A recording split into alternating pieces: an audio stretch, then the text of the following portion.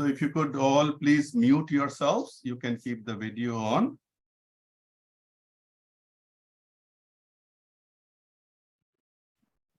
So namaskar and welcome from the Center for Indic Studies. I'm very pleased to have many of familiar faces and some new faces to this 26th International Congress of Vedanta, or also known as the 26th Vedanta Conference.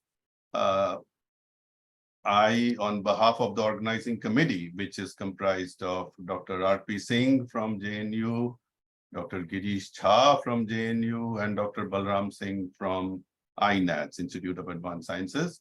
I welcome you all. This will be a very fascinating and enriching and educative 4-day conference. So let us begin with our tradition, which is the tradition of Vedic chanting. So I have requested Swami Yogatmananda ji from the Vedanta Society of Providence, which is a branch of the Ramakrishna order. In India, it's called the Ramakrishna Mission and Mutt. Outside India, it's called the Vedanta Society. So Swami Yogatmananda ji is a monk of that order, and he's also the Hindu chaplain of the University of Massachusetts, Dartmouth, where I am, and Brown University in Providence, Rhode Island. As you know, the theme of this conference is Vedantic perspective on consciousness and intelligence. So Swamiji has chosen a very appropriate Vedic chant. So I will let Swamiji introduce that chant. Swamiji, over to you. Thank you, Sukalyan. It is a privilege to be a part of this wonderful endeavor going on for now decades, the International Vedanta Congress, and I'm so happy to give a opening chant here. It is from the Taittiriya Aranyakam Medha Suktam. As Sukalyan pointed out, it is very appropriate for the special topic of consciousness that is going to be discussed in this Congress. So I'll begin. Shri Gurubhyo Namaha Harihi Om Yachandasam Rishabho Vishwarupaha Chandobhyodhyamritat Sambhabhuva Samendro Medhaya Sprinotu Amritasya Devadharano Bhuyasam Shariram Me Vicharshanam Jivha Me Madhumattama Karanabhyam Bhuri Vishruvam Brahmana Koshosi Medhaya Pihitah Shrutam Me Gopaya Om Shanti Shanti Shanti. Om Medha Devi Jushamana Agad Vishwachi Bhadra Sumanasya Mana Tvaya Jushta Nudamana Duruktan Brihadvadema Vidathe Suviraha Tvaya Jushtar Rishir Bhavati Devi Tvaya Brahma Gata Shri Rutatvaya Tvaya Jushtaschitram Vindate Vasusano Jushasva Dravino Namedhe Medham Indro Dadatu Medham Devi Saraswati Medham Me Ashvina Ubhavadhattam Pushkarasraja Apsarasu Chaya Medha Gandharveshu Chayan Manaha Daivi Medha Saraswati Samam Medha सुरभिर्जुषतागं स्वाहा आमां मेधा सुरभिर्विश्वरूपा हिरण्यवर्णा जगति जगम्या ऊर्जस्वती पयसा पिन्वमाना सा मां मेधा सुप्रतीकाजुषन्ताम् मयि मेधां मयि प्रजां मयि अग्निस्तेजो दधातु मयि मेधां मयि प्रजां मयीन्द्र इन्द्रियं दधातु मयि मेधां मयि प्रजां मयि सूर्यो भ्राजो दधातु ॐ हंस हंसाय विद्महे परमहंसाय धीमहि तन्नो हंसः प्रचोदयात् ॐ शान्ति शान्ति शान्तिः हरिः ॐ तत्सत्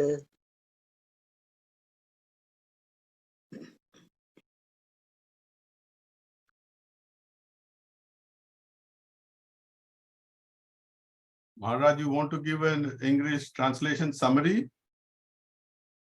Oh, okay. I'll read out the translation. Yeah, sure. Let the goddess of intellect come here with happiness. She is everywhere and has a happy frame of mind. May we, who were grief-stricken before you came, become greatly intelligent and know the ultimate. By your grace, one becomes a saint, one becomes learned, one becomes rich. Showered by your grace, one gets different kinds of wealth. So, O goddess of wealth, give us wealth and intellect. Let Indra give me intelligence. Let Saraswati give me intelligence. Let the Ashwini Kumaras, who wear the garlands of lotuses, give me intelligence. May Saraswati grant me intelligence in the form of deep thinking, enjoyed by the Apsaras and Gandharvas that spreads like fragrance. Intelligence is glorious in form and is like nectar. Intelligence is golden and pervades the entire universe. Intelligence is powerful and is sought after continually. Let it come to me with love and bless me. May the fire god grant us intelligence and the glow of the Vedic chanting. May Lord Indra grant us intelligence and the strength arising from the control of one's senses. May the sun god grant us intelligence and the strength to create fear in the enemy's heart. May we realize Hansa, the swan, that is our own self. Let us meditate on the Paramahamsa, the Supreme Self. May Hansa illumine us. Om, peace, peace, peace. Thank you, Maharaj, for that very appropriate chant. As I said, we will be discussing consciousness and intelligence, and one of the Sanskrit terms for intelligence is Medha. So you heard the Medha Suktam.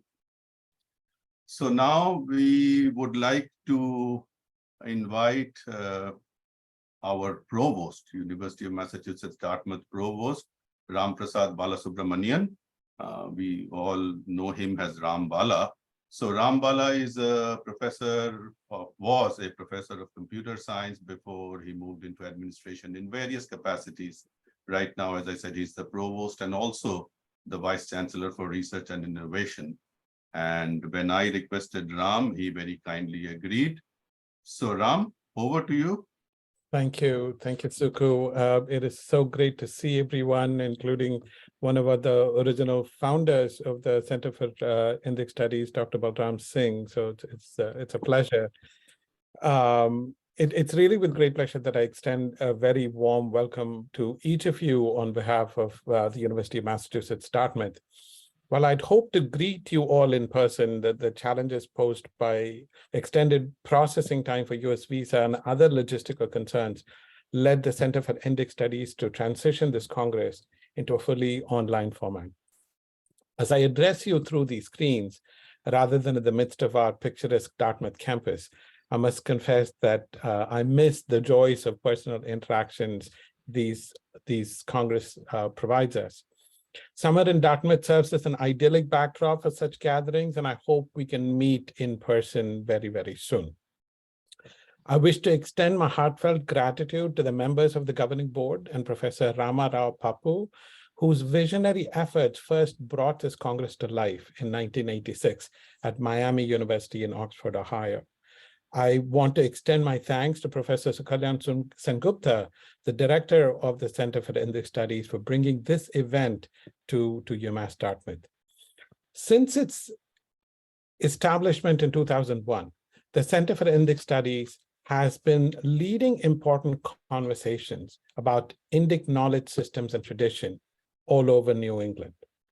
The center's reputation has soared due to the publication of its scholarly journals, meticulously organized conferences and workshops, and diverse outreach efforts ranging from yoga and meditation classes to lectures and concerts showcasing Indian classic music and dance and tradition. And they've also offered multiple Sanskrit classes at the university. The university has steadily supported the center from its inception, whether it's through financial contributions, academic collaborations, community engagement initiatives, or other means. I encourage each of you to think about how you can collaborate with the center to advance its mission. Engage in dialogues with the center directors, the assistant director, or the esteemed members of the governing board, many of whom are here today. I'm confident the forthcoming 4 days of this conference will prove to be intellectually stimulating, rigorous, and profoundly enriching to all of you. I extend you all the best, and I hope I will be able to drop in and listen to some of the fantastic lectures that are expected. So thank you. Thank you, Ram. Just to echo what Ram said, you all are scholars in the field of Vedanta. So as you deliberate over the next 4 days, please also just keep in mind how the center can play a more meaningful and more leadership role in disseminating Vedanta to the entire global community. So thank you again, Ram. And with that, it is my pleasure now to invite Professor Girishnath Jha from JNU, Jawaharlal Nehru University, to be the chair of this session. Girishji. Thank you, Professor Sengupta. Thank you, Balramji. I see a lot of other people who were instrumental in setting up this center, Rajiv himself. And I'm very honored to be chairing his talk. He's, as you know, very popular and very well known. So no need to basically introduce Rajiv. You all know him, and he's going to give a talk on a very interesting topic today, AI and Vedas. He has a book on artificial intelligence and future of power, where he explores the idea from many of the more current and relevant perspectives. Today he's going to talk on AI, artificial intelligence, and Vedas. And I will invite him to make his presentation, and we can have a discussion. Thank you, Rajiv. You are now. Well, thank you for inviting me and for introducing me. I just want to, before I go to my talk, I want to share some memories of this Congress. When Professor Papu used to have it in Miami University, Ohio, I used to go there every time. It was every 2 years. Since the mid-1960s, and Infinity Foundation would sponsor the Congress, and we were very happy about it. It was a great time. His wife would make a phenomenal meal for all of us. There were so many friendships we made. Some of those people are no more with us. So I think that was a phenomenal time. And a lot of important arguments happened. A lot of important controversies came up as a result of some of the pushback we had. That is where some of the ideas on Western Indology I would contest. and then there would be many people joining in and some people pushing back. But at that time, the Western Indologists had not abandoned the field. They were still there defending. And so it was very exciting. You don't have as exciting a time when the other guys run away, But at that time they were there and they were in power. They were wanting to know who's this newcomer. And so there would be pushback. And a lot of the panel discussions and conferences, talks there were very important historically in shaping how we started decolonizing.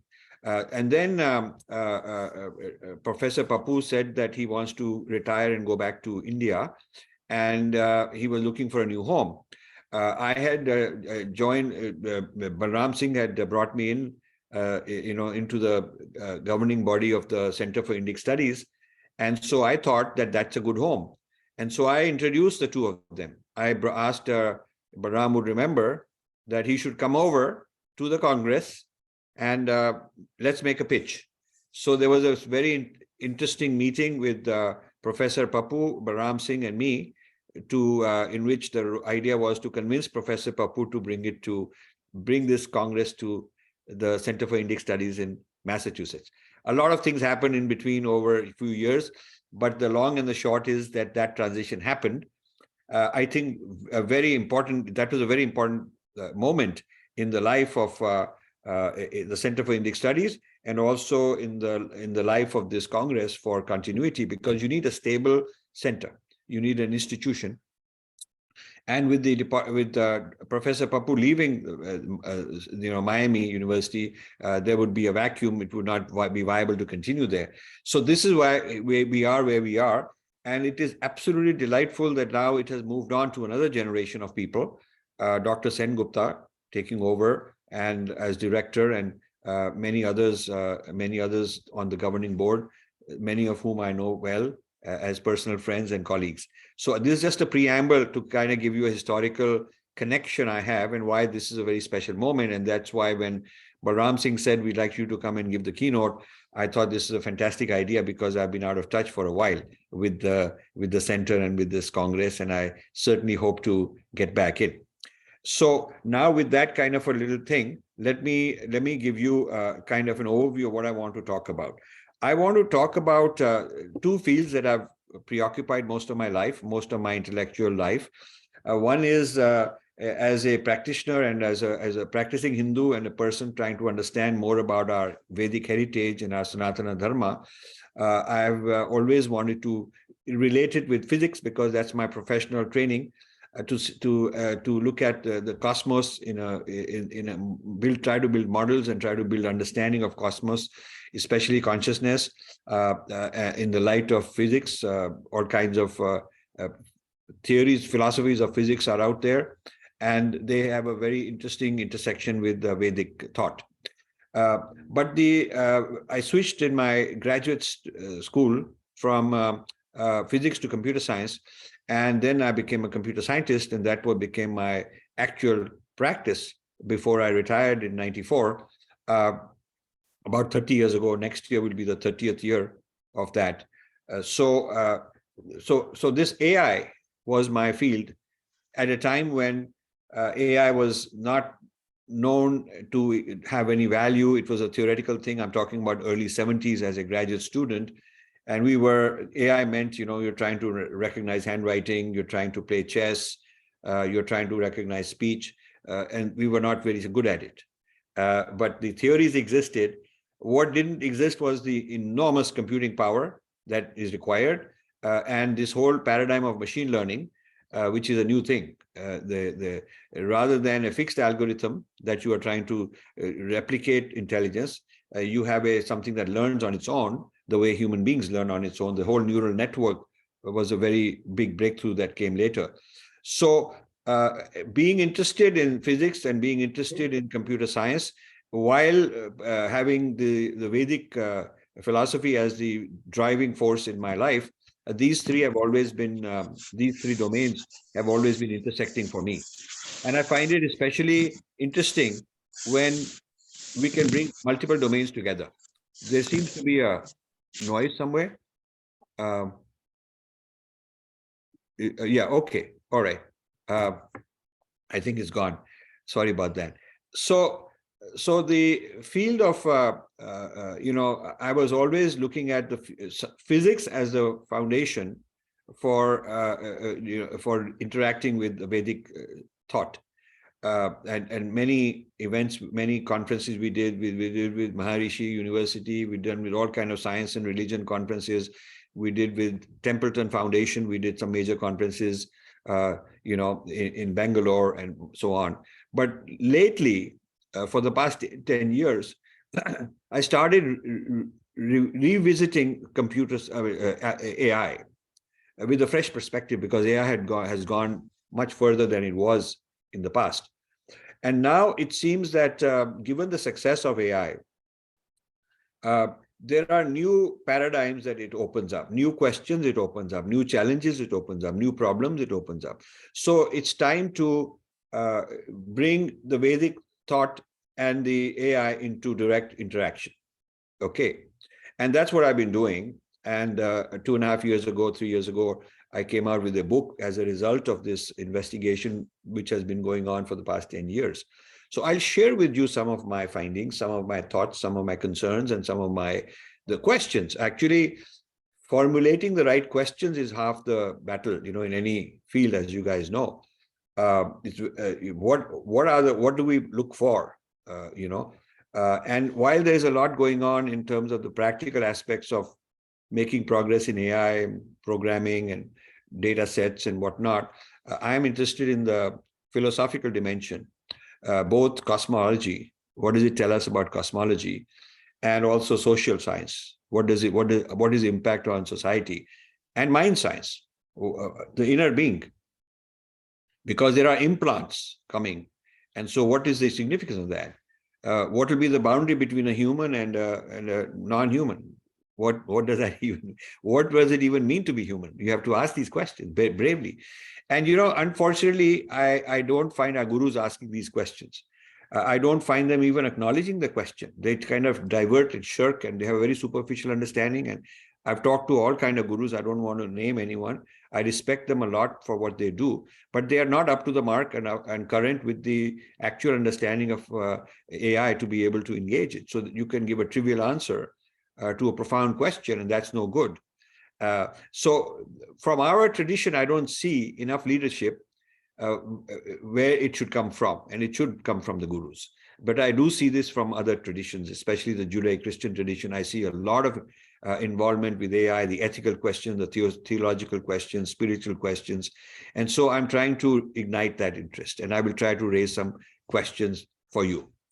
The first provocation is, do we understand the relationship between consciousness and intelligence? In the 5 battlegrounds that I mentioned in my book, Artificial Intelligence and the Future of Power, 5 battlegrounds.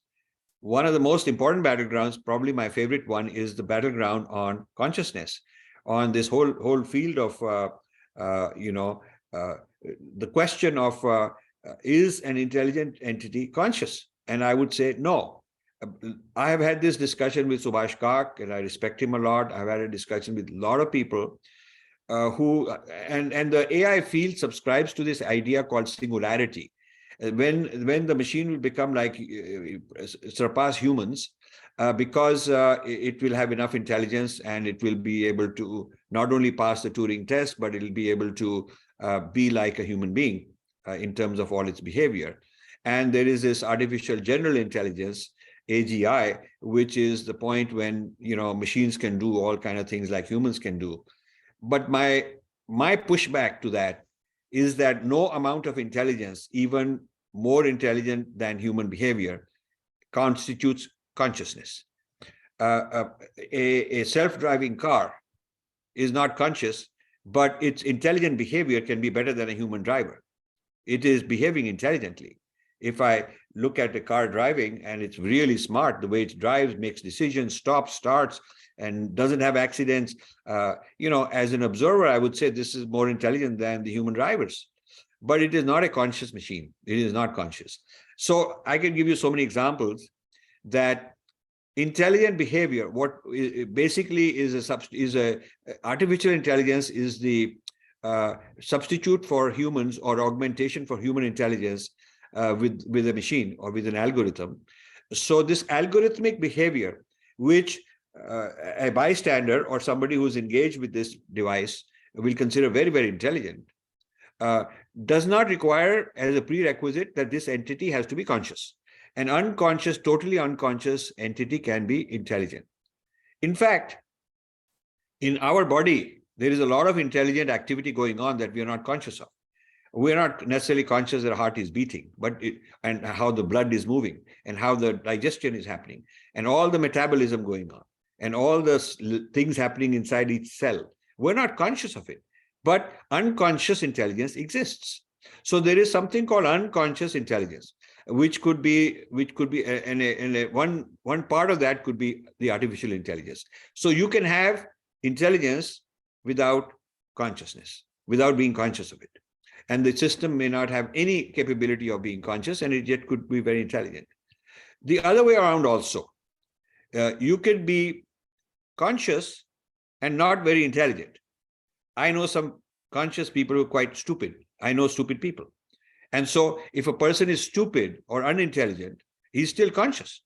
I mean, you could have a real duffer, you could have a person who sort of got hardly any much intelligence, but could be very conscious. So you can have consciousness without intelligence, and you can have intelligence without consciousness. I've given you some evidence of that. And so that means you cannot really put these in the same camp. And it's a major mistake in this field to think of consciousness as a very advanced form of intelligence. It's not. It's got nothing to do with it. I mean, you could have a little teeny thing that is conscious, and whether it is very intelligent or not is a separate issue. Okay. And you could have something exceedingly intelligent, and whether it is conscious or not is a separate issue. So I wanted to, first of all, differentiate these two in my way of thinking. And then I want to talk about on a micro level and a macro level.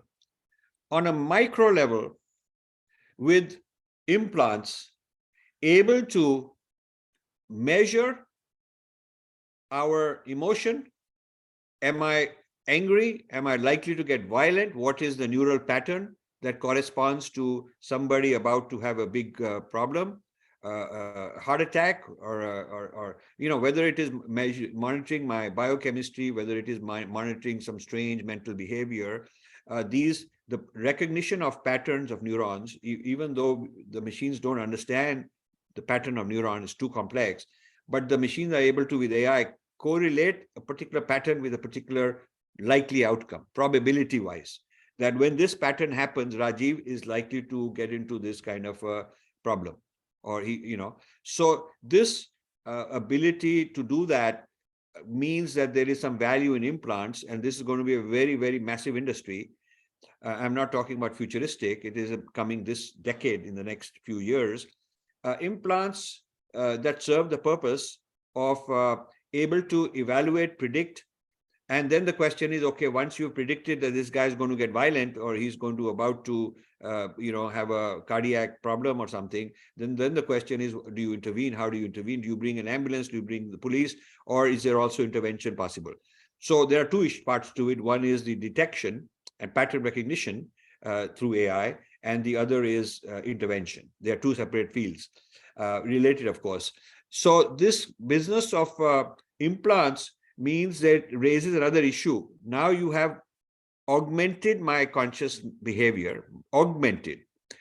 It doesn't mean that it is conscious by itself, but it is augmenting my conscious behavior. It may be suppressing my anger. It may be put in something to say, okay, this guy is about to get violent. I better do some intervention and change the neural behavior and bring in an alternative neural pattern so that this guy will be very happy and relaxed. Maybe that sort of thing.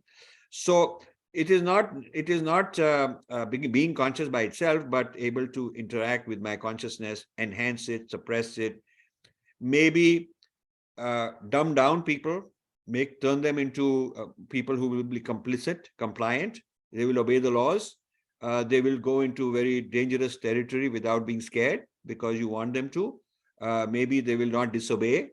Maybe they will not misbehave. maybe a prison sentence. Instead of the judge sending you somebody to prison for violence, he will say, okay, you got to have this implant and it'll monitor you and keep you okay. So this human machine unified entity providing a different kind of behavior is a very that not just plausible, but it is kind of inevitable that this is the direction we're going to. So in the field of mind sciences, which has been a field of mine for a while, I find this a very intriguing thing. What is the philosophical implications of implants, especially as they what are the ethical implications and also philosophical implications? How much of the mind can be mapped and modeled as an algorithm? How much of the mind is algorithmic? This is a question, very important question. And what is left of the mind beyond the algorithmic mind? Is there a mind beyond the algorithm, which is what we say is our Atma, is beyond the buddhi? So if they can model all the levels of intelligence, but there is the consciousness which is above it, which is providing some functionality, that issue, I think, is going to become put on the front burner because of the advances of AI. AI is going to force the scientists now to come to terms with the interface and the boundaries and the distinctiveness, this distinction between conscious and intelligent functions. So when we talk about what machines will take over, and we are saying that AI will take over more and more of this and that, then the pushback is, some people say, well, but the machine is not conscious, so it cannot take back creativity. So the question is, what is creativity? What is creativity? And is a large part of creativity possible with AI without being conscious? And of course, AI is developing. There are AI systems that are developing poetry and music and painting, which are creative functions, and learning to do it in such a way that judges cannot tell the difference between which one is done by a human and which one is done by an AI. Judges cannot tell the difference with the poetry and say this poetry must be done by a machine, or this particular painting, or this particular piece of music. Judges cannot tell. So if judges cannot tell, if human judges who are experts cannot tell, then that's pretty darn good. Okay, so what we are pushing this border of where is human consciousness necessary. We're saying that you cannot just anymore say all creativity is beyond machines, and all creativity, all original thinking is beyond machines, because machines are also doing things we consider creative. So therefore, the boundary of creativity beyond algorithm, non-algorithmic creativity, has not been defined. We don't know how far this can go on, but we do know from the Vedic point of view there is an Atman which is different, separate, above the buddhi. So this is where the Sankhya model comes in of Purush. I believe that the Sankhya Purush cannot be artificially made. That's a premise I have.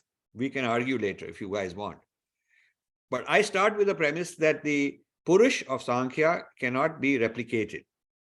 But the Prakriti is at the level at which AI functions. Making Prakriti organized and behave more intelligently is fine. Sankhya doesn't say that Prakriti has to be dumb. But the role of the Purush is indispensable in our model, that the model I subscribe to. And so the question is, how far can Prakriti advance by being reorganized in silicon and with algorithms and more data sets and learning and all that? How far can Prakriti advance in terms of its capability and intelligence, equaling humans, superseding humans? Okay, how far can it advance on its by itself? And where is the border going to be that says, okay, here is a hard border? Is there a hard border? Is there a bound? Is there an upper limit to artificial intelligence? Because beyond that is the functionality of Purush, and you can never replace that. So this is I think a question in mind sciences, and this is a question where I'm very disappointed with my fellow travelers in mind sciences, many Western scientists in neuroscience, philosophy, I have interacted with, gone to conferences, debated, argued for 25, 30 years now. We used to sponsor the in Tucson, there is a consciousness studies conference every 2 years. There used to be a journal of consciousness studies. There were so many, there's transpersonal psychology, there is integral yoga, integral theory, all kind of things that I got involved in many, many years ago. And I was very impressed that these people were basically spiritual and trying to look at the whole issue in that way. But with the advancement of AI, many of them have flipped. Many of them have actually gone into this different philosophical mode where, you know, even consciousness can be a phenomenon of, you know, mechanical phenomenon. They have gone into that. So that's really the hard, what in consciousness studies is called the hard problem. Hard problem is how do you explain consciousness? That's the hard problem in consciousness studies field. And so this is a Western field, but a lot of Indian input has been there, and they don't acknowledge the Indian input, but there is a lot of Indian input there. They've borrowed a lot from the Indian thought, and I'm writing volumes on this, on the unacknowledged contributions of Indian thought in the Western consciousness studies field. So the people were very respectful, whether they called it Indian, Vedic, whether they called it Christian, they Christianized it, whether they called it something else, they came up with their own terms for it, whatever they called it, they were very respectful that there is this thing, entity called consciousness that cannot be, you cannot be reductionist and bring it down to mechanistic behavior. They were very much into that. But many of these big names have flipped. And so they have now started going into, because they're so impressed by what AI can do, that now they have lost hope or lost faith in a higher state called consciousness. So this is a bit troubling to me. But that's, you know, everybody has to choose their own sort of where they come out on this. So I want to also talk about cosmology. Mind sciences is the microcosm. There's a cosmology, and I'm writing a whole book on you know, question is the cosmos algorithmic? Is the cosmos algorithmic? Now you cannot say no, because the laws of physics are algorithmic. How electron behaves is, you can write an algorithm that will tell you how this tree will grow when you put a, you know, if you know all the conditions, environmental conditions, biologists can tell you what will happen. It can predict. The ability of science to build a model and predict is because a large part of nature, if not all of it, a large part of nature is algorithmic, and therefore it lends itself to this kind of thinking. So the question is, when you say, is the cosmos algorithmic? It has to say yes, but not only yes. The question is not, the doubt is not over whether a large part of the cosmos is algorithmic, because it is. That's the success of science. But is there something beyond the algorithmic part of the cosmos? That is the real question. Is there also a non-algorithmic part to the cosmos? And that goes back to this microcosm mind science issue. Is there an Atma or none? And in the cosmic sense, it is there a huge consciousness? Is there consciousness? And then if there is a consciousness, which I believe, then what is its relationship with the cosmos, algorithmic cosmos?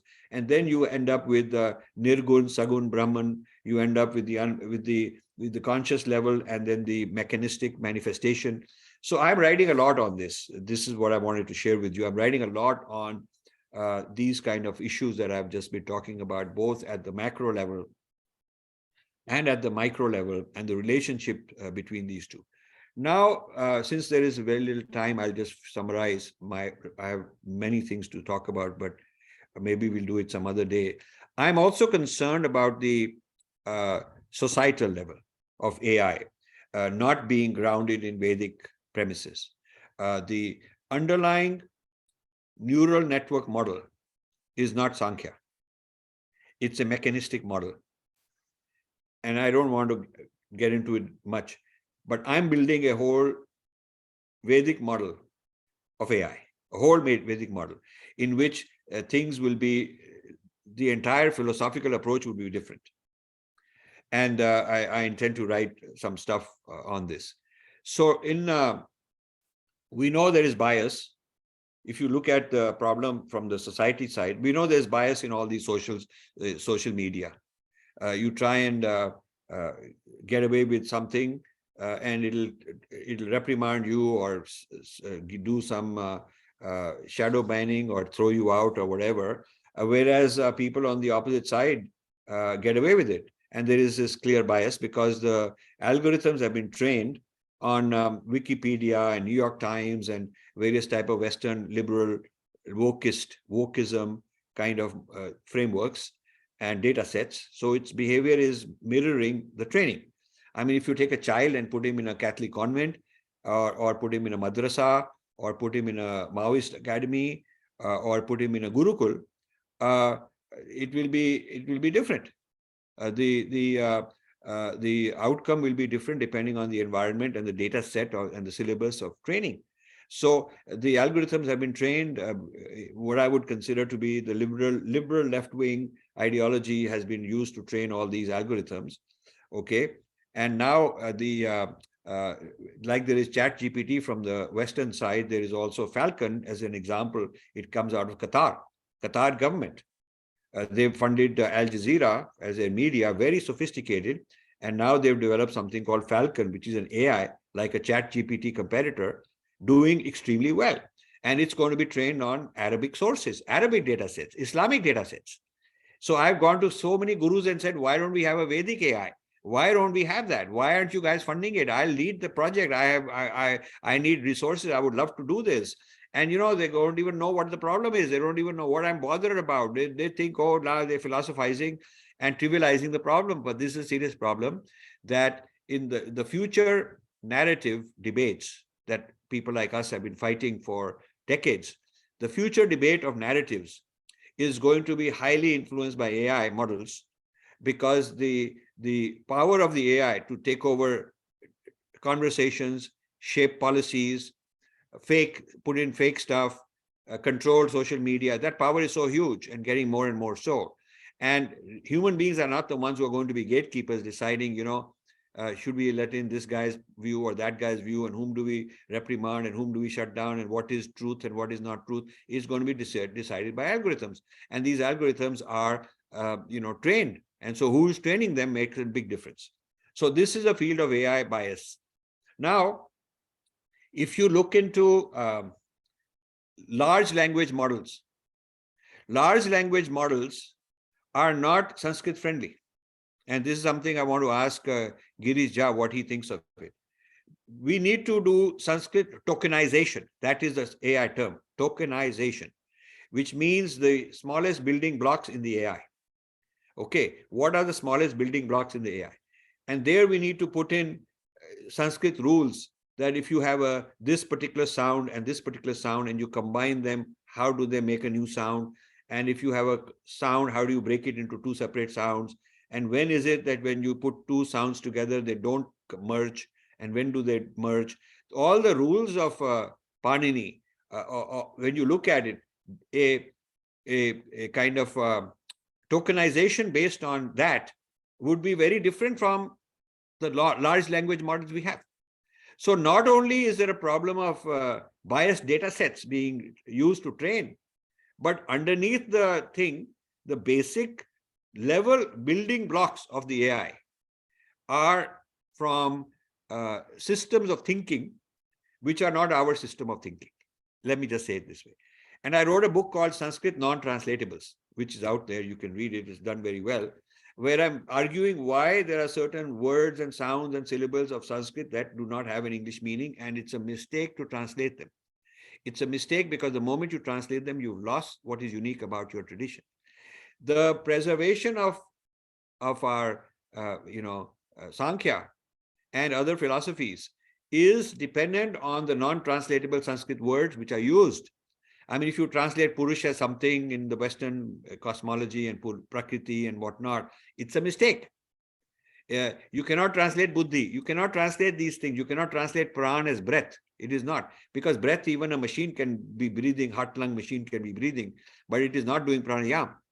So you see, we have become colonized and digested in such a deep way that we're not even taking it seriously. And this is the final battle. If we lose this battle, which currently we are losing, there is really nothing left of our civilization. There's nothing left of the Vedic civilization, because the whole thing, from the Sanskrit to the thoughts to everything, is being mapped onto Western substitutes, and then we can be put in a museum.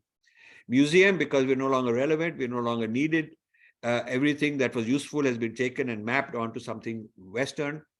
And so the original is just meant for a few people like you guys who can study for fun, and maybe you can study it out of intellectual curiosity, but there is no practical use anymore. That is where we are headed, unless we can do the kind of things, the kind of investigation and the kind of things I've just talked about. So I want to stop here, and because this is a very big subject, and I do want to come out with some books on this subject, and then we can have more fun. But meanwhile, I just want to thank you for inviting me. And if there are any questions, I'll be happy to take them. Thank you so much. Thank Namaste. you. Thank you. Thank you, Rajiv, for a wonderful talk. And you have a lot of experience, actually, the core AI, and now also talking about AI and the challenges that AI brings. And talking about Sanskrit and the tokenization issue, Sanskrit happens to be the most complicated language in terms of tokenization, because you rightly pointed out, it's a challenge. Because a single word can run into several pages. The biggest word, perhaps in human history, would be a word in Kadambari, which runs into 37 pages. So classifying would be a challenge. And also the corpora that Sanskrit would provide you on internet is not from the same period. Most of the classical texts from different periods. The current Sanskrit would be of a different kind, and the classical Sanskrit would be a different kind. Vedic would be a different kind. So creating a large language model from a single Sanskrit is a challenge too. And you have to have a significant number of sentences from each kind of Sanskrit. I was creating a predictive keyboard for Sanskrit for SwiftKey as part of a consultancy. I was trying to crawl corpora and maybe then predict words, the next word you're going to type. And I found some contemporary Sanskrit data for approximately 100,000 word corpora. And I was creating a frequency list of words, and I found about 23,000 unique words in 100,000 word corpora.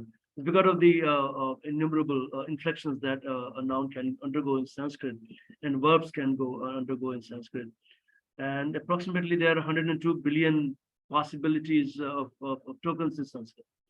The independent tokens. And if you combine them into collocation, samasa, etc., there'll be, I don't know how many would be there. And mind you, there are 2,000 verb roots in Sanskrit. In Pani Dhatupat, only 500 are actually currently used and were used for Sanskrit. So approximately 1,500 were used for other languages which were contemporary, maybe some of the concurrents. So thank you, Rajiv, for a very, I would say, incisive talk and defining many of the things and bringing Sanskrit closer to Veda. And you are proposing a Vedic model of AI, and then Atman and Buddhi, Atman and Buddhi, and Prakriti being closer to AI, and the future of the immediate future of talking about AI implants and predicting some of the human behavior. All of that are very fascinating and very interesting. With permission from the chair, can we now open the talk to some of the So can I, with permission, can I give a little comment on what Girish said? He said, made a lot of sense. He made some very important points. Can I just make a quick comment? Sure. So I think, and this is a topic we can get into offline sometime if you're interested. But my feeling is that quantum computing will open the possibility of Sanskrit tokenization. Because otherwise, as you pointed out, there's 102 billion combinations here, there, and whatnot.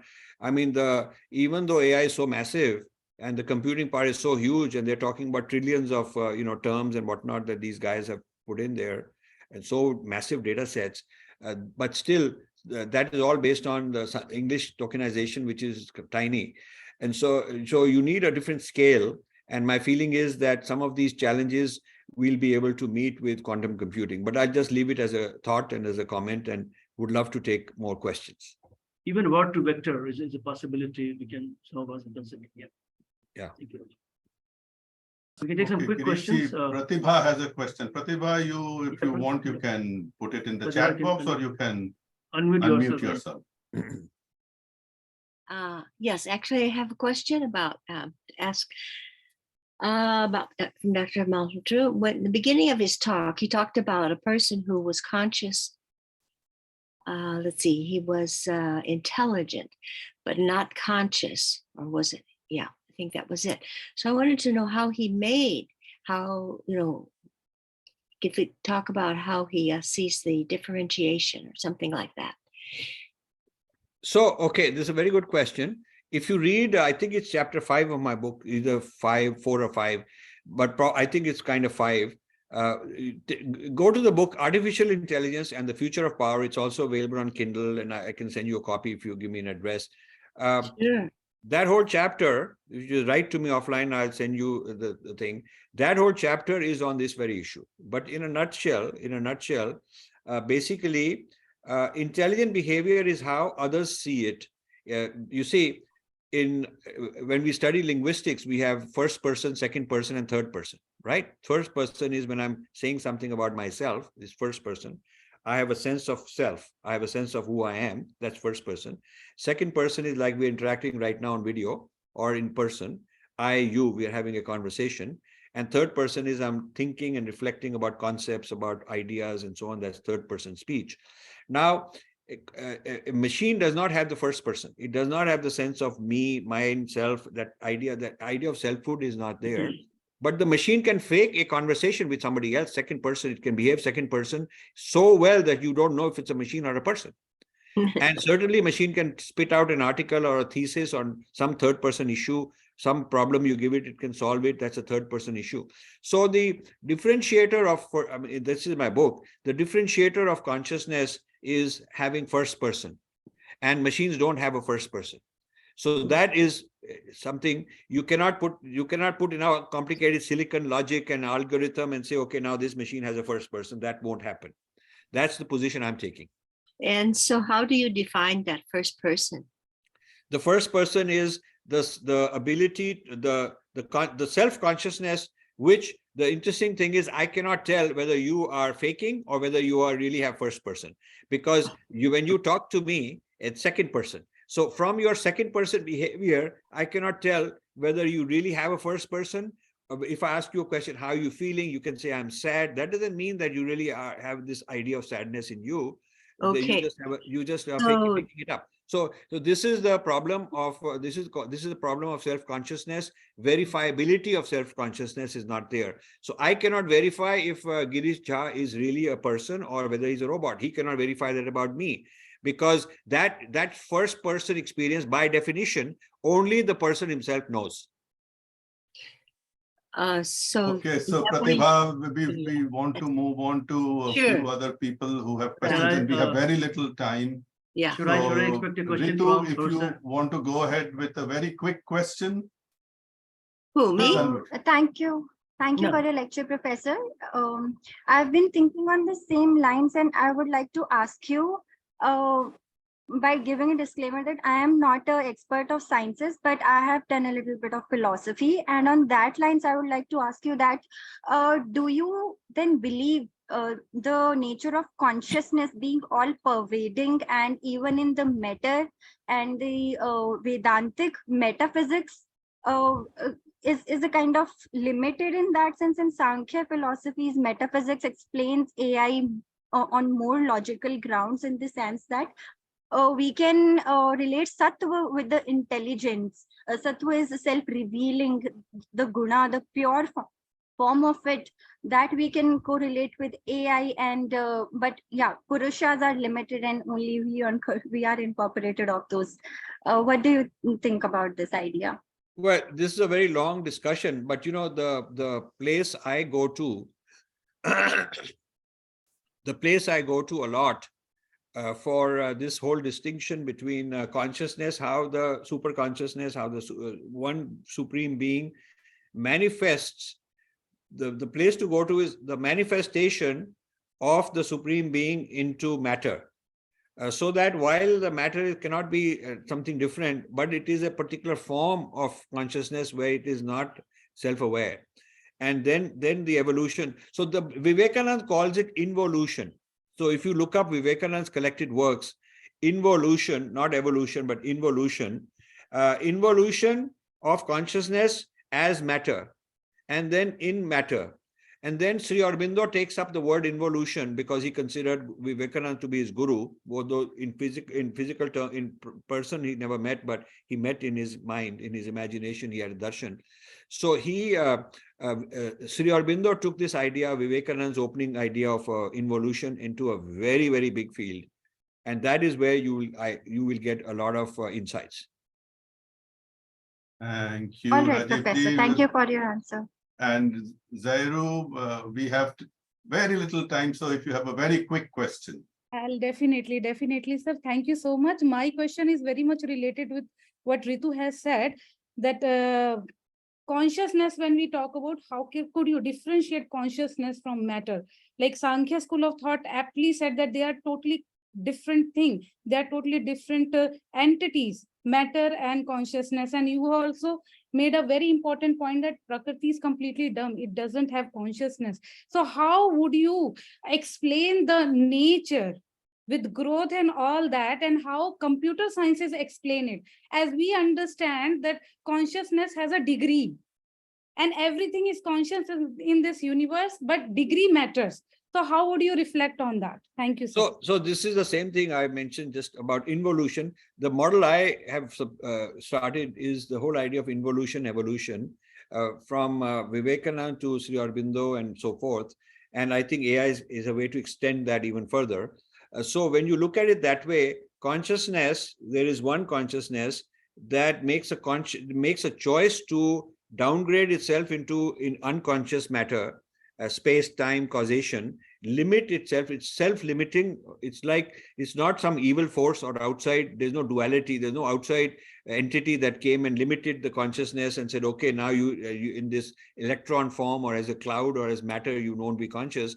It is its own self-limiting from its own choice. So this chosen limited form becoming matter, dead matter, not life.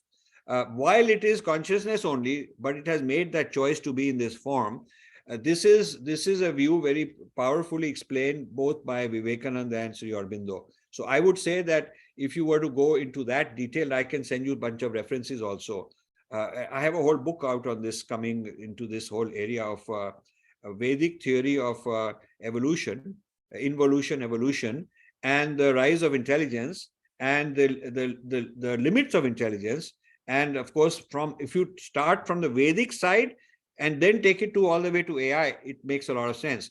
The problem is today people are doing the reverse. They're taking AI as the bench, as the foundation, and trying to make sense of consciousness and trying to figure out how to map religion and all the spirituality into an AI model. I think it's wrong. This is just my take, that we have to start with a Vedic foundation. And you will find that there are amazing insights on how to understand AI. AI is a new phenomenon for sure.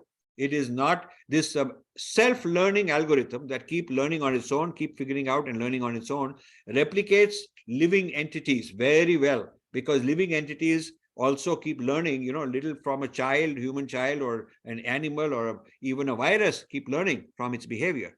A virus keep trying different things and experiments, and what works, then it becomes a mutation. So this thing about AI is a very big breakthrough in humankind, to develop a system that is self-learning, and how you can have a continuum of one seamless philosophy.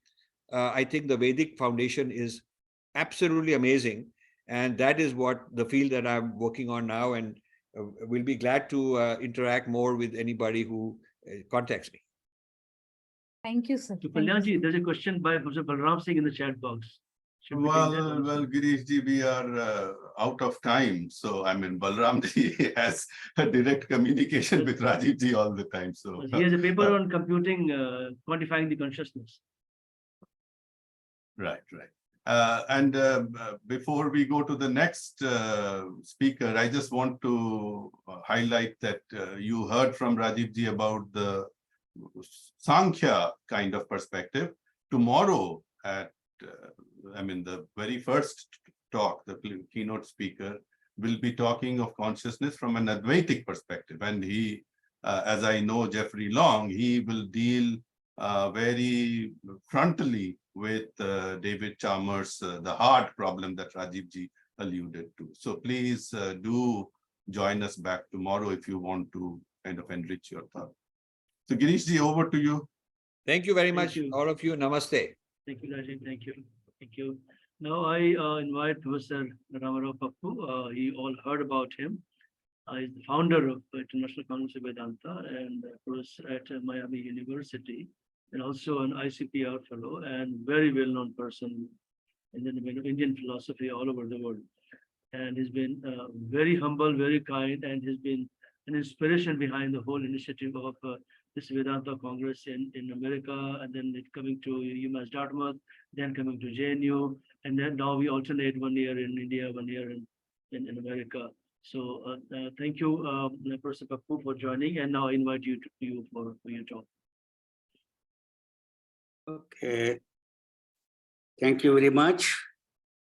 I'm so glad this is a Zoom meeting. I planned on coming to Boston, but my health has some setbacks. I am now 87 years old.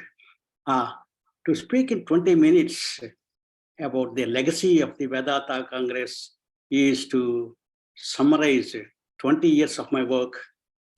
If somebody asks me, generally there is nothing like a Vedanta Congress. I am the Vedanta Congress. Okay, Louis XIV once said, I am France. And Indira Gandhi once said, I am India. Indira and India are the same. Likewise, Vedanta Congress and myself, we are the same.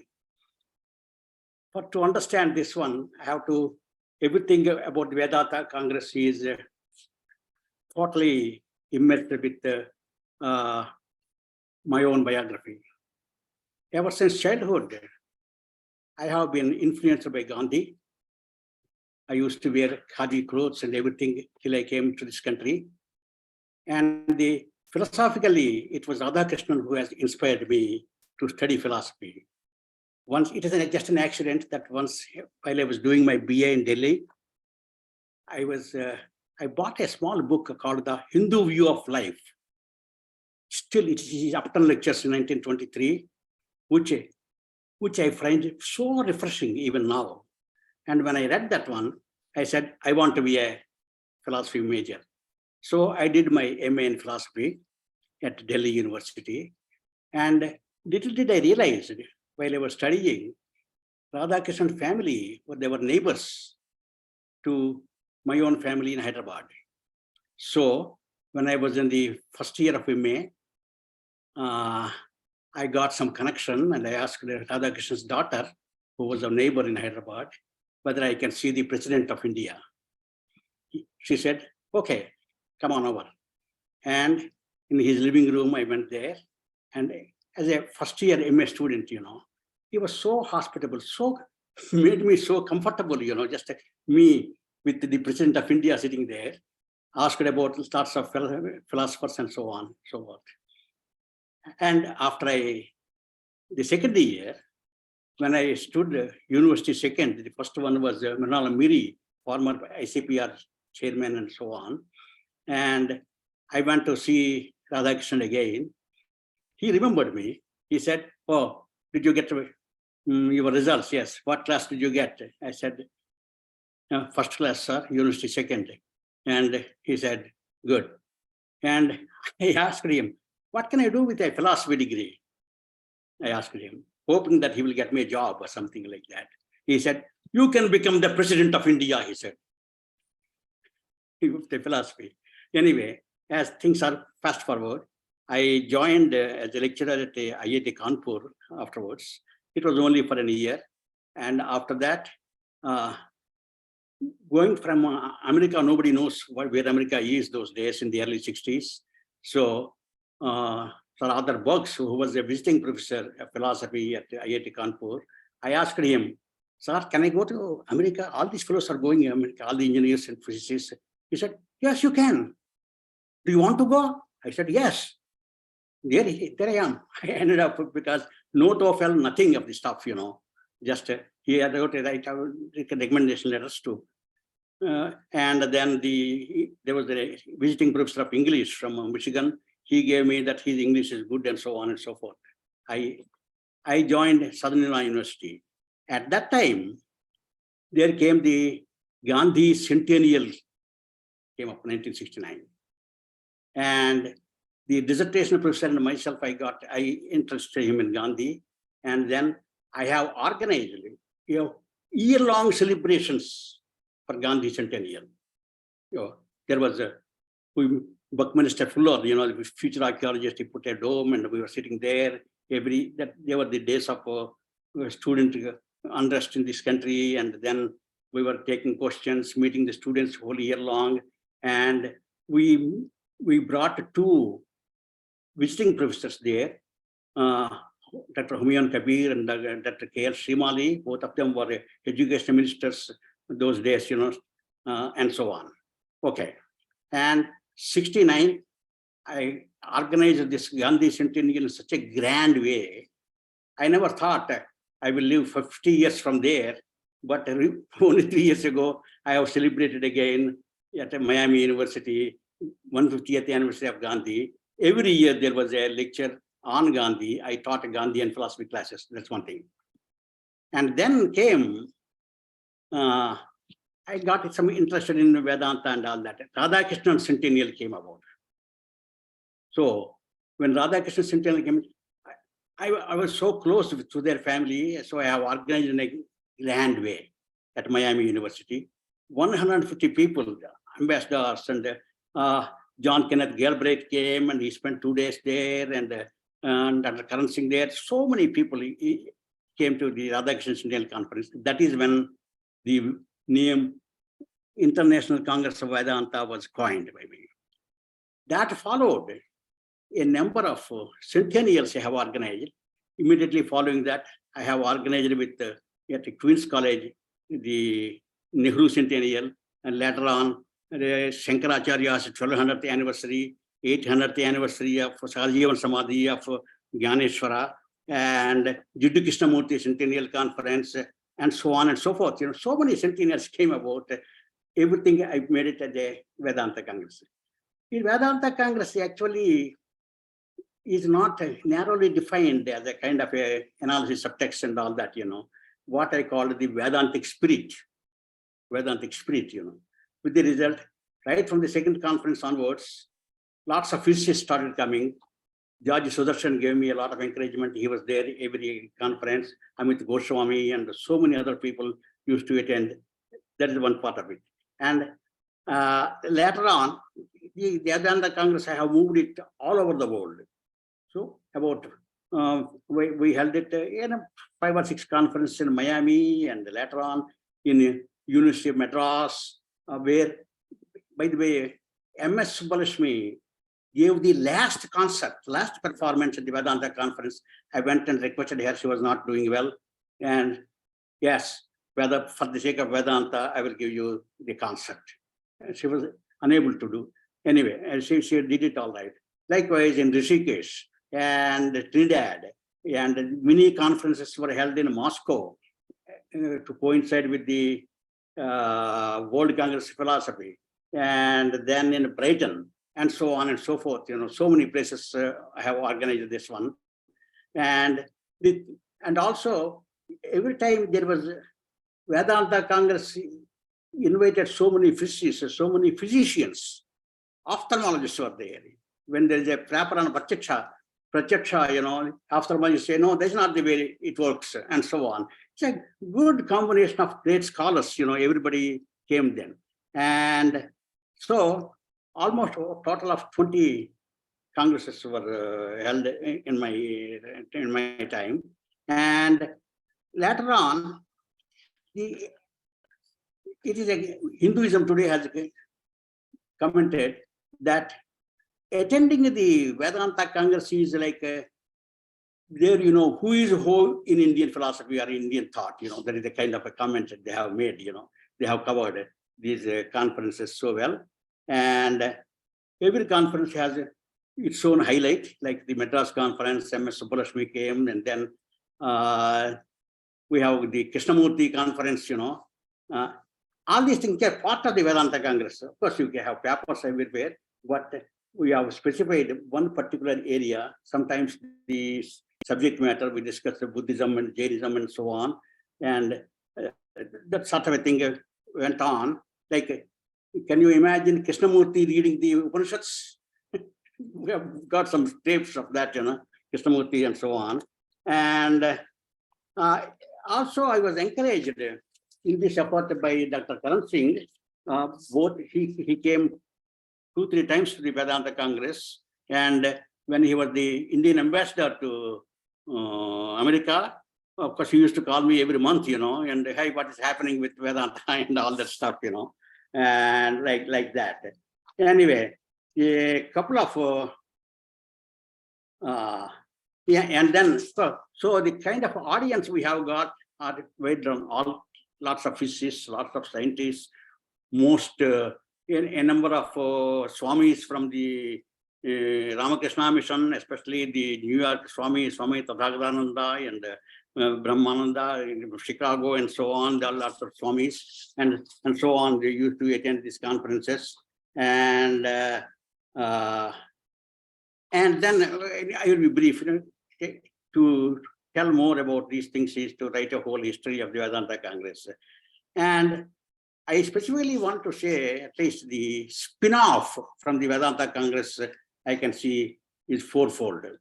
One is, the first is the Hindujas. Sri Hinduja one day called me and he said, hey, we want to establish something. I heard that you are doing this kind of a thing, something to promote Vedanta and Hindu studies in the name of their son who was killed, Dharma Hinduja. So can you suggest to me something? And they invited me to Washington Penthouse, and Srichand and Gopi, both Gopinath, I think, the two of the 4 brothers, they were present there. And what happened, we discussed so many alternatives in which you can promote the Hindu studies. And finally, they ended up establishing a center for Hindu studies, Hinduja Center for Hindu Studies in Columbia University, and one in Cambridge. And later on, I think the center in Columbia is closed. Anyway, that is one thing. The second thing that happened was, okay, then Swami Siddhananda Saraswati from Rishikesh, he attended a couple of my conferences. And then the ideas, K.L. Shashir Rao, the idea came about to publish an 18-volume encyclopedia of Hinduism. Shashir Rao and so many people who were there, we were all associate editors in that big volume. Finally, Shashir Rao, he was not well for some time. And then and it was completed by our Sanskrit scholar, what's his name?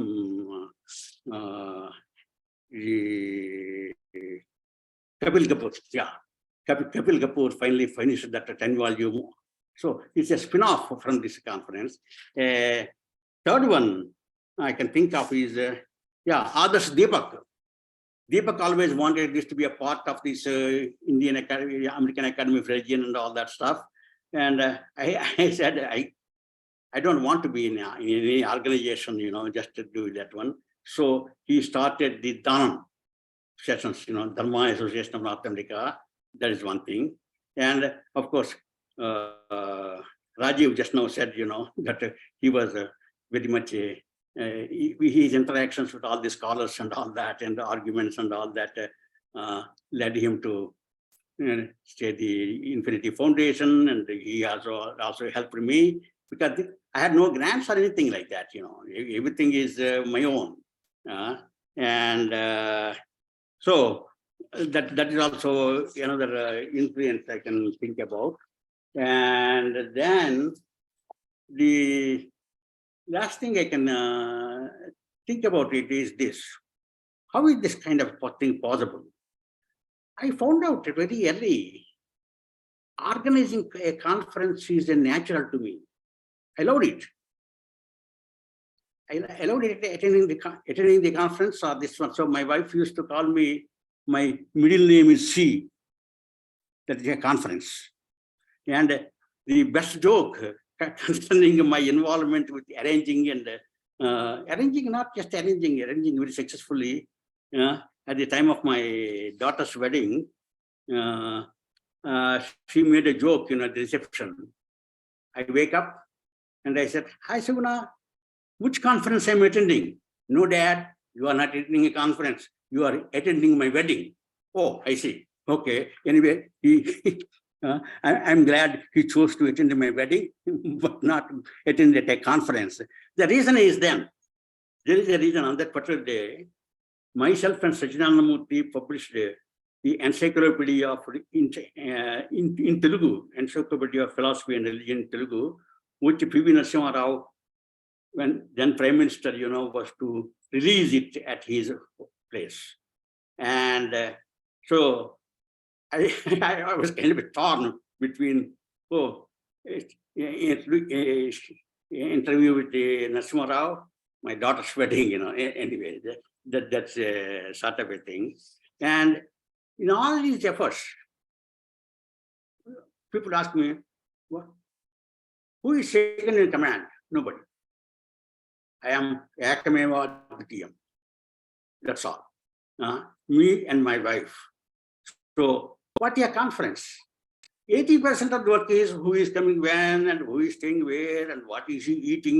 The programming part is my job. Organizational part of that one. So she used to cook for 150 people sometimes. Rajiv must have attended some of those big dinners there she used to attend, and for everything. And so it is a kind of a couple's team, And when I attained 70 years of age, she was also getting old. She said, "Honey, I cannot do it anymore. I cannot do it." And I said, "I won't do it. That's it. I cannot do anything without her, So we have declared that that is my 70th birthday, 17 years ago. Announced to everybody, this is the last conference I am holding it. That's all. And dissolving it. It goes. It is. So everybody came, all the admirers and everybody came to give me farewell. That was also my 70th birthday. And then Rajiv was there. "What are you doing? You're dissolving it." No, don't worry about this. We have got the Center for Indian Studies here. They have got, it's an institution, not an individual. They have the Center for Indian, Balram Singh was there. So he called Balram. Balram came overnight by flight from Boston, and the last day, after I have announced it at the last banquet, I told, "Hey guys, no, do you believe in rebirth?" They said, "Yes." Okay, then that Vedanta Congress is not gone. It has now been reborn in the Center for Indian Studies over there in the land of the at the University of Massachusetts at Dartmouth. All the Boston Brahmins are taking over it. Emerson, Rousseau, they are all called the Brahmins of Boston. And that's how it has ended up in, and I'm so glad it has a life of its own. So there is one good thing that happened is, because they have never institutionalized it, no president, no secretary, nothing like that, there are no politics. So I can do whatever I want. The credit or blame comes to me. And it is, most of the people have described it, coming to attending the Vedanta Conference is like attending a wedding. You know exactly where to come and where to get the hospitality of my wife and what to do. And they have all become such personal friends, good friends. And I'm so glad so many people, scholars from India, from everybody who can name, everybody came 2-3 times. It provided an opportunity for the Indian scholars those days to visit America. And not only India, people came from behind the Iron Curtain, and I brought a number of scholars from Moscow, and then the Netherlands and England and France. So many of the international people came to attend the conference and so on. And what made me so happy now looking back at my age is Vedanta Congress is alive and well and flourishing. It is reborn in a good place in the land of Brahmins of Boston. Okay, and thank you very much for giving me the opportunity to summarize what the Vedanta Congress is. So, and I told Sukaljan, I have still left with so many of these tapes and papers and stuff. I will transfer that to Sukaljan. If you can digitalize these things, that will be for posterity. Okay, thank you. Thank you. Thank you so much, Professor Pappu, for nicely summarizing the legacy of Vedanta Congress. We are into 26. There will be many more congresses, and you'll be attending all of them. Thank you so much. And I now kindly ask Professor Sukalyan Sengupta to go to the next level. Okay. Thank you again, Dr. Pappu. For us, you have been a great inspiration, and I know health-wise you have had some issues, but it's so nice to see you. And I hope the digitization project that we talked about, we can bring it to fruition.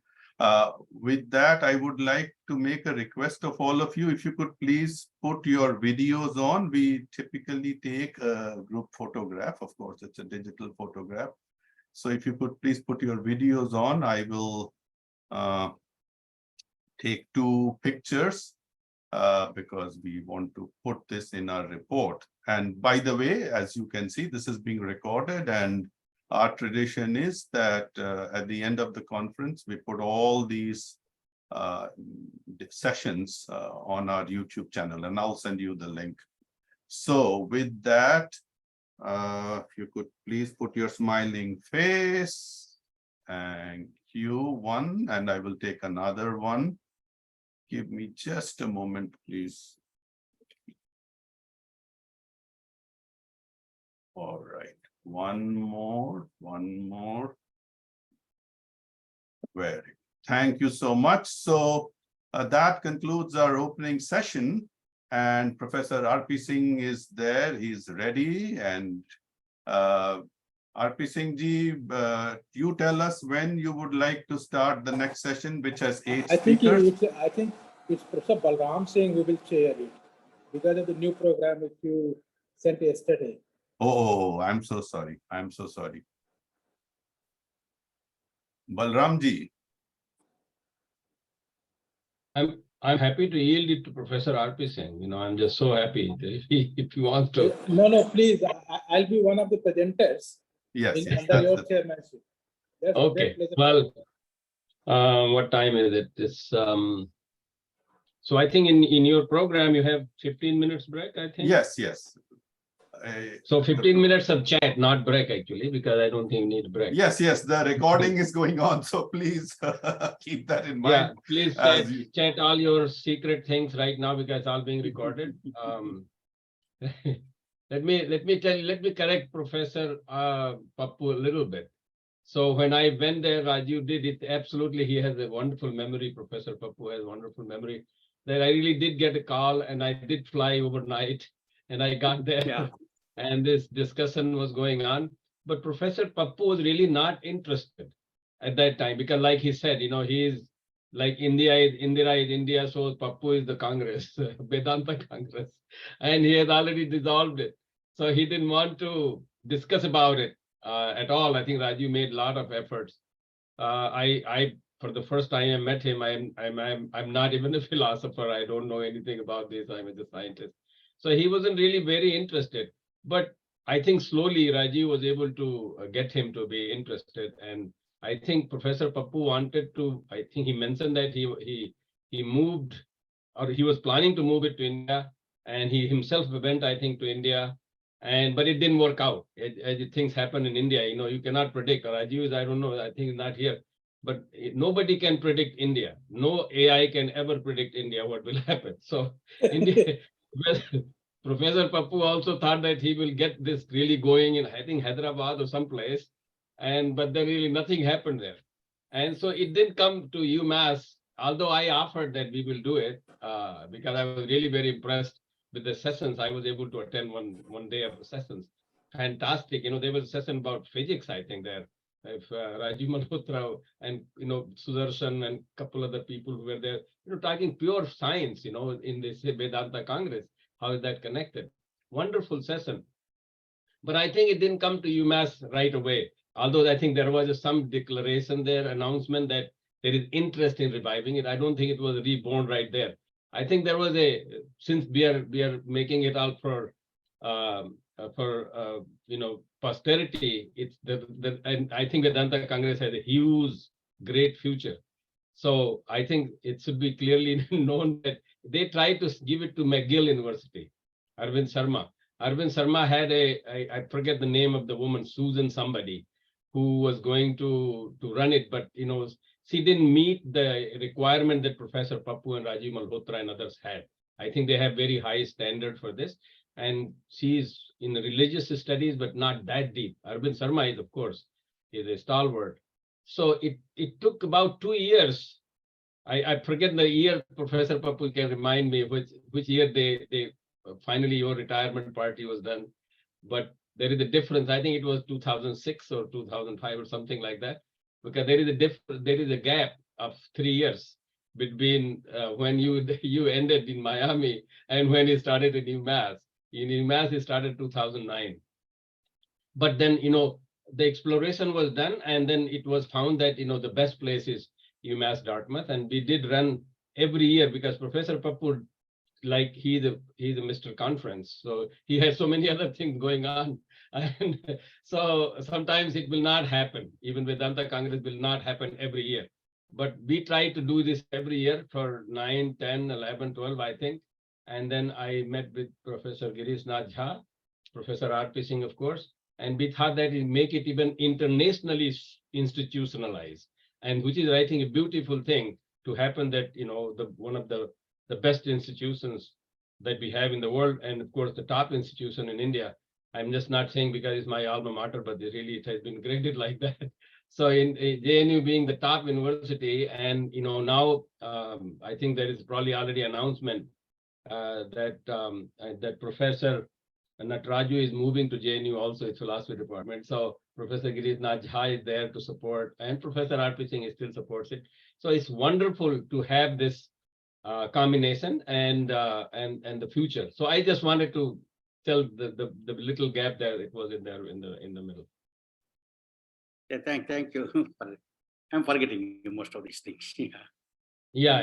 No, that's quite understandable. So I think we still have some more time left. Yes, I think yes. maybe it's important. So please, if you want to take a quick short break, more than welcome. But we will resume next session at 9:45 a.m. my time, which is 7:15 p.m. IST. And Balramji, Pratibha, who's one of the speakers, will be emailing you her PowerPoint file. If you could please put it on screen. So Pratibha, do you have Balramji's email address? She does. Okay. So I'm going to write to her. Okay, we will do that. And she is presenting a little bit later anyway, so she has a little more time even between now and then. And then you will have to give me permission to. Yeah, I have already given the permission. So you have already given me to share. So we will do that. And then in the meantime, I also, since there is nobody else trying to share their secrets. So I'll just, the question that I was asking to Rajiv is very important. I mean, this is really fantastic area Rajiv has. He always gets these things. I don't know where, some kind of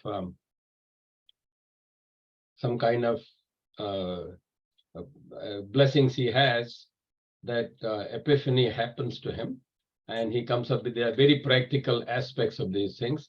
But I also just wanted to highlight in the question that I asked that there is no reason to be desperate, because ultimately the Indian concept of Ananta is the concept of Ananta.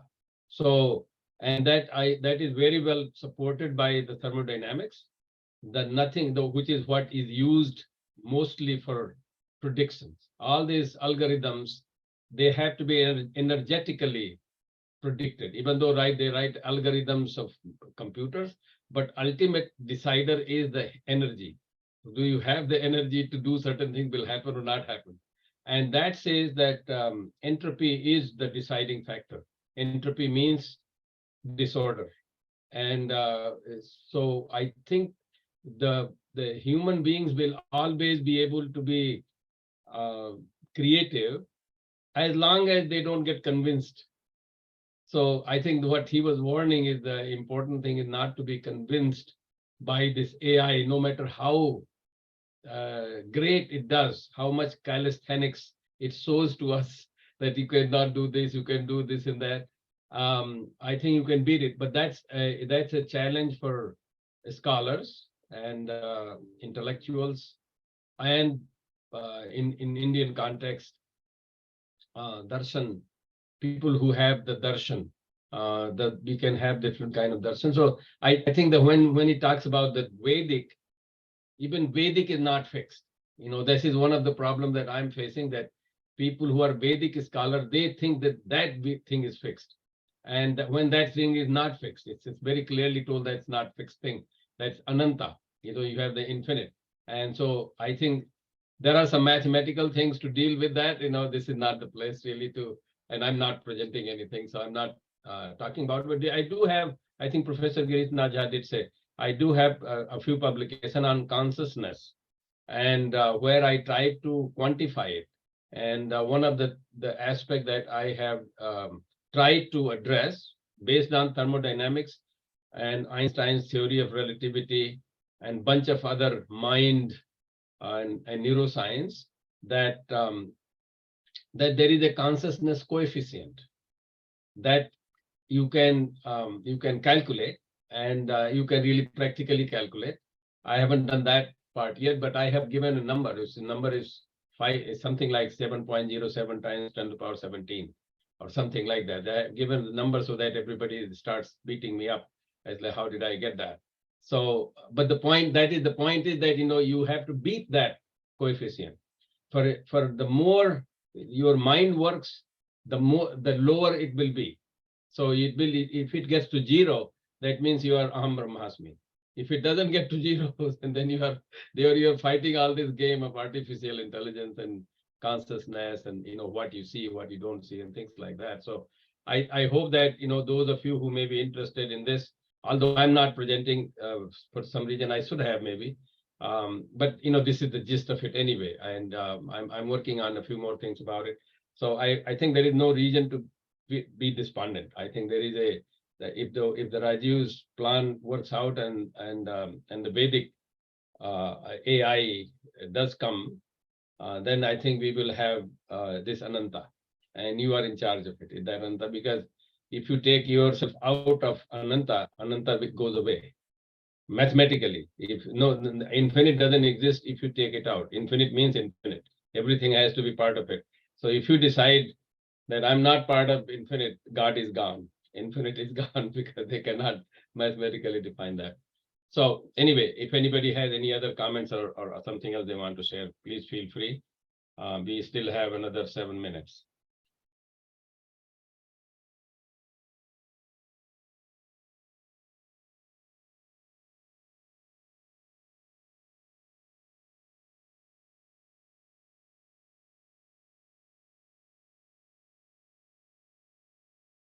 And Dr. Sudhir Bansal's presentation is not today, right? I think it's tomorrow. So nice to see him. He's a physician, actually. He introduced himself in the beginning when some of you were not here. Dr. Sudhir Bansal is a physician in Providence, and his wife also is a physician, and he has taken on to this Bhagavad Gita, and explains that in some neuroscience and medical practice. That's wonderfully. So nice to see him in this forum. Thank you, Balramji. in regards to what you were saying, we end up in medicine, we all feel, for those of us who are not in the field, Flexner was a physician in World War II, I think, time. And what he did is he defined everything as a disease model starting from outside. So there was no internal disease. Everything had a cause and effect. And what has happened is we have resorted in medicine to everything being a physical science in some fashion. And social sciences and empathy and consciousness in some ways got left behind, but it's starting arising. And one of your new disciples, whose father's funeral you went to, Apur Gupta, and I was trying to get him to participate in this, is very much into doing this empathy part of consciousness. And that again relates to the inner being. The burnout, for example, you hear about physicians at the present time, is partly because we rely upon this external physical reward system, which is not our system. Our system is reward coming from within. So we rely upon rewards externally, and that started probably with the Olympics when they started giving this wreath on top of the Olympian's head. So I think that what happened is all of society has turned towards external gains. I have read some of Rajiv's things in the past and some of the other things mentioned, but as you know, I'm a very primitive and a very slow learner. I'm less than 10% of the Sankhya consciousness, probably. So my intelligence level, the sattvic part is really limited. The tamasic part is very aggravated all the time. Rajasic, I don't know, left behind with my retirement. But in either case, I think this conference for me is very interesting. And some advances from your side, interacting with Brown and bringing it up to the medicine field would be very welcome, at least as I see it. Thank you. Thank you very much. Yeah, we will do that. Absolutely. Of course, we will consult with you and get some more other the medical field. I think there is a I forget her name is South Indian name. It was a while ago. We had invited her from Brown Medical School, and where she talked about, you know, her work is to help people spiritually when they are to a terminal any terminal diseases. And the most important thing, I think, right now I don't want to even try the name, but you know, some Indian woman who is a physician, and I think she was of either Sri Lanka or she was from South India. And so I think medical field is already kind of accepting that. But I think challenge is a wonderful thing to have. It's good to have that, you know, you have the other side, like you're saying, there is, you know, something comes from outside versus something comes from inside. It's so easy to see outside. I mean, obviously, the Brahma would not create this outside if there was no value of it. So there is a value of it, and the value is to reflect, and then ultimately find out, well, not this, not this, not this, not this, which is the neti, which also goes to Anand, and gets back to say, well, okay, so it's here, not, you know, I was running all around, and that's not where it is. And so I think we should be very happy. And I'm so glad that Raju is taking that challenge also. And for some of us who are not doing that challenge, but we are doing in our own way of understanding this whole phenomenon. So it's wonderful. We should always encourage those people who are doing AI and trying to control over me and you and everybody. We should go invite them for dinner or something, so that they get more chance to try. And then we learn, you know, what they're up to. Because then, you know, if there was no Ravan, I don't think there will be Ram.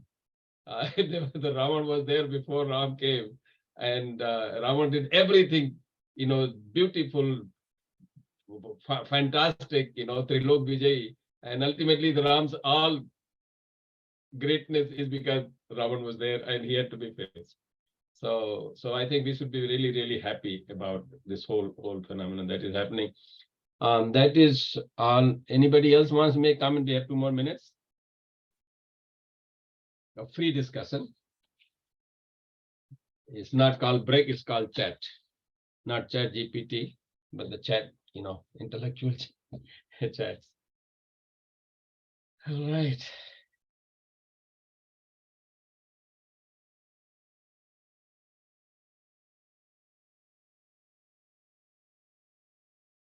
Well, everybody take a deep breath. We are going to invite you to the session 2, which is consciousness in Indian philosophy. And our first speaker is going to be energetic gentleman who recently got married. I think I call it recently. I don't know how it was a while ago, but now. And now he's ready to move to JNU and take on to JNU challenge in JNU. He's the director of Center for Indian Knowledge System at Assam University in Silchar. I had a great opportunity to visit that campus. Very nice, and he's very nice man. So he's going to talk about today Brahma Sutra according to Badrayana, the text, Badrayana's sutras interpretation of the Acharyas by Professor Nataraju Adarsupali. Take it over. Namaste. Namaste, chairperson of the session, Balram Singh ji. Namaste, Ramarao Papugaru. And other scholars working on Indian philosophical systems, young research scholars. So thank you for this opportunity. And Balram Singh ji, I moved already last month. I joined JNU. Oh, you did? Okay. Yes. Okay. Well, welcome. July Welcome to. Yeah, it's a month. It's almost a month. Welcome to the chaotic campus. Then you get to do a lot of research now. Thank you. So from the time it was 99, 2000 when I first attended Vedanta Congress, when it was held in Usmania University. From that time, I'm in the company of these wonderful people. I missed some of them, but then most of the time I made it a point that I attend Vedanta Congress. This paper that I have done is on Badrayana's Brahma Sutras, and commentators, various acharyas, as we know, have written bhashyas on the sutra literature, because that's the basic text for the Vedanta school. And then I'll take up some of the sutras, chapter 1, chapter 3, chapter 4, and then see the interpretation of the acharyas on the nature of consciousness, because that seems to be the focus area. One question which some of the students of philosophy asked was, why do we refer back again and again to the old, Badrayana's text, Shankara, Ramanuja? Why is it that, can't we, get over the Shankara Ramanuja thesis and move ahead, move forward? The point that I felt was, generally in Indian schools of thought, we think in schools, instead of thinking as individuals.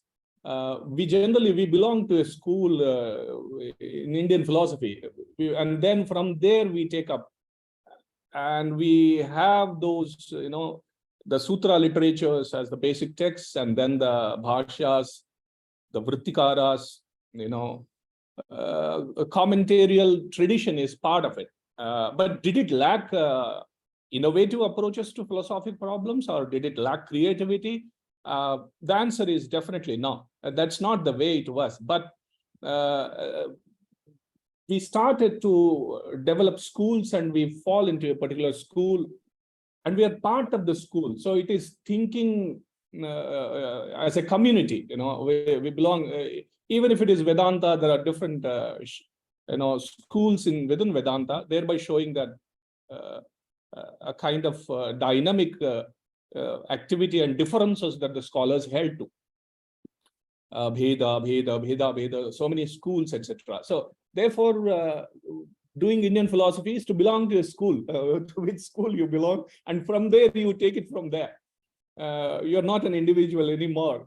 So there's a lot of support from here and there. I go back to Badarayana. There is a movement backward and forward movement in this within the school. So the thinking is never only looking ahead, but it's always we go back and relook at the text. And for some years, I was curious to see what position Badarayana holds on all important questions of Vedanta raises. Generally, what we know is Shankara's position on the sutras. We know Ramanuja, Bhaskara, Keshava Mishra.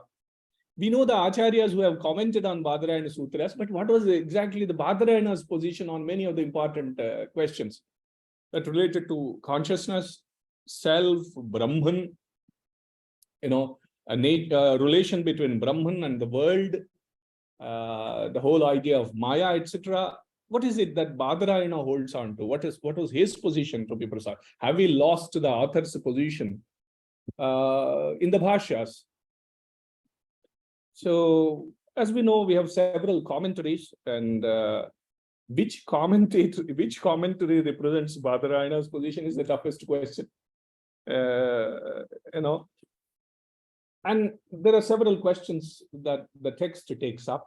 I have picked up 2, 3, and then just to see how my whole idea is to bring a point home that depending on the acharya and depending on the interpretation, the nature of consciousness also changes. It's not same.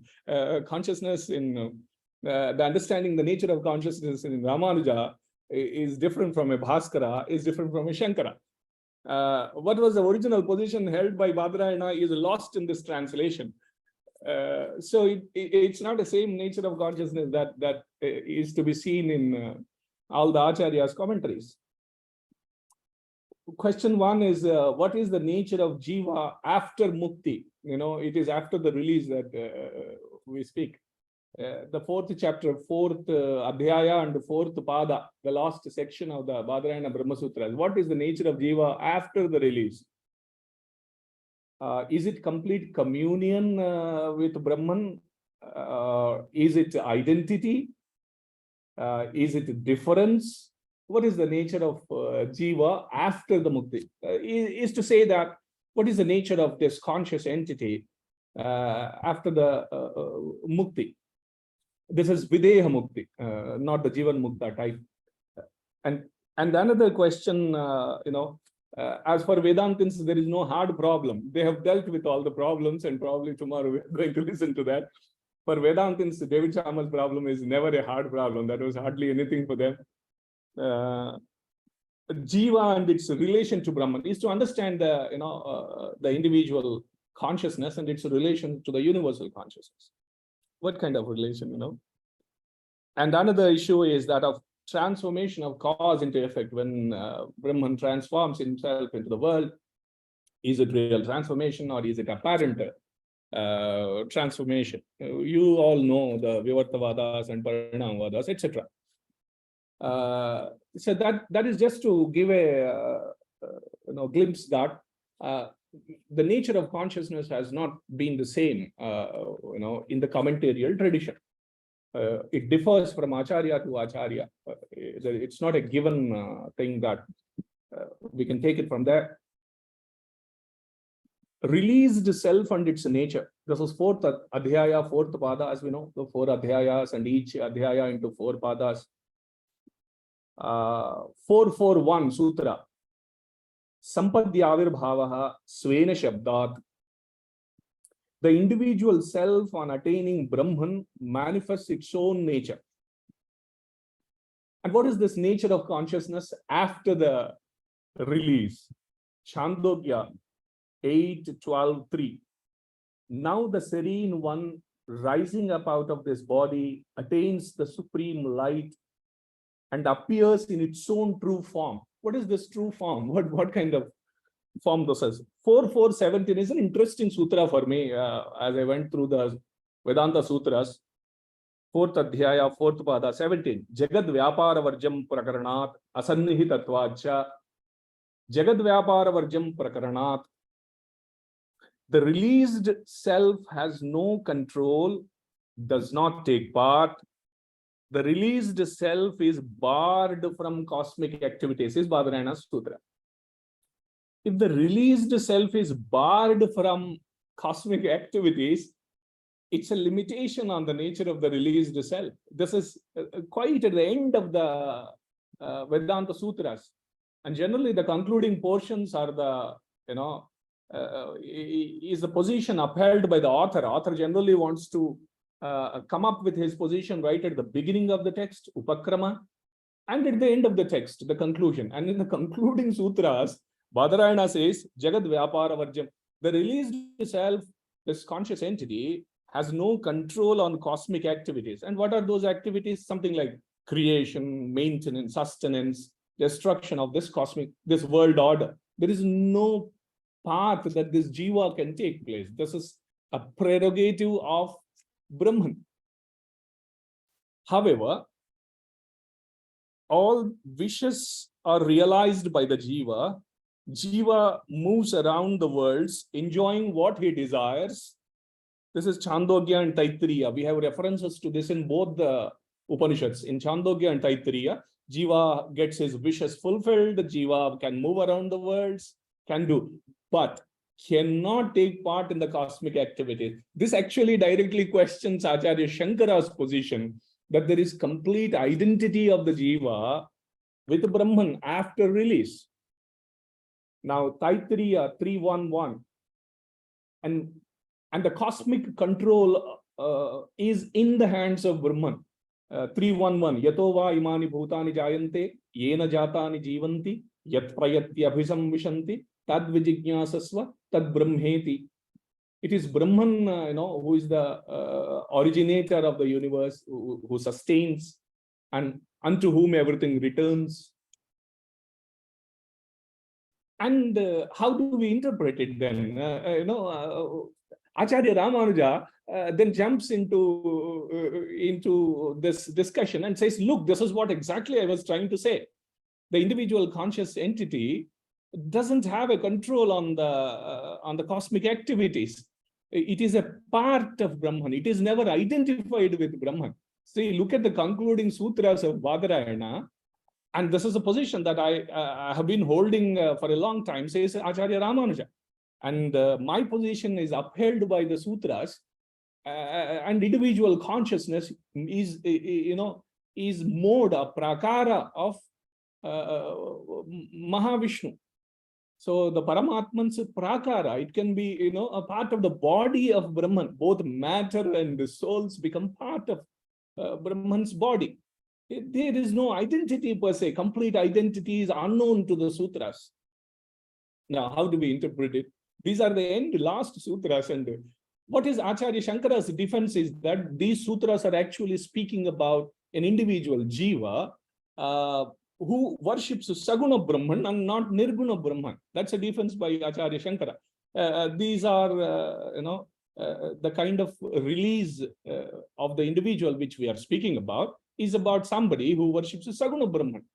But how could it be the end sutras of the Badarayana's text cannot speak about, somebody worshipping a Saguna Brahman? This is the final concluding sutras. How do we interpret that? Here comes the interpretation technique from the Shabara Bhasha. The interpretation technique is Upakrama Upasamhara Bhyamva. This sentence, Upakrama Upasamhara Bhyamva, Shankara uses 12 times in the Sutra Bhashya. How do we interpret a particular given text? Could it be a text from Chandogya, whether the text is speaking about individual self, or is it speaking about Brahman, Nirguna Brahman? How do we interpret? The technique is, look at the starting sentence of a particular paragraph, and please also look at the last sentence of a paragraph. Upakrama Upasamhara Bhyamva. And Acharya Shankara 12 times in interpreting the texts of the Upanishads uses it in the Sutra Bhashya. If we go by the same sutra and apply it to the text, if we go by the same interpretation technique, the Upakrama, the beginning of the text is, the definition of Brahman is Janma Adyasya Yataha. The second sutra, as you know, Shastra Yonitva Tattu Samanvayadva. Janmadhyasya Yataha. The very beginning Lakshana of Brahman is, he is the originator of the universe. It's not a projection theory, but the Brahman is he creates the universe out of himself. He is the Abhinna Nimitta Upadana Karana, as all the Vedantins know. And the beginning definition also suits Ramanuja's Vishishtadvaita thesis than Shankara's thesis. And thereby, and now what is the difficulty there? Again, by going this kind of description of Janmadya Setaha and Yatova Imani Bhutani Jayante, Acharya Ramanuja goes on to develop a thesis that consciousness is dynamic, is ever evolving, ever changing. It's not a static entity. How could it be that consciousness is not a static entity? Now, for Ramanuja's philosophy, it's a dynamic principle. And it is not the soul, it's not the jiva, it's a property of the jiva. Consciousness is a property of the jiva, and Brahman also has several attributes to him. He is Ananta Kalyana Guna Sampanna. There are several Ananta Kalyana Gunas, and one of the gunas is consciousness. For the jiva also, consciousness is not the self per se. And as you all know, Acharya Shankara, while explaining Satchidananda or Satyam Gnanam Anantam Brahma, all of them are actually the self itself. Consciousness and self are not two distinct entities. Conscious self is consciousness. It's not a guna of the jiva. So therefore, in understanding the very nature of consciousness, the differences happen in while interpreting the Badarayana's text. And in the tradition, to be called an acharya, one has to write a bhashya on the Brahma Sutra, and it's an unwritten rule that unless one writes something on the Upanishads, Vedanta Sutras, and Bhagavad Gita, one is not an acharya. And therefore, this school, these interpretations actually give us an insight into how we understand the nature of consciousness. And consciousness as dynamic is to be seen in Buddhist schools. Consciousness as a dynamic, evolving principle. Consciousness has different states to it. There is a structure to consciousness. Is to be seen in different schools of Indian thought. It's not a static entity without any vibrations, which is to be seen in Acharya Shankara's understanding of Advaita school. I do not say that Advaita school of Shankara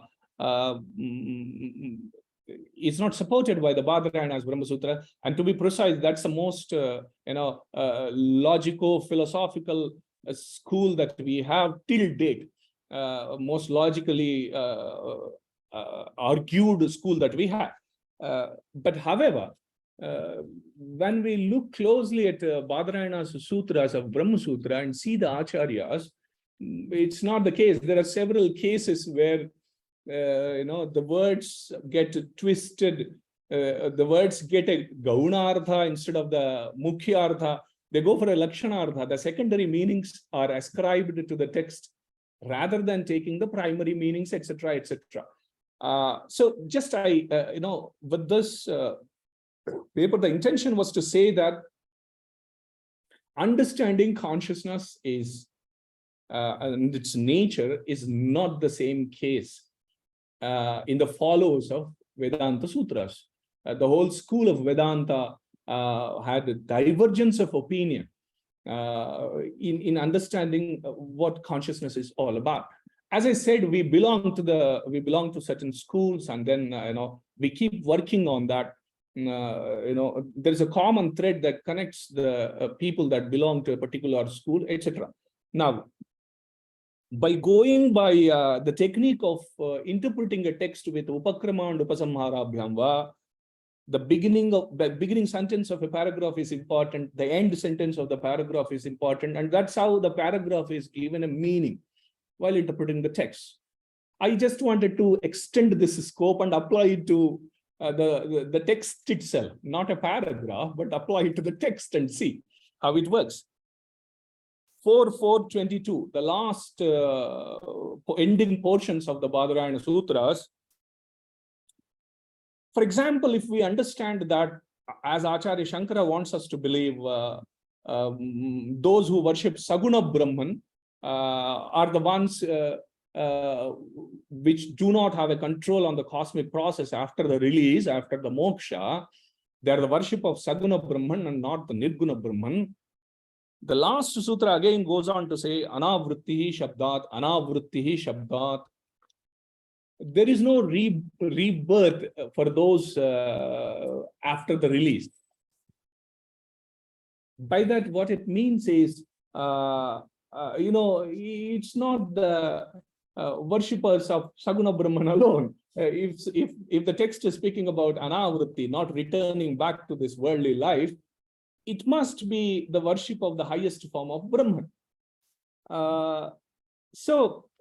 Thereby, what I meant to say is the relation between individual conscious entity and universal consciousness has been a subject matter of great discussion. These acharyas were not only interested in understanding nature of consciousness at our Vyavaharika level, at our everyday life world, understanding it as a Vyavaharika Satya, but their interest was more into what could be the relation between the individual conscious entity and the universal consciousness. They were more engrossed into these discussions. And now what was even more surprising is, it's not clear what is Badarayana's position, on the exact relation of individual jiva on Brahman. And to be precise, there is that vagueness in Badarayana Sutras. What position is he holding on to? What is the Badarayana's position? What Badarayana does is, sir, how much time do I have, sir? I'm stuck with only one. I wanted to deal with 4 such topics.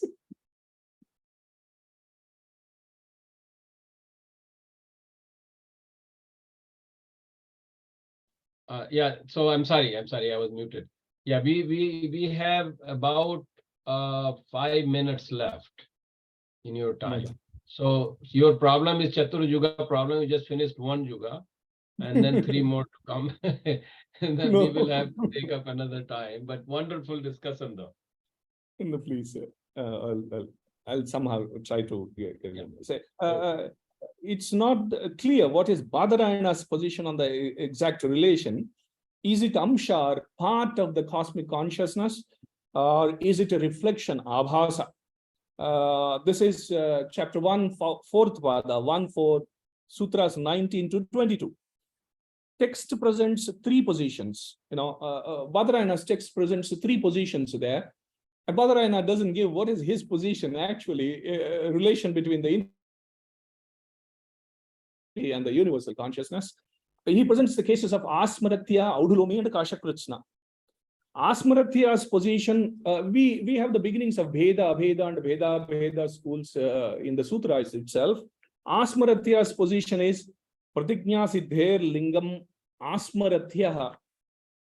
Soul is part of Brahman, even in a spatial sense. It's not a conceptual sense, but in a spatial sense, soul is part of Brahman. It is prakara. It's a mode of Brahman.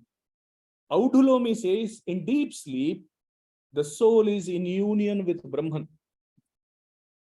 Avasthiteriti, Utkramishyate evam bhavadipi iti Audulobihi. That is 1-4-21.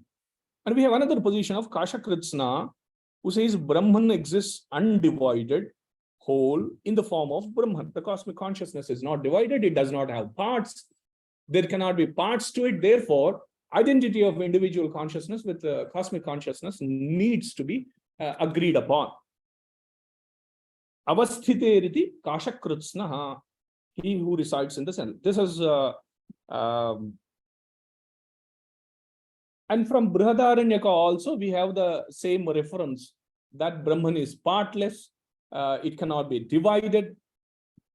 And if Brahman is partless and is not divided, how come the cosmic process, the controlling powers could have been shared with all the individual jivas after the mukti? No, that's not the case. Again, the text says no.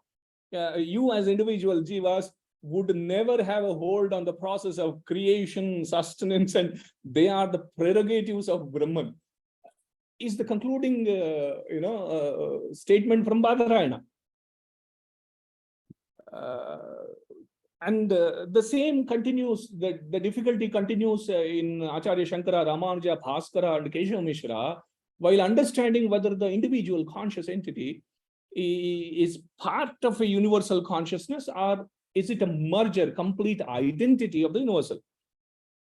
Second Adhyaya 2, 3, 42, Sutra 42 and 43. Acharya Shankara, it is Sutra 42. Acharya Ramanuja, it is 43. Amsho Nana Vyapadeshat Anyatha Chapi. Badarayana uses a typical word Amsha. Amsha stands for, if you take a Mukshartha, Amsha stands for part. So Jiva is an Amsha of Brahman. Complete identity is not held here. Now, Acharya Ramanuja says, look, this is what exactly I wanted to tell you. You are only an Amsha of Brahman. You are not identical with Brahman.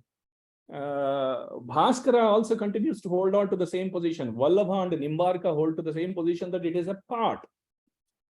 Now, Acharya Shankara, while commenting, the most brilliant mind, make no mistake about it, the best thesis and the best brain of India, he now takes it in a secondary sense. He says, hey, don't understand Amsha as part. You have to understand Amsha as Amsha Eva. He adds this, you understand it as Amsha Eva, as if it were a part. You have to read the text as if it were a part, and not exactly the part of universal consciousness. And then he goes on to hold on to the thesis by explaining the Mahavakyas, etc., that there is complete identity of individual consciousness with that of the universal consciousness. Badarayana has presented Ashmaratya, Audulomi, and Kashakritsana. Doesn't give his position. There is that vagueness left over there. And Acharya Shankara says that, look, Badarayana holds on to my position of complete identity of Jiva and Brahman. Ramanuja goes on to say that, no, look, Badarayana is holding on to my position. Acharya Bhaskara says another.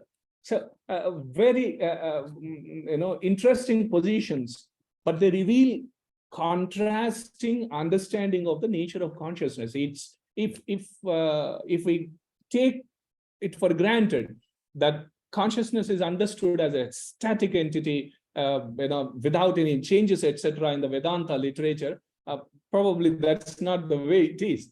And there is the discussions about states of consciousness, structure of consciousness, and all that happens in theistic schools.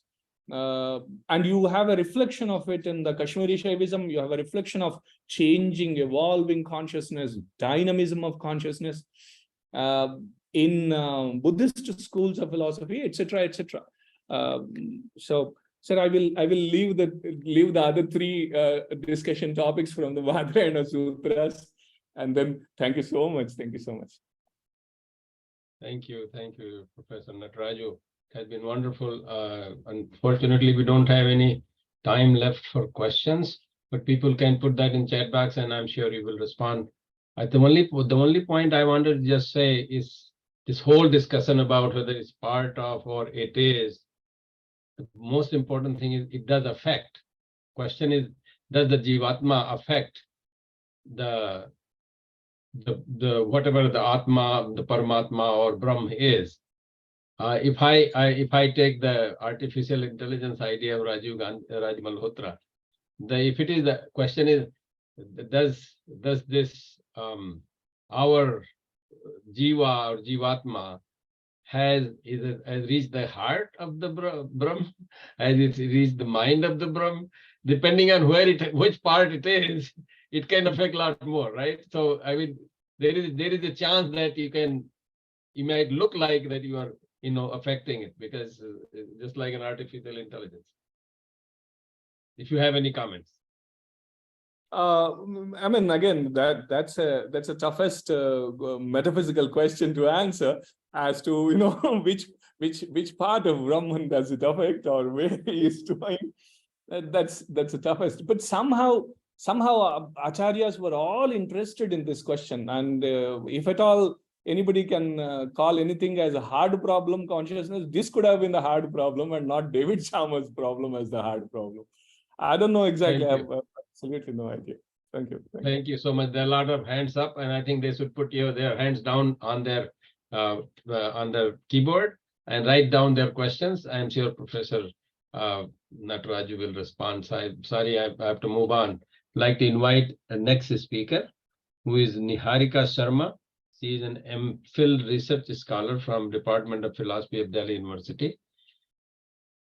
No, actually, I'm a PhD from National Institute of Advanced Studies, Bangalore, and I'm a research intern currently at IIT Kanpur. So. Oh, wonderful! That's your abstract said something else. So it's wonderful you finished your PhD so quickly. Yes, no, it took me 4.5 years, but yes, I did it. So wonderful. Yeah. Please. So you are going to speak on the piecemeal progress of consciousness in Indian philosophy. Yes. Thank you so much for giving me this opportunity. I was really, I feel really fortunate listening to the history of what this conference, this is the 26th one which is happening. So it was very intriguing to hear about it. So thank you so much for giving me this opportunity. I have some problem with my video on my laptop, so that's why I've logged in from 2. So I'm just going to, just start with my presentation. Yes, so the idea that occurred to me when I saw the topics of discussion this time were the Indian philosophy, retrospect and prospect.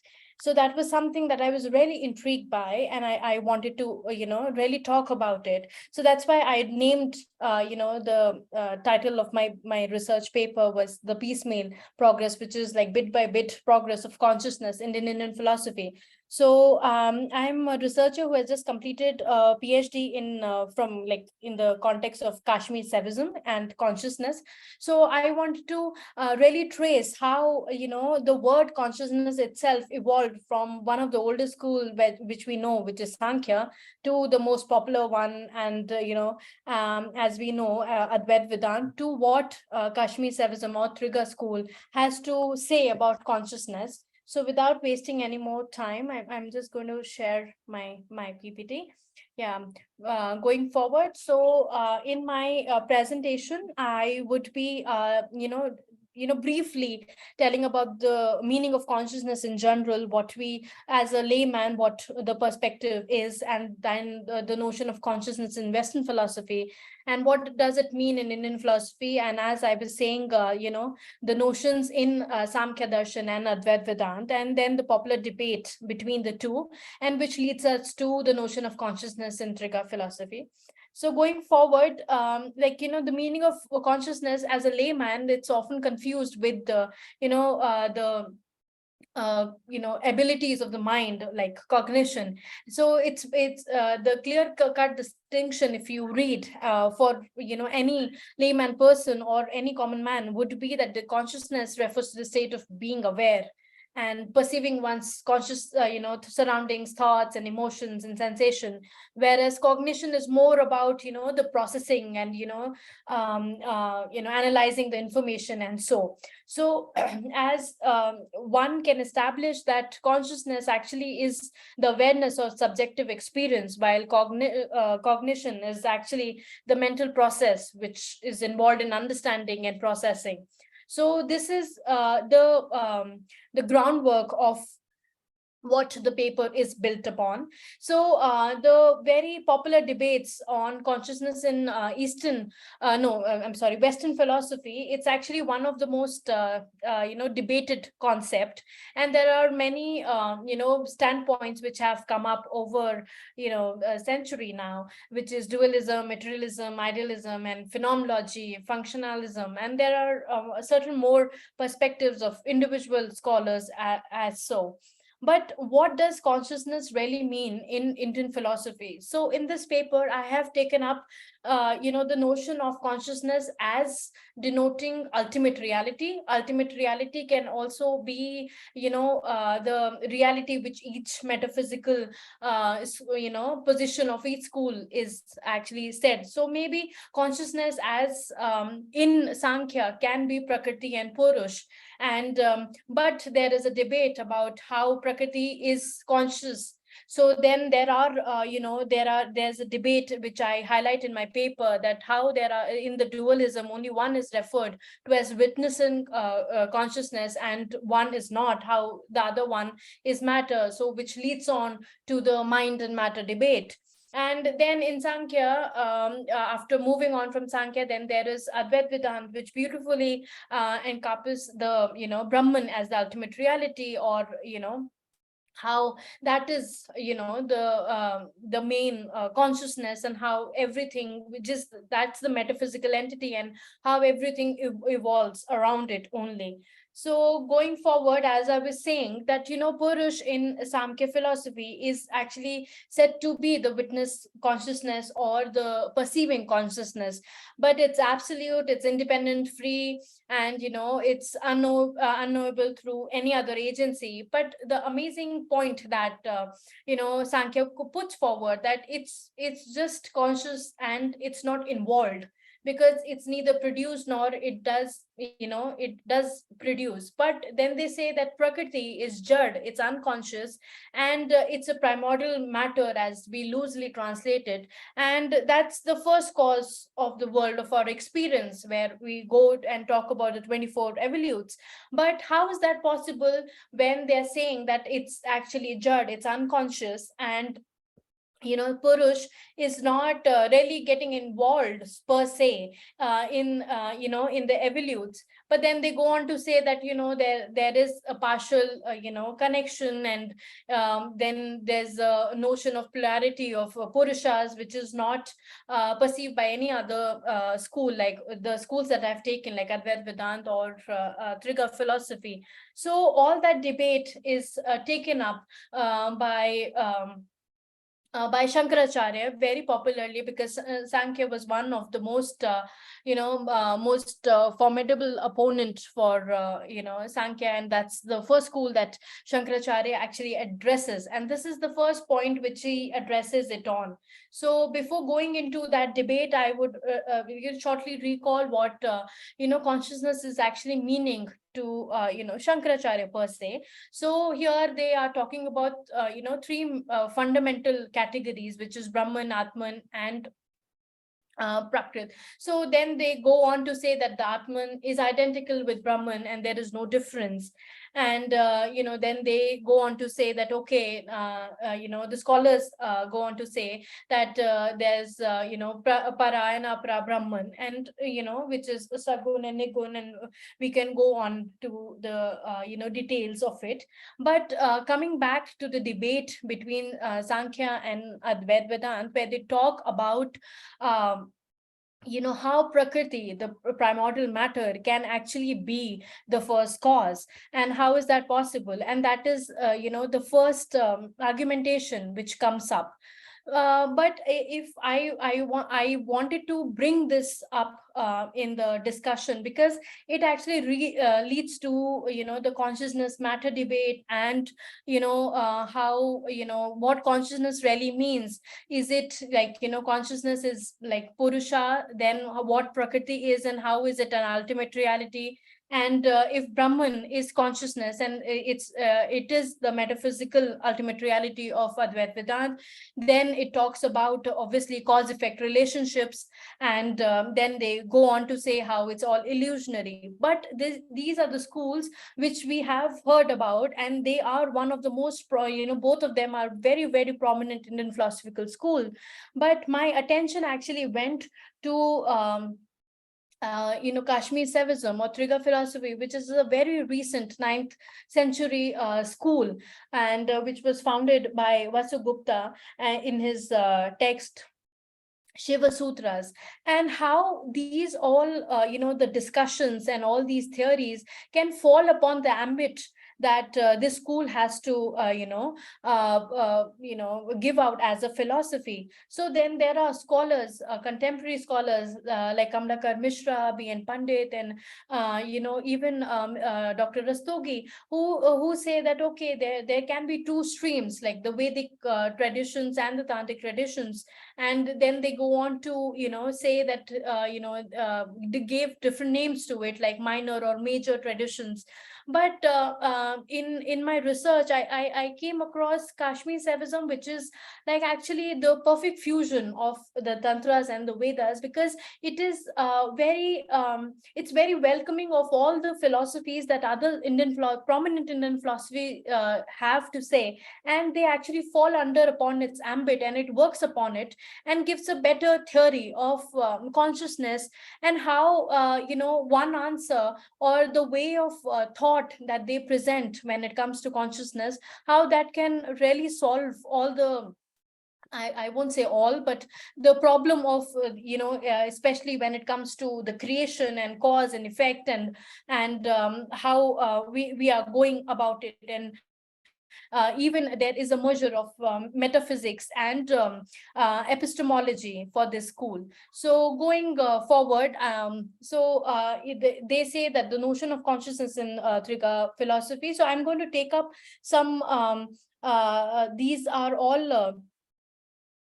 These are all the information which I have come across in the primary text of Kashmir Saivism, and their authors or the propellers of Kashmir Saivism being Utpal Deva, Somananda, Vasugupta, Abhinav Gupta, and so on and so forth. So now the first thing that Utpal Deva actually says in Tantric epistemology is that, Buddhi, which is one of the evolutes of Prakriti, and it's actually not really distinct from Purusha, the consciousness in Tantric epistemology, because it's saying that the Buddhi and the sense organs play a role in knowledge, in perceiving knowledge, but they lack the capacity for true understanding. So consciousness is actually which utilizes these facilities to facilitate understanding. That's what Utpal Deva very famously wrote in Ishwar Pratibhigna Karika. And then they say that, Utpal Deva goes on to say that consciousness is self-evident.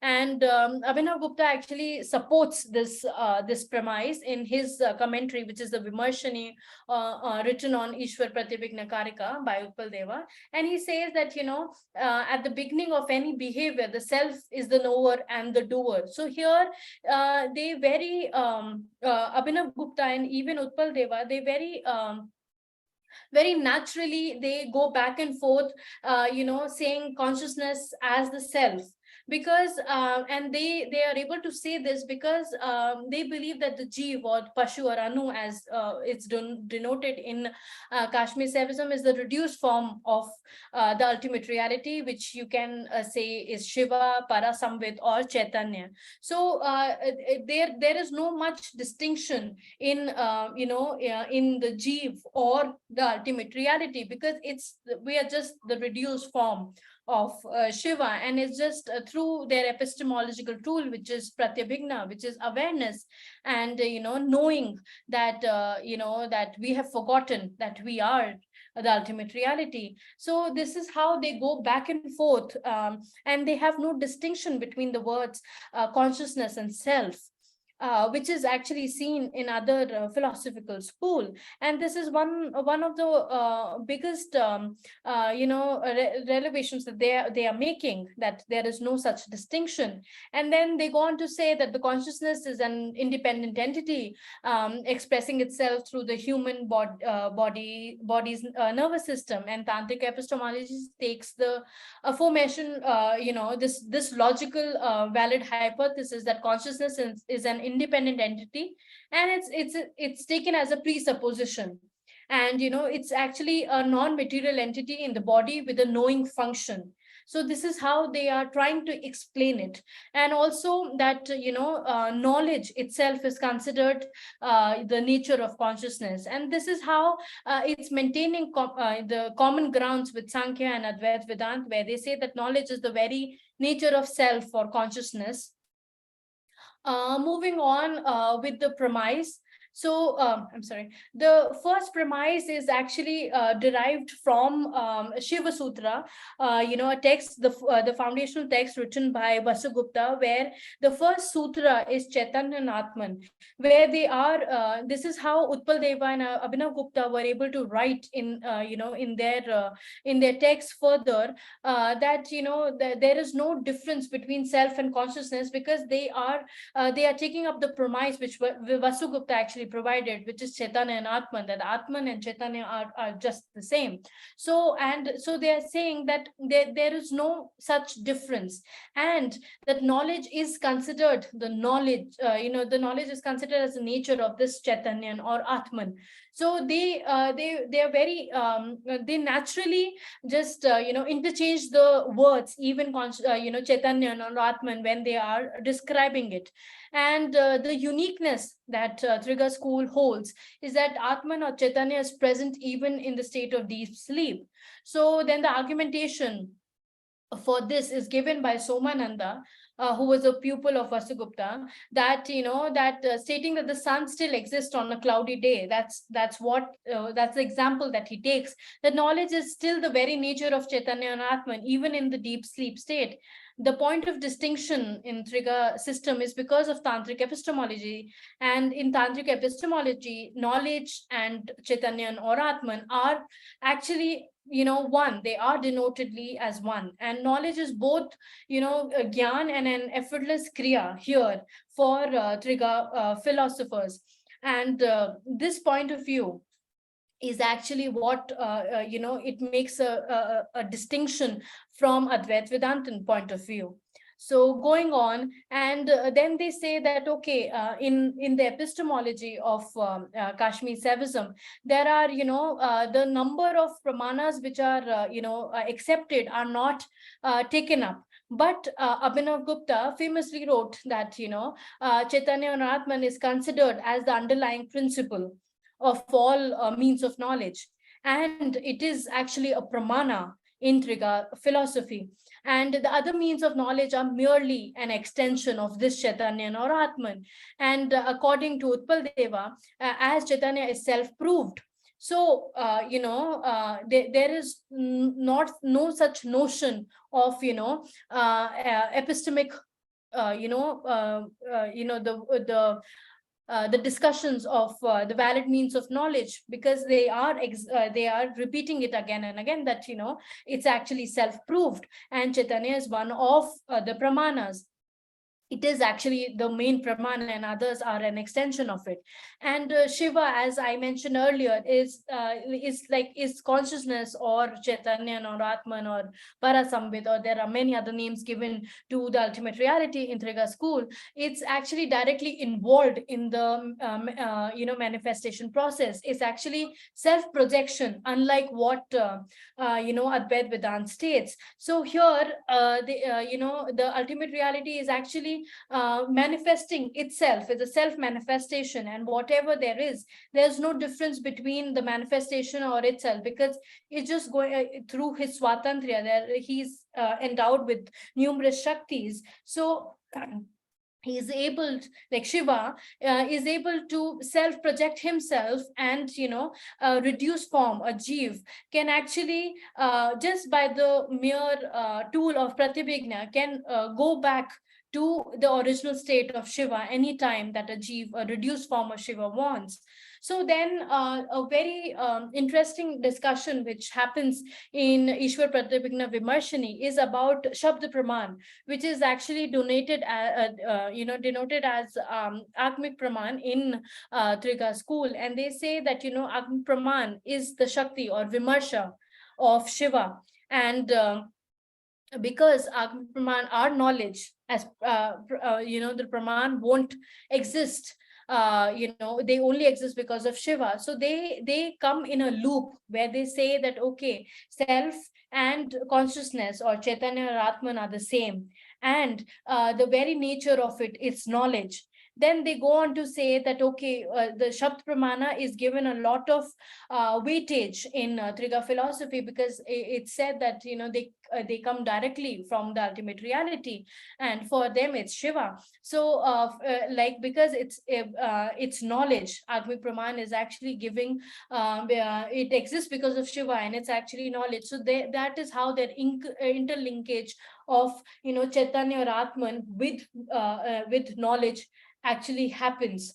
And they have started a loop. Then they go on to say that, the notion of Pratibhigna, which I was talking, that the realization of oneself as Shiva is done through Pratibhigna, and it is actually known as Atma Pratibhigna because it's recognition of the self. So but there are argumentation how Pratibhigna is not just mere recognition or remembrance or any other cognitive capacity. It's actually the underlying factor of knowing itself. So here the distinction is made how Pratibhigna is an epistemic tool which can be used to know oneself. Now in that loop, Pratibhigna, another term is added where there was Chaitanya and Atman knowledge, and then comes Pratibhigna. And because Pratibhigna is said that it is the true knowledge of oneself, so through inference they are connecting the epistemic tool, which is Pratibhigna, to Chaitanya itself. So thus I come to the the interlinkage that is the basis of the paper that I wrote and thought of presenting, was that how there is connection between Chaitanya, which is also Atman, and knowledge, and Pratibhigna. So this is a short diagram of how I explained it, going from the connection of as a premise Chaitanya and Atman, then how tantric epistemology comes into play, then about Shabd Praman, and then how the notion of Pratibhigna is actually introduced, and how these all three are connected because one leads to another.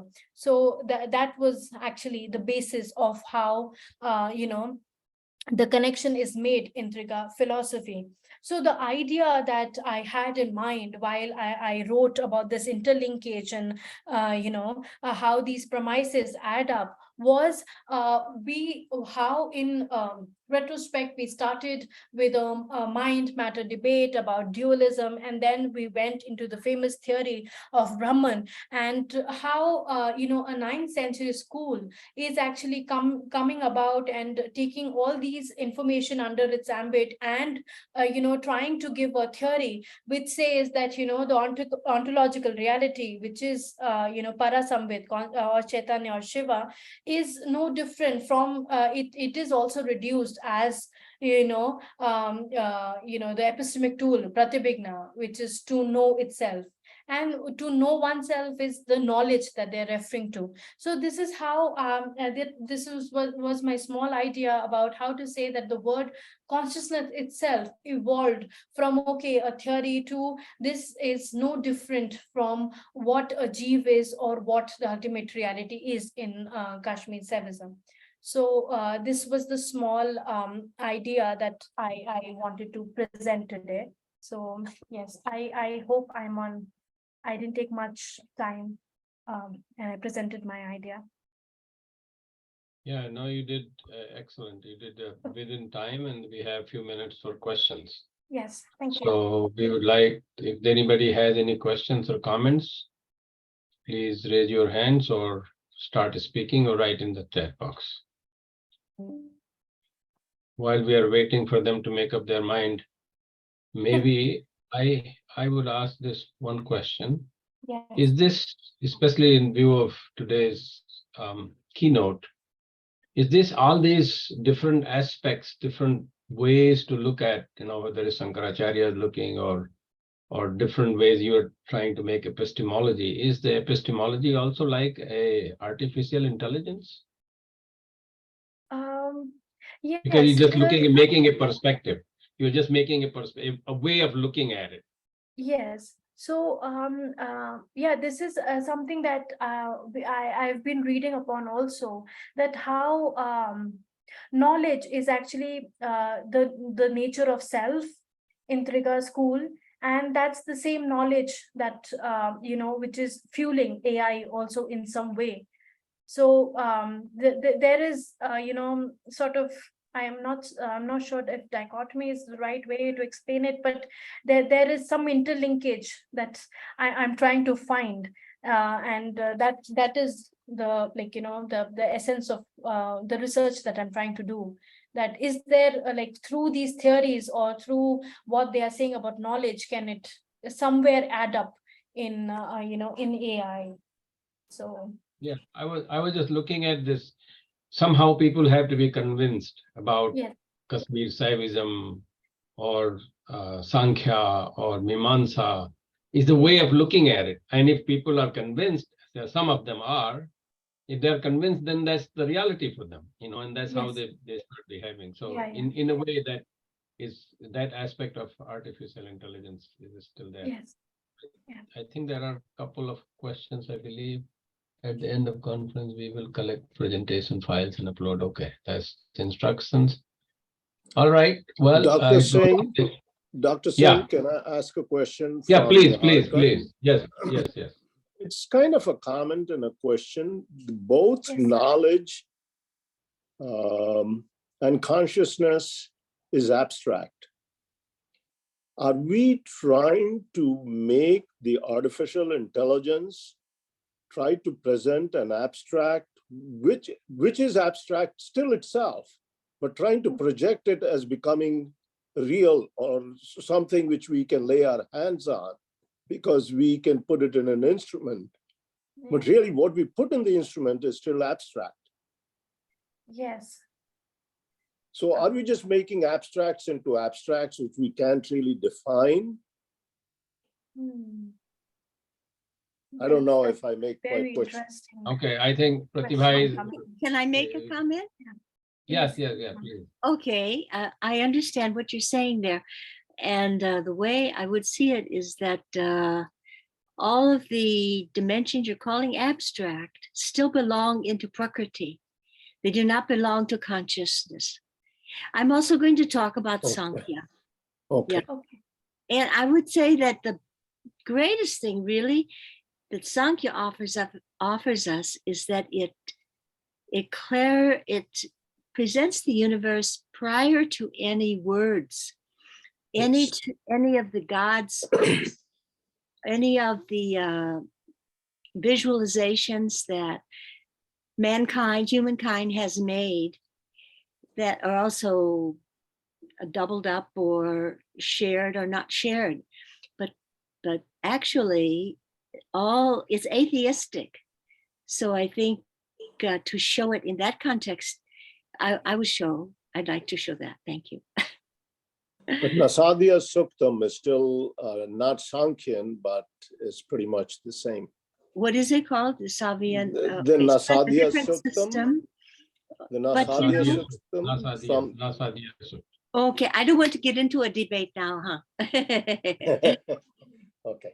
All right. Well, thank you so much, Niharika. It was wonderful. And I'm sorry about I'm not sorry, actually, I'm very happy about your so fast PhD, and wish you all the best in IIT Kanpur. All right. Thank you. Take care. So our next speaker is Vijay Lakshmi Rai. And I hope, I wish she has also finished her PhD so quickly. Right now, it looks like she's PhD scholar in Department of Philosophy and Religion at Faculty of Arts, BHU. And the address written Lanka, which is good, looks good, but is within Varanasi. And she will, Vijay Lakshmi, are you here? Vijay Lakshmi, are you here? Sir, am I audible? Yeah, you are audible. And you are going to speak about the philosophy of consciousness without an object, with a special reference to Advaita Vedanta. Vijay Lakshmi. Start my presentation. Yes. Now I will like to start my presentation with that is Shankaram Shankaracharyam Keshavam Narayanam Sutra Bhashya.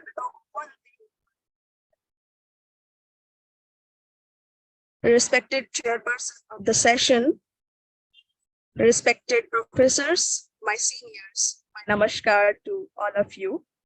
As sir have told, my topic is the philosophy of consciousness without an object with a special Advaita Vedanta. This paper examines Shankara's view of autonomous awareness or Chitta as the essential reality.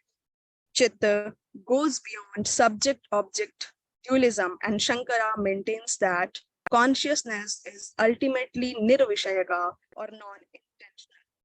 I contrast and review You are by not audible comparing the clearly. Advaita.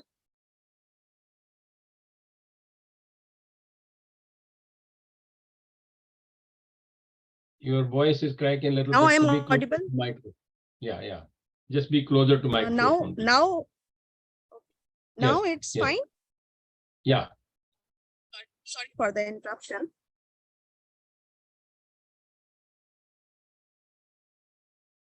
I contrast and review while comparing the view with the modern phenomenological explanation. Holds that consciousness is fundamentally intentional about some object content, and that consciousness without an object is concept. Consciousness without an object is thought to be of or about something. I have divided this into subsections one by one. First section is about consciousness.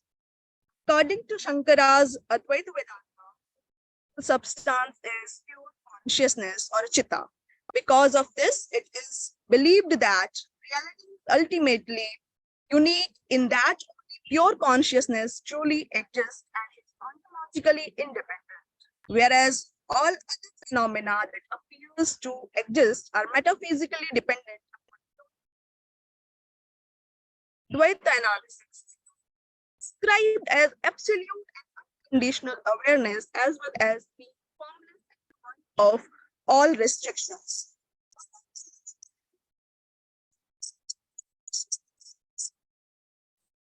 Consciousness has to, by virtue of its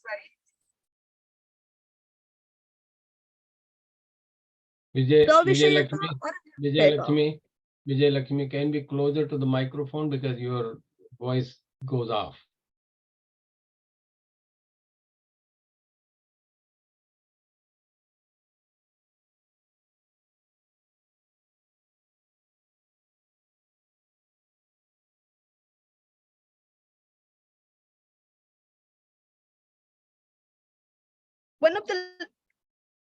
One of the long-standing point of debate on the subject of consciousness concerned whether or not consciousness had to be of an object by virtue of its very existence. This is known as the question of whether something is savishayaka or a nirvishayaka, or whether it is essentially deliberated or not.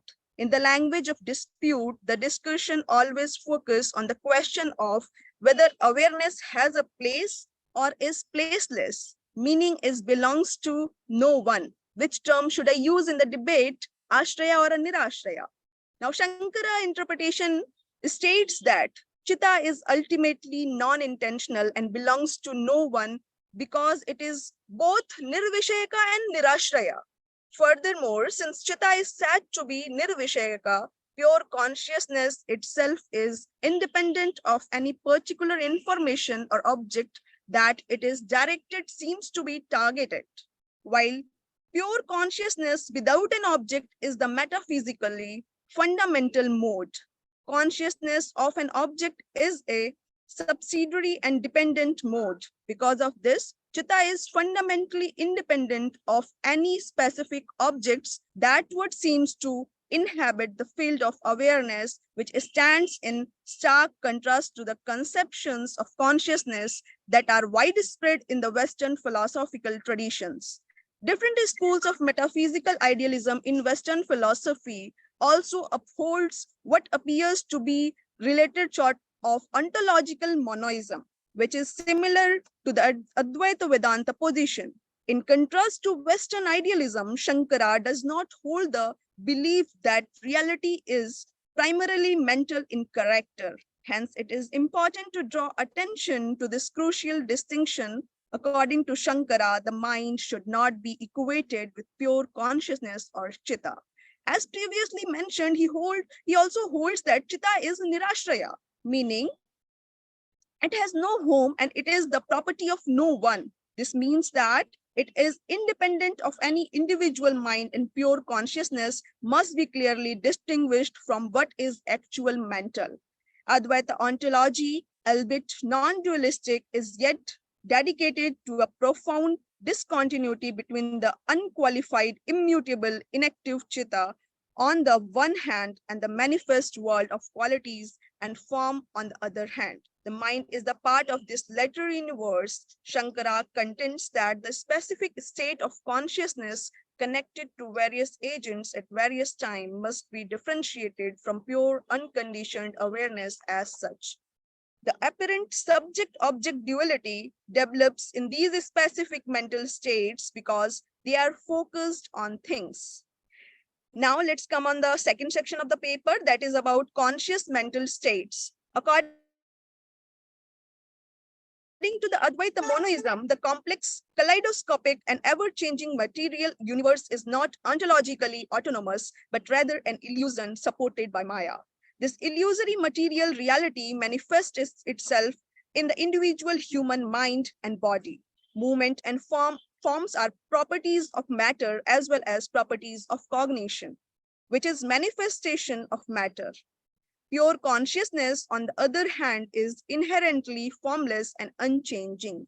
The unconscious and mechanical force of the material universe governs the cognitive process that characterize the mind, and mental events are thus regarded in simply naturalistic terms. The blossoming of the thought pattern is just the product of adequate unconscious material world modifications, the spinning of the wheels of Maya. Dualistic ontologies have a significant challenge in accounting for the apparent interplay between two independent realms of existence. The relationship between material and mental substances drives the long-standing and deeply refractory mind-body dilemma in Western variants of mind-matter dualism. The problem with the Advaita theory of consciousness monism is the manifested world's metaphysical standing, as well as the relationship between Maya and pure awareness, which gives the impression that there are actual conscious mental beings are taken into account state. Shankara uses the esoteric concept of superimposition, this is known as adhyasa, to describe how qualities and shapes are generally projected onto an unqualified and unconditioned core reality. Here I will just make only a passing reference to the phenomena of conditioned consciousness in relation to various mental states, because we don't have so much time. Pure chitta is both transcendental and immanent as regarded from a personal standpoint within the phenomenal sphere. Pure consciousness, which is the immanent seat of awareness and the source of sentience, endures in subjective phenomenal experience as the inner self or a witness, that is Sakshi. In this sense, Chitta is akin to a self-luminous, self-revealing light. Since the witness consciousness is self-luminous, Chitta lives inside the mind.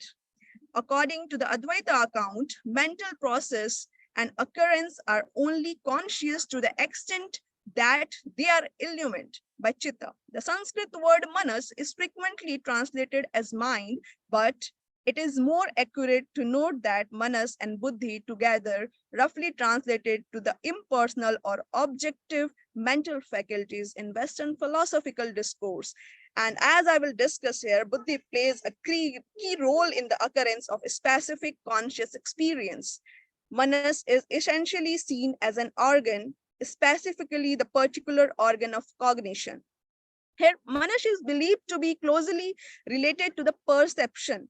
One of the fundamental functions of Manas is to impose conceptual or linguistic structure on the realm of raw sensation. This creates the distinction between brute sensation, that is nirvikalpaka, and differentiated perception, that is sarvikalpaka.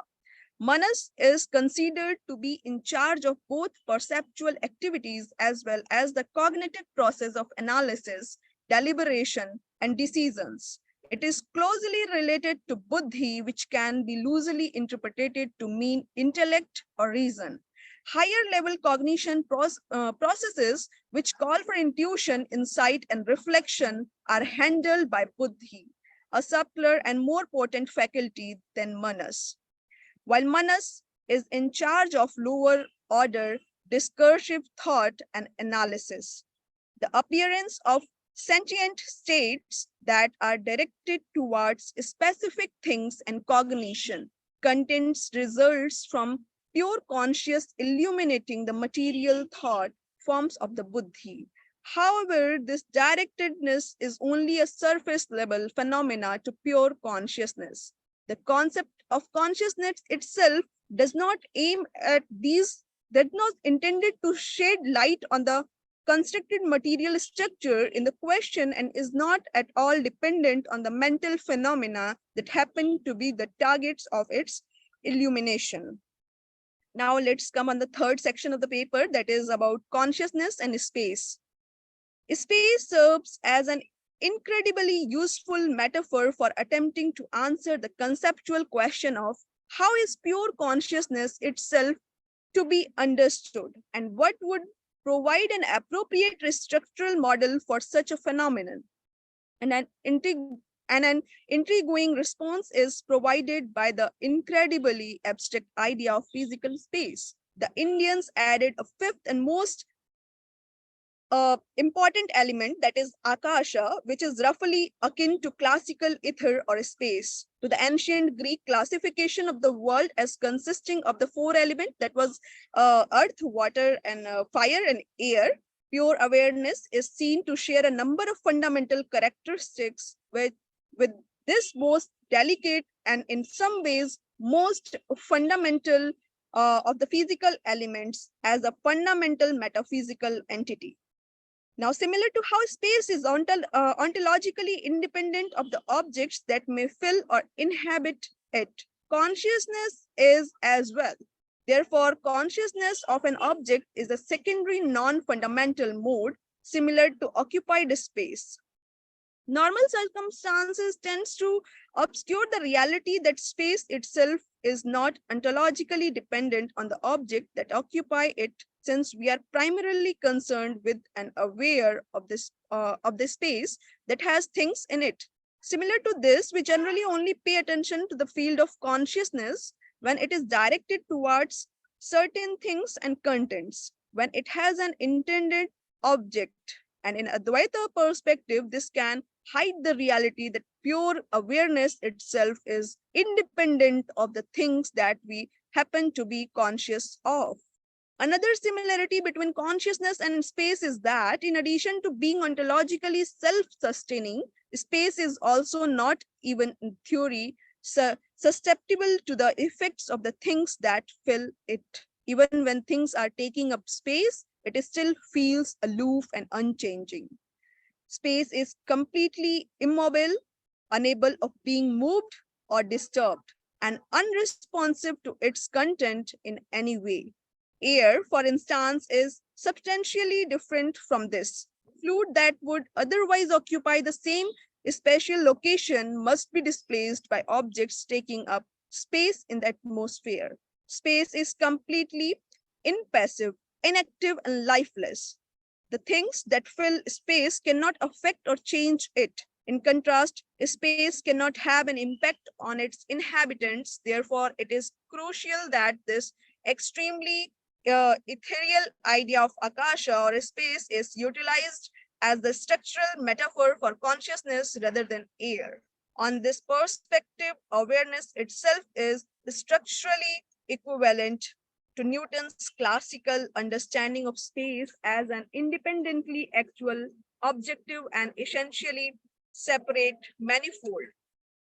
It is clear that the Indian concept of Akasha is comparable in many respects to the Newtonian conception of the absolute space.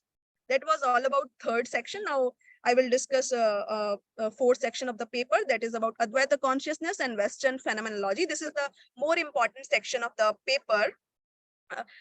Now let's come on the section. Contrary to the Advaita viewpoint, the phenomenological tradition of Western philosophy holds that all mental states must be oriented towards something by virtue of their own nature. As a result, pure non-intentional awareness is disregarded as being theoretically impossible. According to the phenomenological account, conscious states are always of or about something, making awareness fundamentally intentional.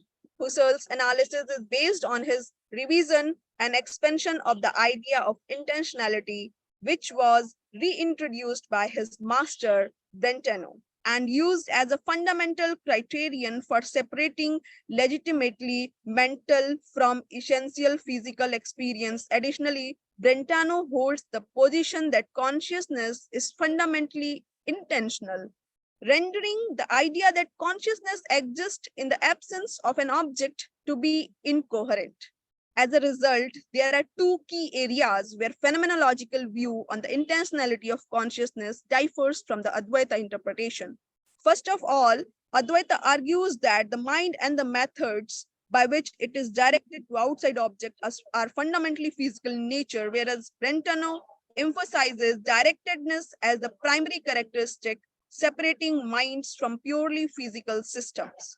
Second one is Shankara asserts that directed states of awareness are a secondary and dependent mode and are not at all self-contrary, whereas consciousness without an object is in fact basic. Husserls, on the other hand, contend that there is an unbreakable connection between consciousness and meaning, where meaning is understood to include both the semantical directedness of Frege's sense, which performs the crucial function of linguistic reference, and a perceptual form of directedness to account for conscious experience of. Let's take an example that is a common example which we used to read in Husserl's philosophy. The tree as perceived, which is to say as seen from a particular perspective on a particular occasion. The noema, to use phenomenological terminology, is what makes up the organized form of presentation that is a part of all conscious experience. Therefore, whereas Leibniz and Newton had opposing idea about physical space, Sankara and Leibniz had opposing ideas about metaphysical autonomous, about chitta, that are extremely related to the traditional Newtonian understanding of absolute space.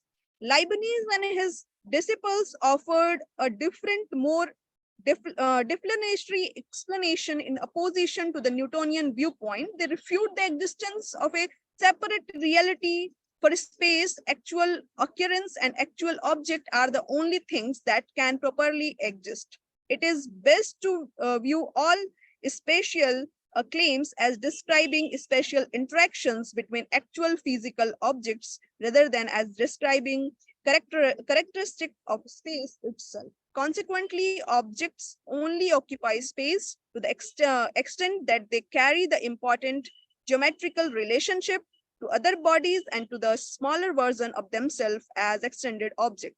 On Husserl's concept of intentional consciousness, there is no provision for a substantive or actual structure in addition to conscious state that are directed, that are determined by the connection of subject to object, just like with Leibniz' notion of relational space. Now, there are two more sections left in the paper. Now, the fifth section is about a theory of intentional states in Advaita perspective. Shankara contends that pure unconditioned awareness must be separated from the various state of consciousness connected to various actors at various times. However, the Indian perspective deviates from phenomenological approach in terms of the fundamental nature of these common states. Vedantic philosophy approaches intentionality in a very non-metaphorical way. With sense perception, the mind is said to literally go out into the world through the sense organ and assume the form of the things that are being perceived and known. Therefore, deliberate directedness is based on a genuine noetic ray, which actually makes touch with the outside object that are the focus of the mind. As a result, the manas, the instrument of knowledge, is appropriately modified as the mind assimilates the shape of its external object as a specific directed conscious state is the result of this change of manas. This structural reflection or a mental likeness which then manifests in the buddhi substance and is illumined by pure consciousness. Therefore, a conscious state of an individual agent that is directed at a particular object is considered to be a metaphysical hybrid. The correctly purposeful part of this hybrid is viewed as a change to the inner instrument, namely a modification of manas. Caused by its literal contact with the appropriate object, which cognitive modification is then conveyed to the virtuous buddhi substrate. Additionally, this element of hybrid state is wholly mechanical or naturalistic, and it arises directly from the causal transformation that control the physical domain. This could be viewed as an information processing method or a formal representation that has been physically incorporated in more modern clothing. A directed configuration of matter that seems to be sentient is created when this structural change of the mental substrate, a type of essentialist representation, is passively lit by pure consciousness. Because of this, it is assumed that the mind is active and extended into space rather than being inert in its cognitive container and only being the object of external causes. Since there is no ontological gap between matter and thought, according to the Vedantic viewpoint, the mind can actively pervade objects and change itself in reaction to the structure it comes into touch with. Phenomenological views, in particular in Western views in general, on the other hand, frequently use a strong metaphor to describe purposeful powers. The mind is stated to be directed towards things, to have an aim, etc. Although this expression frequently lack force. Undoubtedly, the noema serves as the means by which the mind is guided in Husserl's theory. Therefore, the correlation with the silent noema is what allows the mind purposeful access to the outside world, insofar as the pure independent consciousness of the Advaita is not truly a mental state. As I have mentioned earlier, Shankara would possibly concur with the phenomenologist. Shankara also believes that all conscious mental experiences are purposeful in this sense, since pure awareness is believed to shed light on the directed alteration of matter that are inherent in such state. As a result, it is evident that there are important discussions with regard to the position and function of pure consciousness. The unequally phenomenological claim that pure undirected awareness is theoretically impracticable as a whole appears far less convincing than the previous stated claim, namely that all conscious mental states must be deliberated. That one is the last section of my paper. That is about mystical encounters. It is ultimately impossible to prove or derive the Advaita position on pure objectless awareness as the result of a complex philosophical logical chain. Shankara contends that logical conjecture or a simple argument cannot reveal the true nature of awareness. In a similar vein, scientific techniques and empirical research will not also produce this understanding. The extent and bounds of human reason itself are similarly subject to similar problem.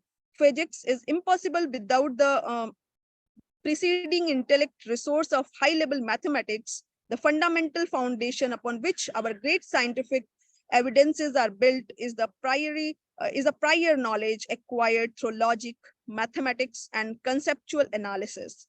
This abstract field, however, are equally unable to support their own theoretical closure principle.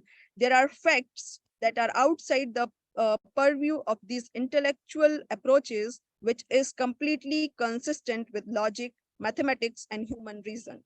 Therefore, the closure principle is in reality incompatible with rationalism if one defines rationalism as a philosophy that holds that we should only accept that which can be proven by reason and logic. As a result, the Advaita perspective on unadulterated objectless awareness is completely compatible with a hard-headed acceptance of all the truths that may be justifiably inferred from the application of both science and reason. However, in Shankara's opinion, empirical or logical approaches cannot reach the fundamental nature of awareness, since every cognitive act involves the subject-object duality. It is beyond general mental processes and cannot be understood through an act of cognition. The mystic experience of direct realization is the only way to reach pure, independent consciousness, since it is believed that pure absolute consciousness is self-luminous, self-realized, and possibly this is the right way to know the absolute consciousness. Those who have reached this understanding claim that Atma, the ultimate reality underpinning the inner self, and Brahman, the ultimate reality underlying the exterior cosmos, are the same. There are some quotations we know, like Ayam Atma Brahma or Tattvamasi. By experiencing inner and outer as one, the non-duality of pure consciousness without an object completes the cycle. And although, while it is believed to transcend conceptual comprehension or language categorization, this is one reality is canonically portrayed as Set, Chitta and Ananda, existence, consciousness, and bliss. Thank you so much. All right. Well, you have unquestionably utilized all your space. In space-time being the same, there is no more time left. So you are a master of removing the space and time, and you've proven your point. So I think there is a question in the chat box. You can look it up and see if you can answer. I'll move on with the next speaker, which is Professor Sakuntala Bora, who is Associate Professor of Philosophy at Guwahati University. And she will be talking about consciousness, regaining consciousness. I guess we need that. Sankara's interpretation of Mandukya Upanishad and Mandukya Karika. Sakuntala ji, so nice to see you. Nice to see you, sir. Thank you. Respected chairperson, the members of the organizing committee, and my fellow participants, a very good morning or a very good evening. So I will be talking on consciousness and regaining consciousness, Shankara's interpretation of Mandukya Upanishad and Mandukya Karika. As the title suggests, I'll be talking about what is consciousness, and I'll also be talking about, or rather touching upon, how to gain this consciousness and why should we gain this consciousness. For Shankara, consciousness is the real, quote, consciousness that is real in the highest sense, unquote. Shankara identifies consciousness and the Brahman. He also identifies consciousness with self. Regarding actually consciousness, self, or Brahman is, Shankara says that it is knowledge only. Quote, knowledge means consciousness, which is exactly the nature of the self. Brahman, which has that knowledge as its light, is endowed with the light of knowledge, meaning it stands with one essence of knowledge, unquote. In Shankara's philosophy, the way to understand what knowledge is stays true self. The self, which Shankara identifies with Brahman, is said to be divided in 4 parts. The 4 parts into which a self is divided are Jagartisthana, or Bahipragya, or Vishvanara, Sapnasthana, or Tejasa, or Antapragya, Susuptasthana, or Pragya, or Chitamukha, and Turiya. The self, whose seat is waking state, is called Jagarithisthana.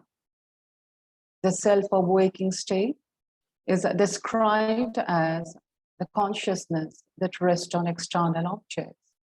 In fact, this is the reason why the self of waking state is also called Bahipragya.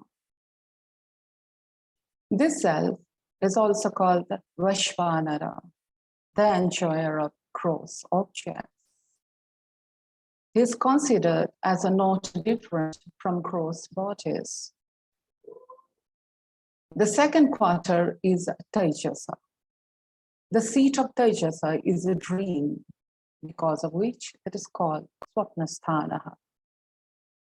Here the objects cognized are of the nature of impressions of mind, due to which it is also called Antapragya. The objects of Tejasa are subtler than that of Vishva. In the third quarter, the self is seated in a state of deep sleep. Unlike in the preceding 2 states, there is no experience in deep sleep. The aggregate of duality is indistinguishable in the state of deep sleep, as there is no discrimination in the state of deep sleep. This state is said to be dense with consciousness. It is without any duality, where consciousness is not broken up. Not having to be involved in effort of breaking itself up, the self of deep sleep is said to be full of happiness.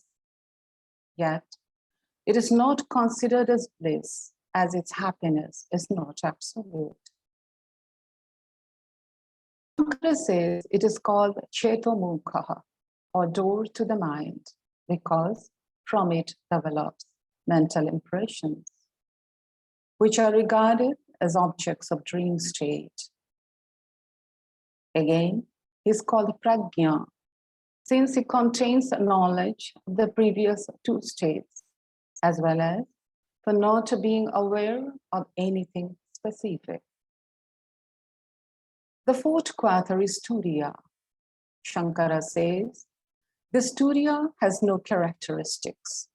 Being without characteristics, it cannot be known. Being without generic attributes, it cannot be placed under a class. It also has no specific attributes. Therefore, it cannot be indicated by a name. It is because of this reason of being without attributes and thus being indefinable that the way for indicating Turiya remains through negations of attributes. Shankara says, the Turiya is described by negating the 3 states. It is that which is not of waking, dreaming, or the state of sleep. It is also not of the state of knowledge of everything, nor of the state of insentience.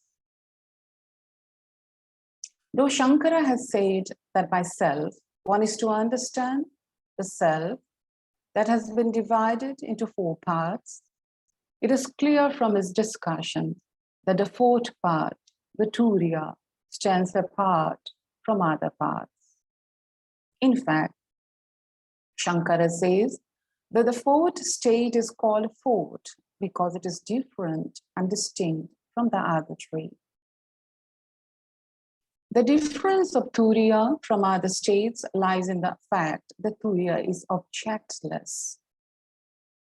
The consciousness of Jagarita Sthanaha rests on external objects, and the consciousness of Swapna Sthanaha rests on internal objects.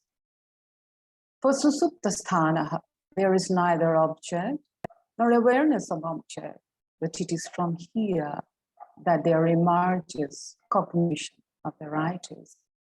Quote, Prajna is the seed that gives birth to the cognition of varieties.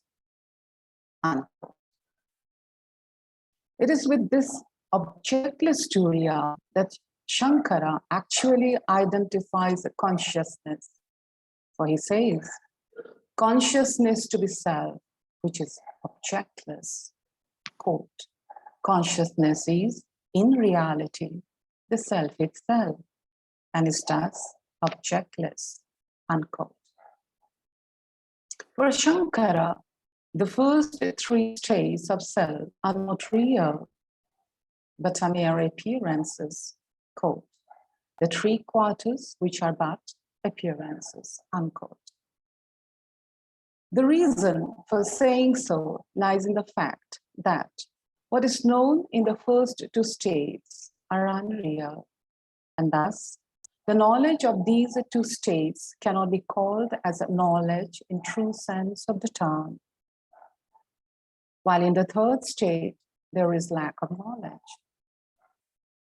According to Shankara, dream objects are unreal. The proof for unreality of dream objects is that as the objects seen cannot be accommodated within the body where they are observed, it cannot be the case that what is seen or observed is real. Quote, the reason for the unreality is being explained because of the fact that they occur within, that is within the body. There are seen within the body objects such as mountain, elephant, and the like, and not outside the body.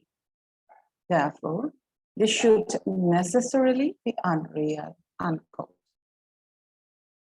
Likewise, the objects of waking states are also not real.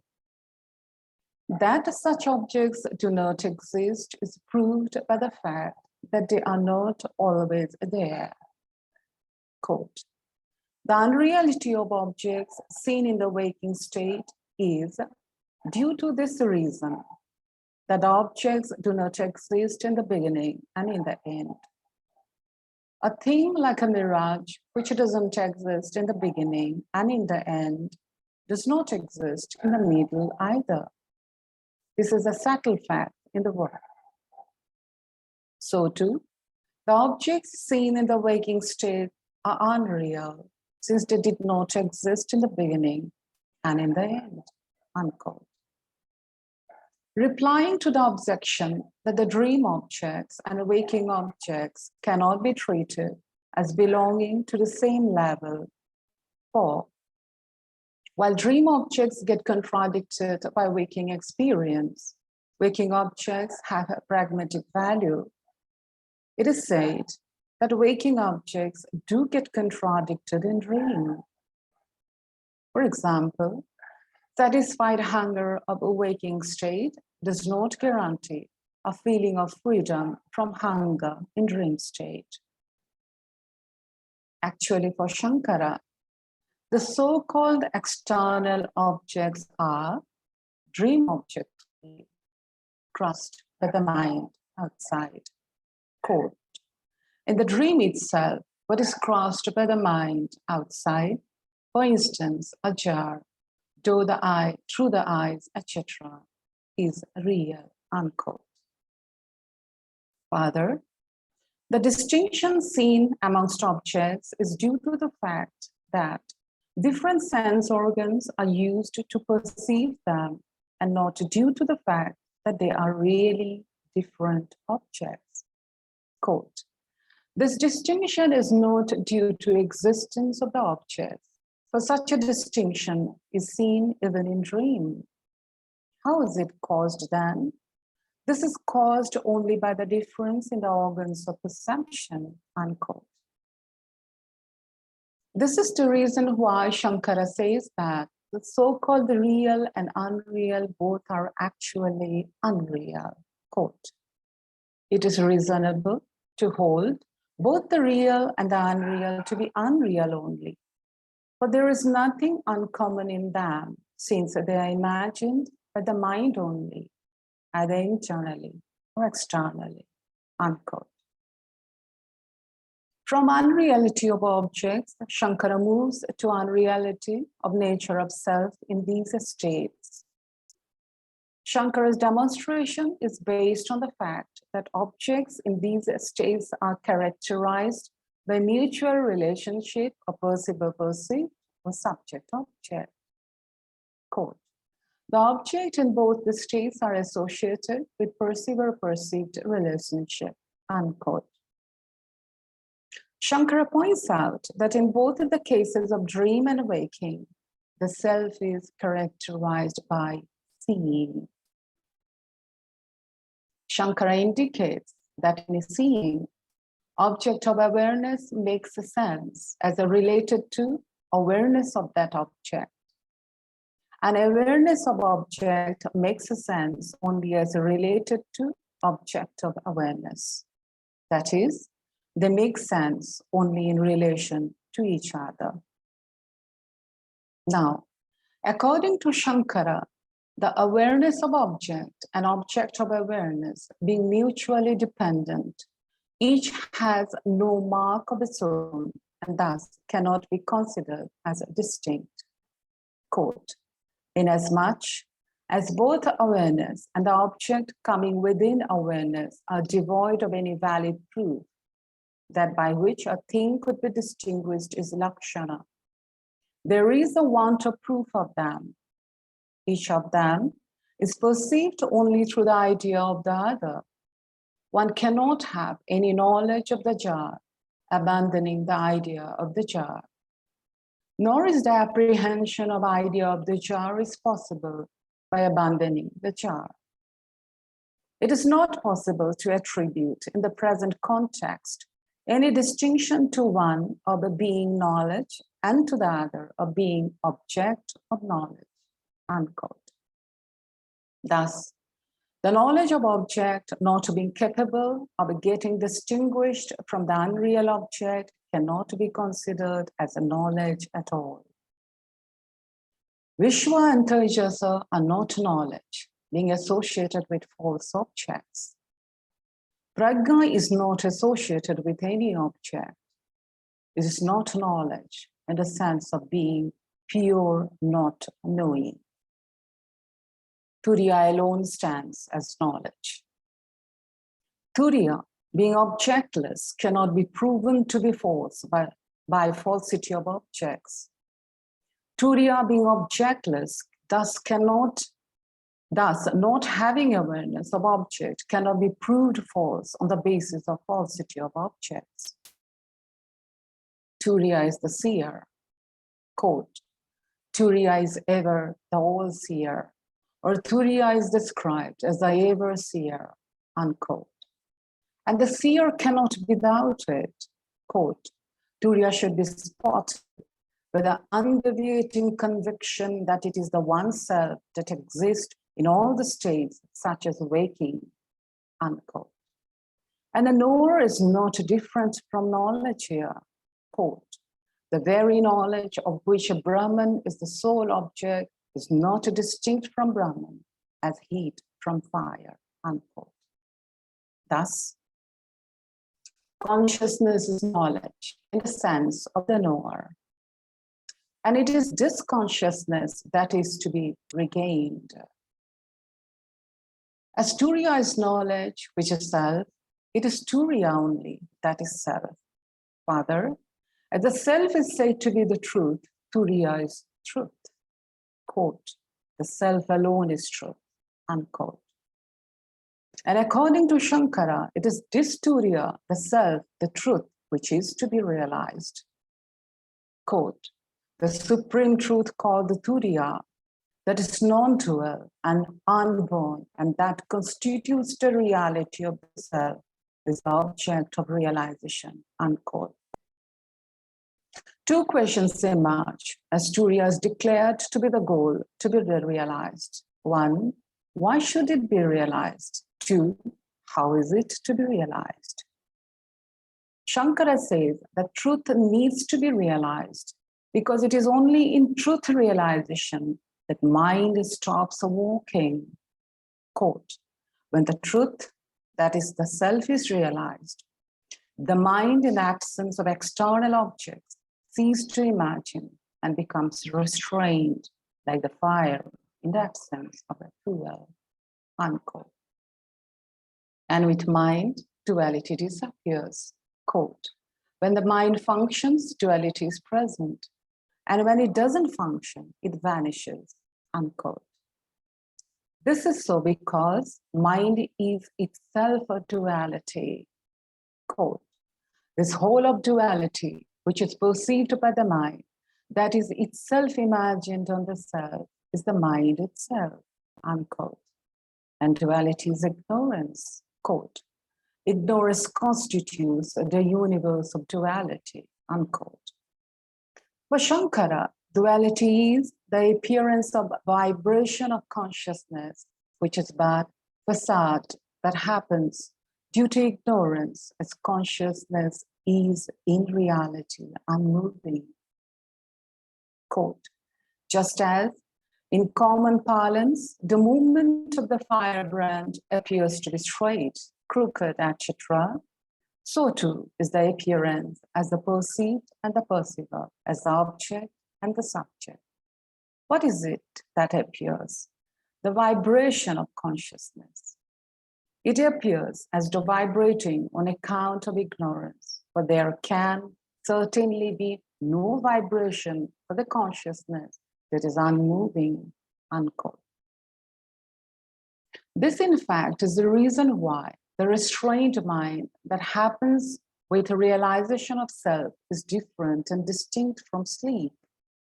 Quote, the behavior of the mind in deep sleep is different as the mind is then under the grip of darkness, which by nature is ignorance and delusion and is also possessed of potential tendencies, unquote. Regarding how truth is to be realized, it is said that it is to be comprehended through denial of attributes in self. Quote, the comprehension of the self that has been declared as, therefore the instruction not this, not this, through denial of all attributes, unquote. According to Shankara, one comes upon Turiya as false are removed. Nothing more is required besides removal of falsity.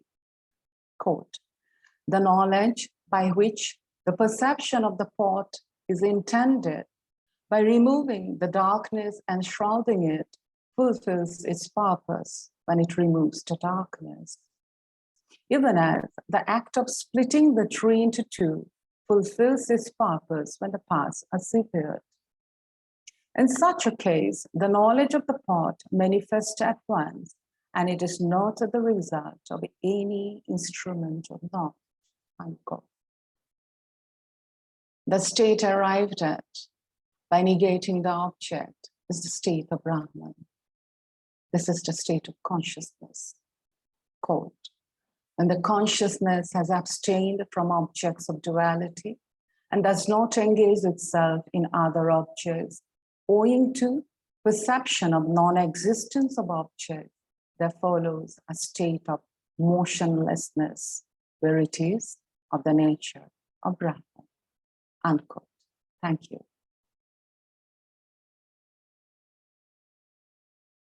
Thank you, Dr. Bora. Finishing in time to have some questions.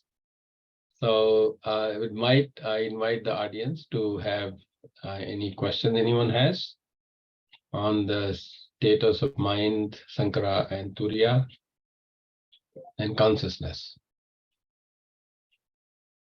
There were some people suggesting that we should have some questions, so please raise any questions that you may have. Oh, okay, go ahead. Pratibha.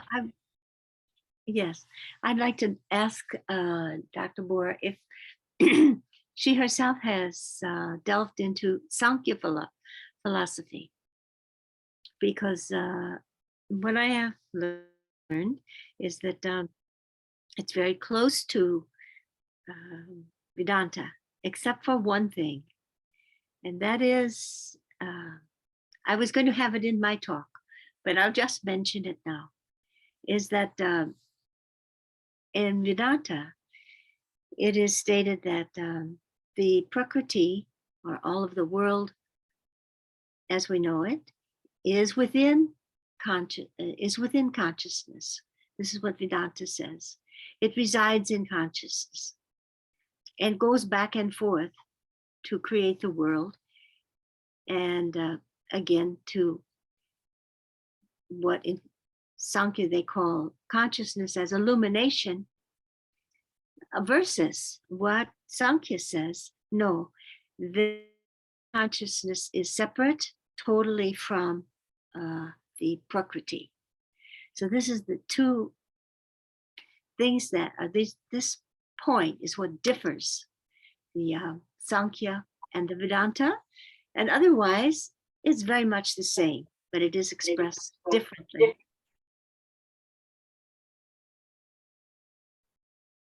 Thank you, ma'am. But I do not think they are the same, because for Shankara, for Advaita Vedanta, Prakriti is actually an illusion. It is Maya, yes. Right? Yes. And it is not within consciousness, rather it appears on consciousness. But while for Sankhya, Prakriti is a second reality which exists with Purusha all the time. But for Shankara, Maya does not exist. Maya is imagined. So yes, there yes, is yes. there Only is a say difference. I agree, right. Yeah. I will go further a little bit more when I talk. Okay, thank you.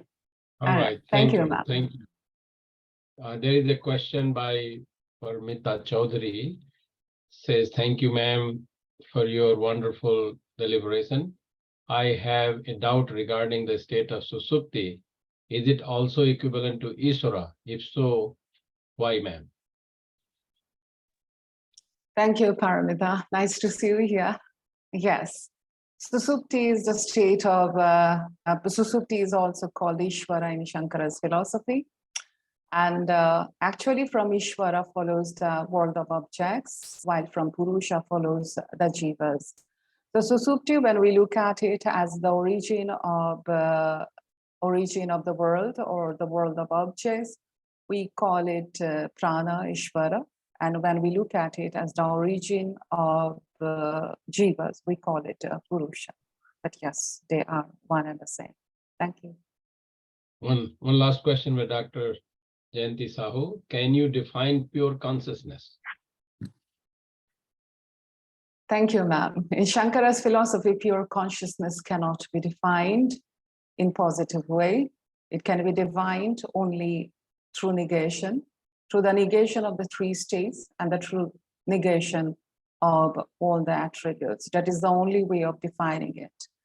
But Shankara also says that the closest positive definition that we have is Sat Chit and not Ananda. He doesn't use the word Ananda. He always says it is Sat Chit and Ananta.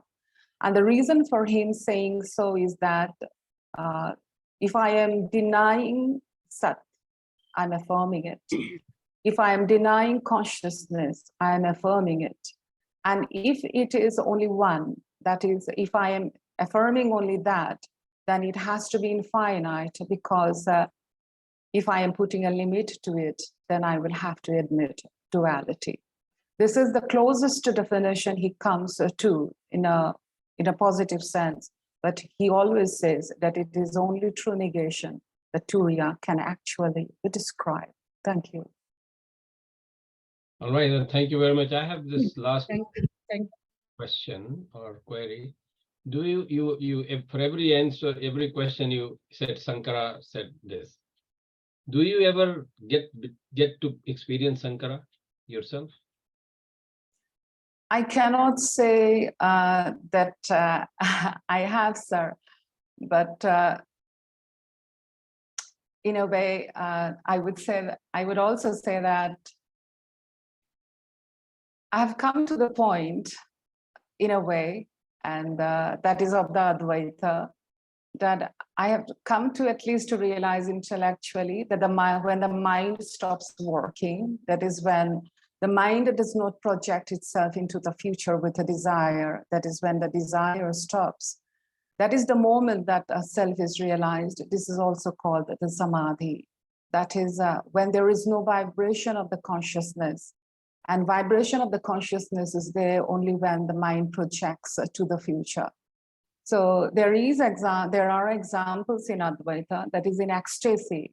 That is when we are not projecting towards the future, when we are in absolute sorrow. For example, if I am a father or a mother with a grown-up child and a child dies, and I don't have anything to expect in the future. So when there is no movement from the right now to the future, when there is, in other words, no desire, when there is no vibration of the consciousness, whatever there is, that is consciousness. Whether I have felt it, I don't know, sir. Thank you. Maybe some. Thank you so much. Yeah, I mean, Thank you. I really very fascinating topic to discuss. Thank you, Because sir. physics people say that things exist only when you observe them. If you don't observe them, they don't exist. From Yes. quantum. So there are good. These are good points to discuss. Thank you so much. Wonderful presentation, and thank you for spending a little bit less time in presenting and giving opportunity for people to interact with you. Thank you. Thank you, sir. Thank you. All right, we will move to the next speaker, which is Munmun Chakrabarti, assistant professor, Department of Philosophy, Assam University in Silchar. Is Dr. Chakrabarti here? Yes, sir. I'm here. Namaste, sir. Namaste. And you are talking about Sakshi and Shakti, a study of consciousness in Advaita Vedanta and Tantra. Namaste, sir. Respected chairperson, sir. And I thank the entire organizing team of Vedanta Congress for giving me this platform, this opportunity. This is the second time I'm participating in Vedanta Congress. And that's a really wonderful experience for me. So the title of my presentation is, as Sir said, Shakshi and Shakti. It's a study of consciousness in Advaita Vedanta and Tantra. As I noticed that most of our previous speakers has already addressed the same issue. So I found that somehow 2/3 of my presentation is already done. So anyways, in my presentation, I'm actually trying to address the very idea of consciousness, concept of consciousness from the point of view of Advaita Vedanta and Tantra. And by Tantra, I here mean basically Kashmir Shaivism and Trika system, which also the other speaker, Dr. Niharika Sharma, has addressed in his presentation, in her presentation. So the reason why I have actually decided to talk on this is because we know that consciousness is the very fundamental concept in Advaita Vedanta, and it is also one of the most important concept in Tantra. And by Tantra here, I mean, as I said, Kashmir Shaivism. And both are systems which accept and that the ultimate nature of consciousness is pure, it is non-dual, it is without any attributes. But here my purpose, my goal here in this presentation is to show that how does the very idea of Shakshi, which is a very unique concept, very, in fact, the central concept in Advaita Vedanta, that becomes dynamic consciousness or Shakti. How does the Shakti become Shakti in Shaivism? That is my whole purpose in this paper, and what kind of philosophical implication it has. So that is my purpose here to address, and at the same time I will try to mark the certain points of divergence between these two systems, and at the same time I will try to show that how we can address the most intricate questions related to the contemporary problems of consciousness with this approach. As we know that in Advaita Vedanta, the one unchanging reality that is indivisible and self-evident is ever-existing self or Atman. And this self is not an entity that can be pointed out as this or that, but the mass of consciousness that pervades everything as the precondition of all our cognition, volition, actions. So consciousness is not an ordinary quality or feature of the self that persists for a certain period of time, rather the very basis of self, the very essence of self. It is universal and unchangeable awareness. It's an autonomous existence that reveals itself immediately without any other condition, and therefore it is considered as self-luminous or Shak-Prakasha. So the fundamental nature of consciousness that makes Advaita position very distinct from other schools, that it is the passive and indifferent character of consciousness. Consciousness is the seer, the Shakshi, who is not involved in any activity, rather it is the disinterested witness of everything that occurs in the phenomenal world. It doesn't undergo any change that the mind and the body suffer, but silently observing the all modification of the internal and external organs. Shakshi is the unchanging consciousness. It is self-aware, self-sufficient, and ever-present. Addressing or describing the very nature of Shakshi, Dr. Radhakrishnan once writes, though this witnessing consciousness arises with the experience of objects, it is not due to the experience, but is presupposed by it.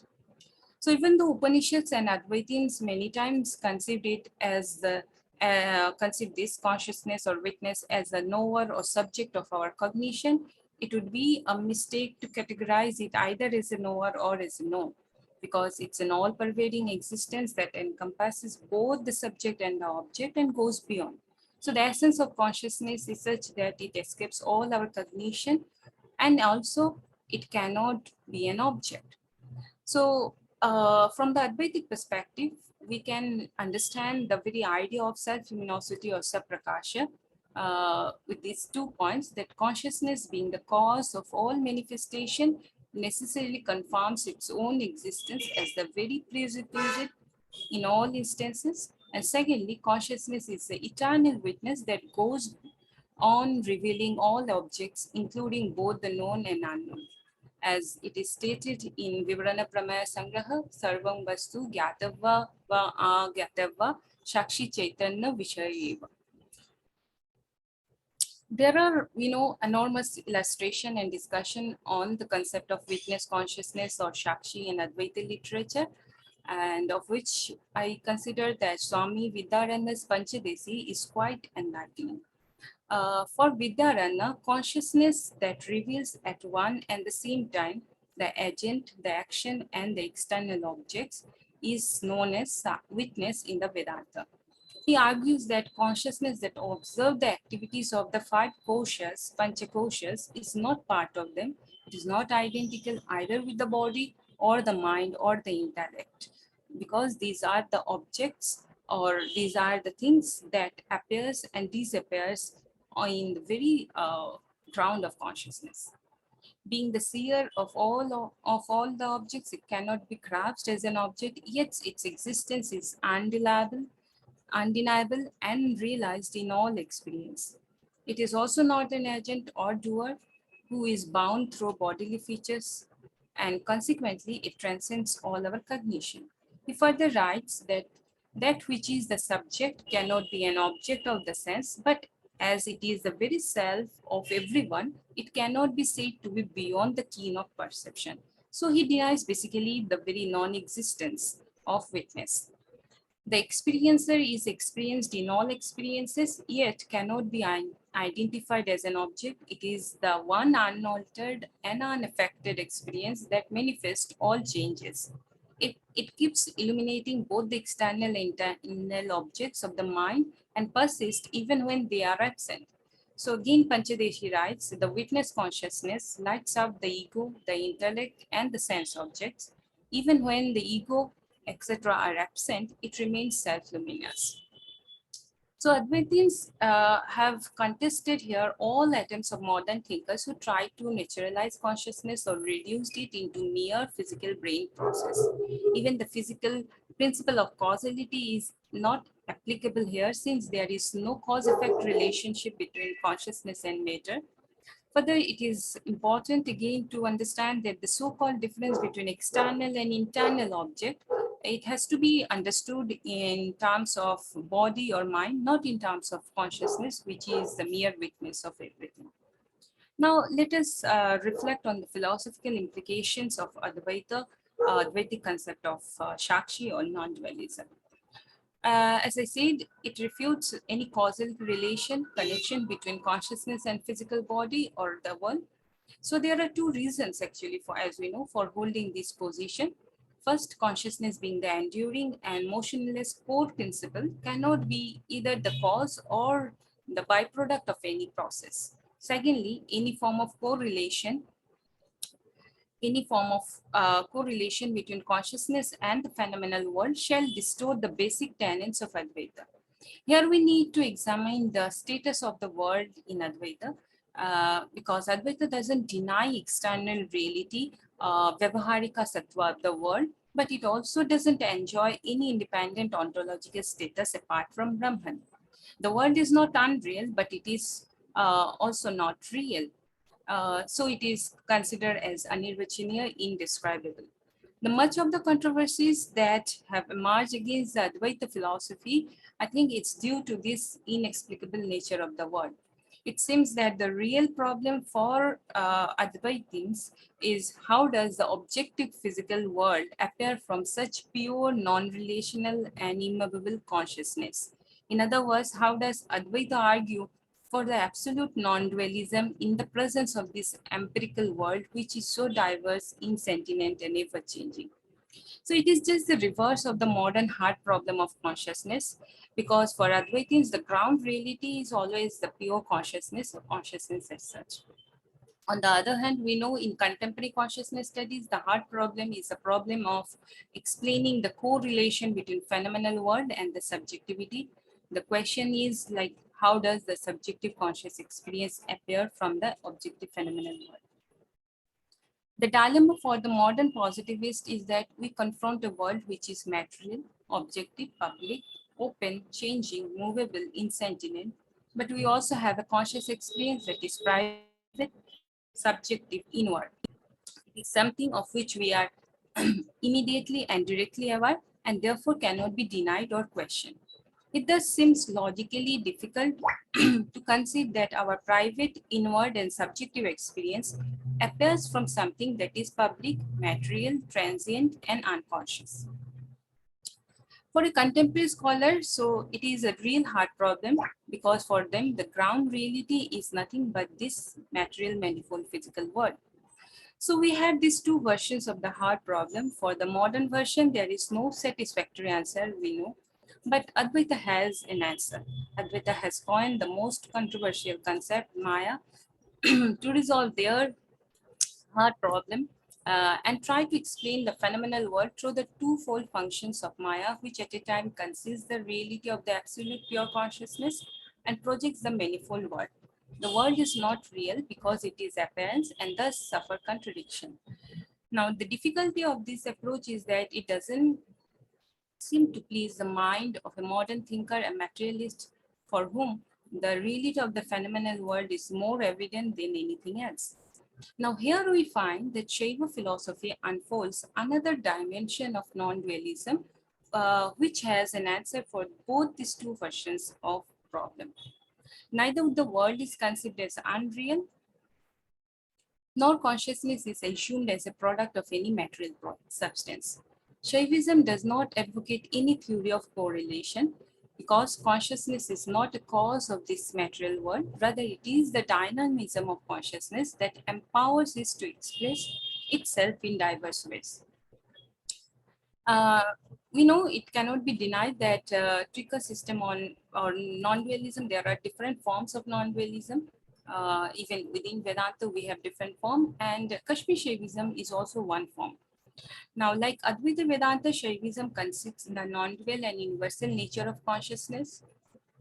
It is not the fragmented episodes of mental state, but the one continuous stream of awareness without any inner polarity. It is universal and absolute bliss. Like light, it unveils its object, and it is thus called Prakasha. However, it is not only self-luminous, it is Vimarsha or self-aware too, which refers the dynamic, universal nature of consciousness, which is known as Shakti in Shaivism.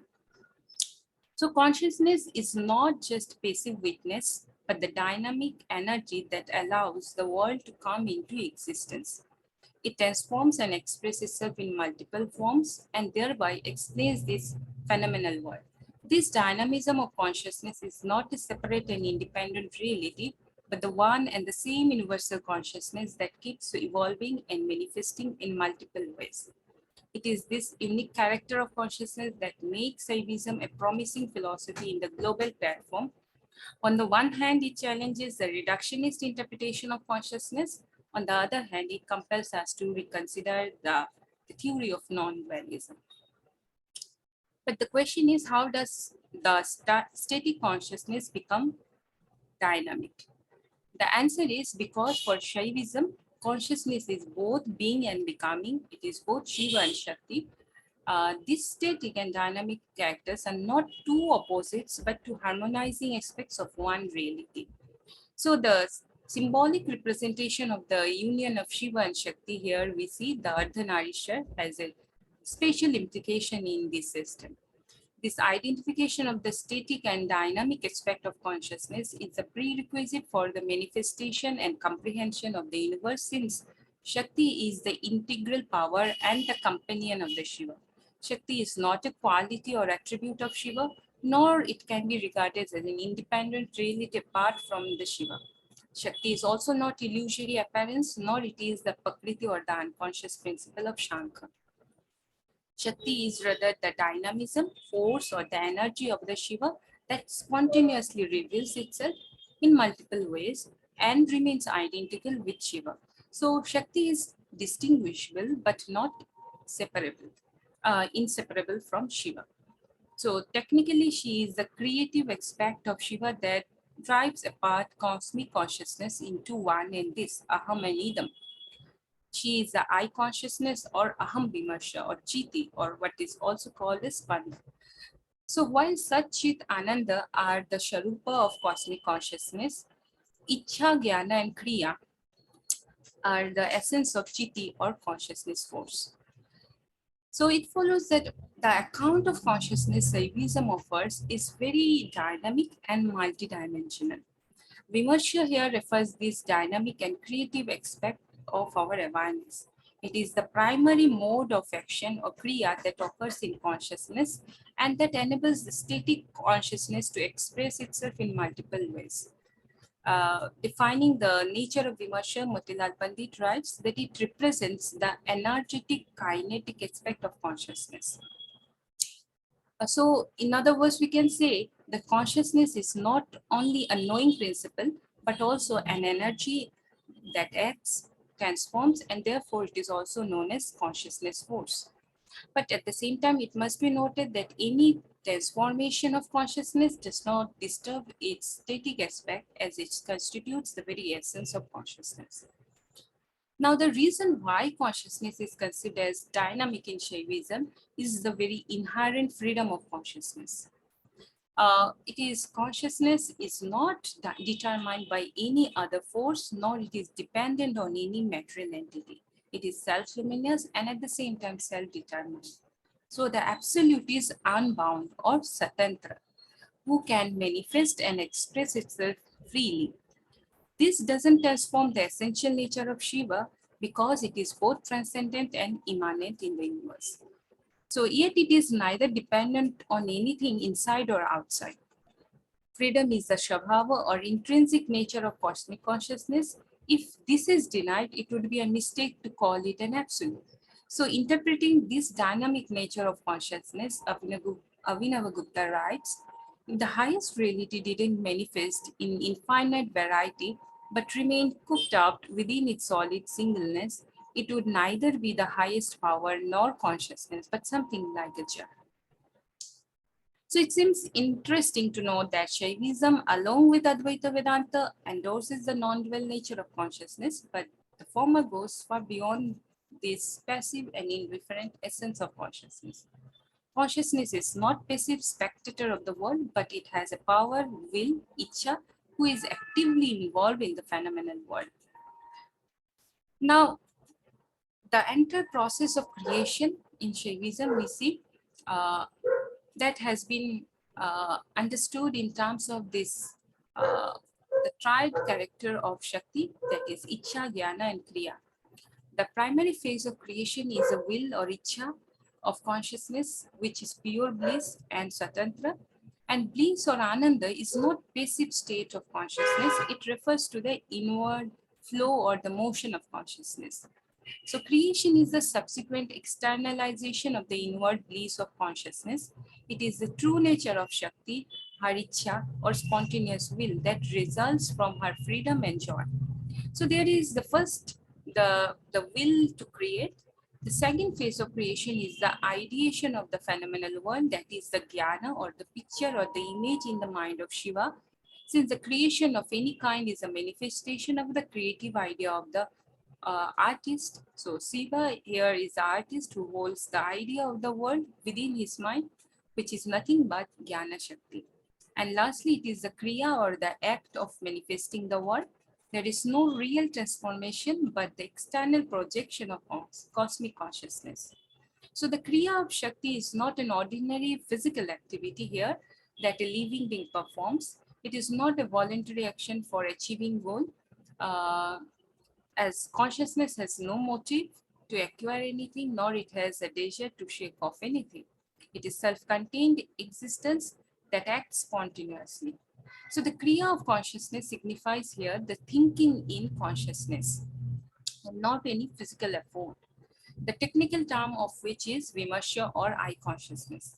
The world appears because of the Kriya thinking that occurs in consciousness as it is seen in a dream.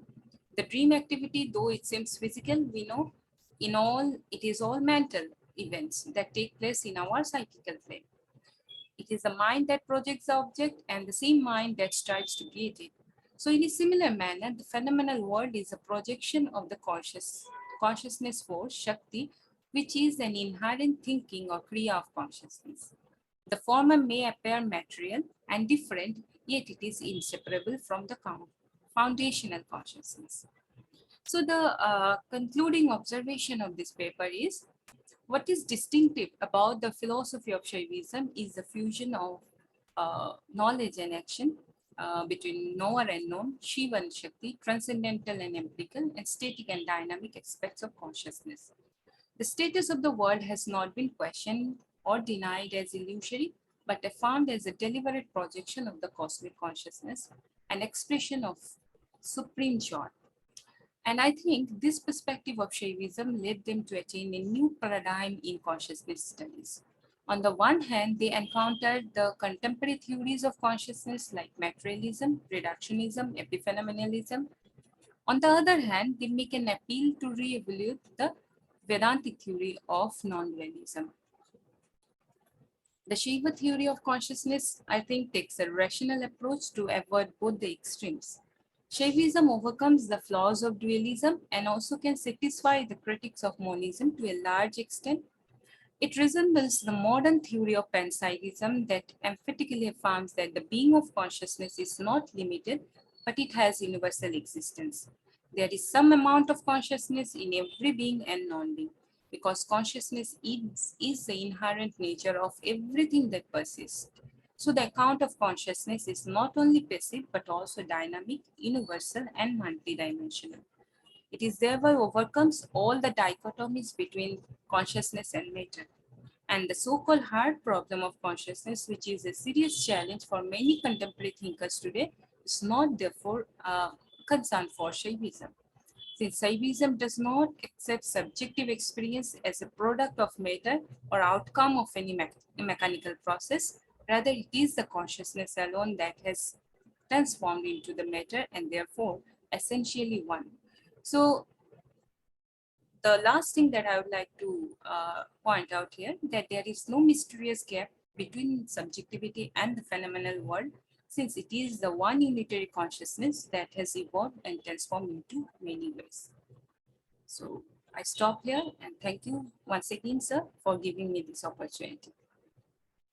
Thank you. Thank you so much for number one, enlightening us with the Sakshi aspect of the Sakti. And but and also that you gave some time for us to interact with you. So I have a couple of minutes. Anybody had any questions, queries, comments?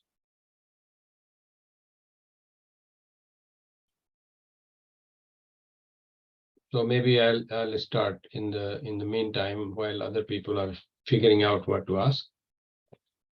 When you say Sakshi, it's, of course, it's one thing to describe, so and so says such and such. But do you feel the Sakshi Bhav? Do you have the Sakshi Bhav yourself, experienced it?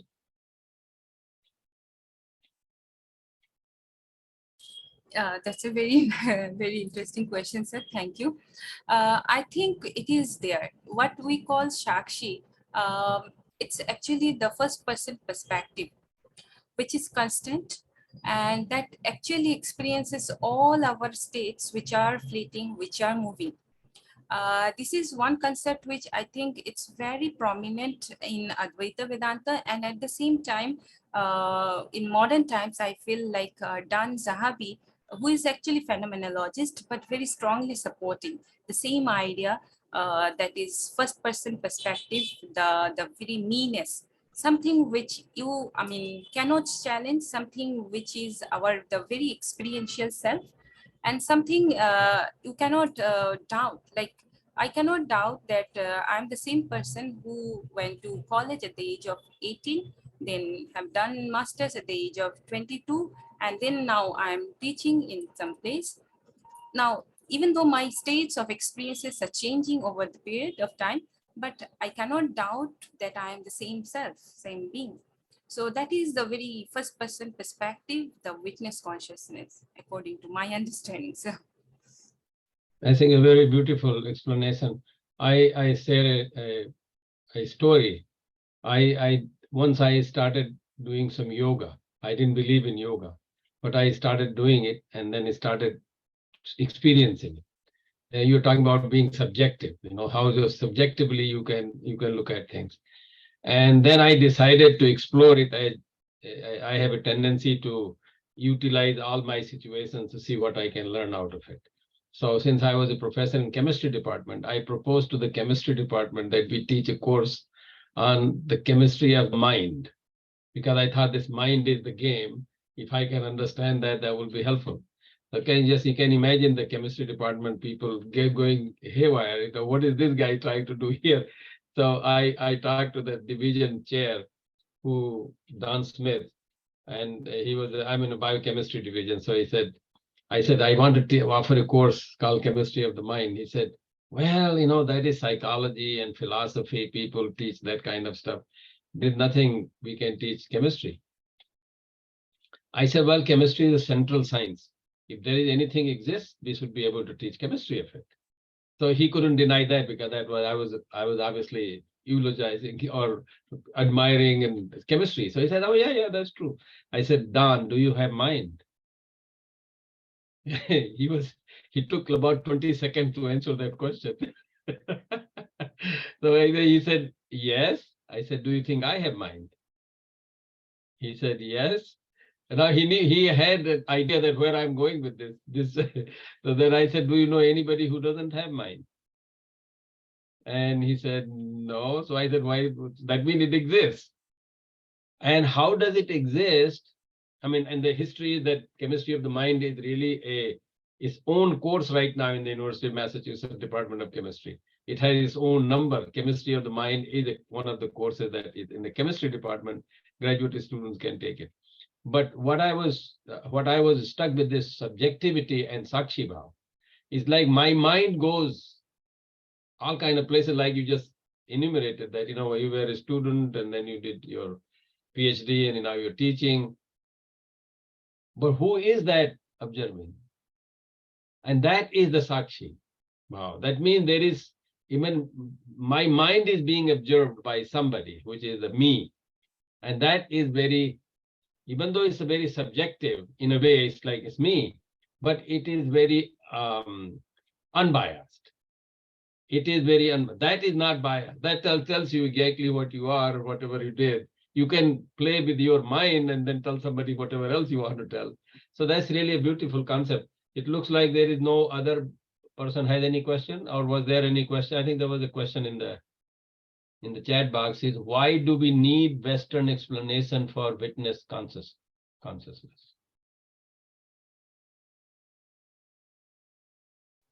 You want to answer that? Yeah, sir. Yeah.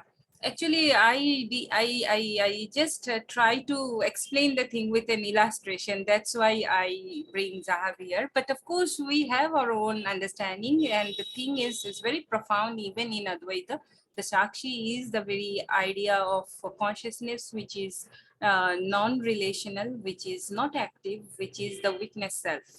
So that's a very idea, the first person perspective, but at the same time, who is detached from everything, who is not with intention, with motive, participating in any of our activities or any of our cognitive process. That's what, yeah, it's true.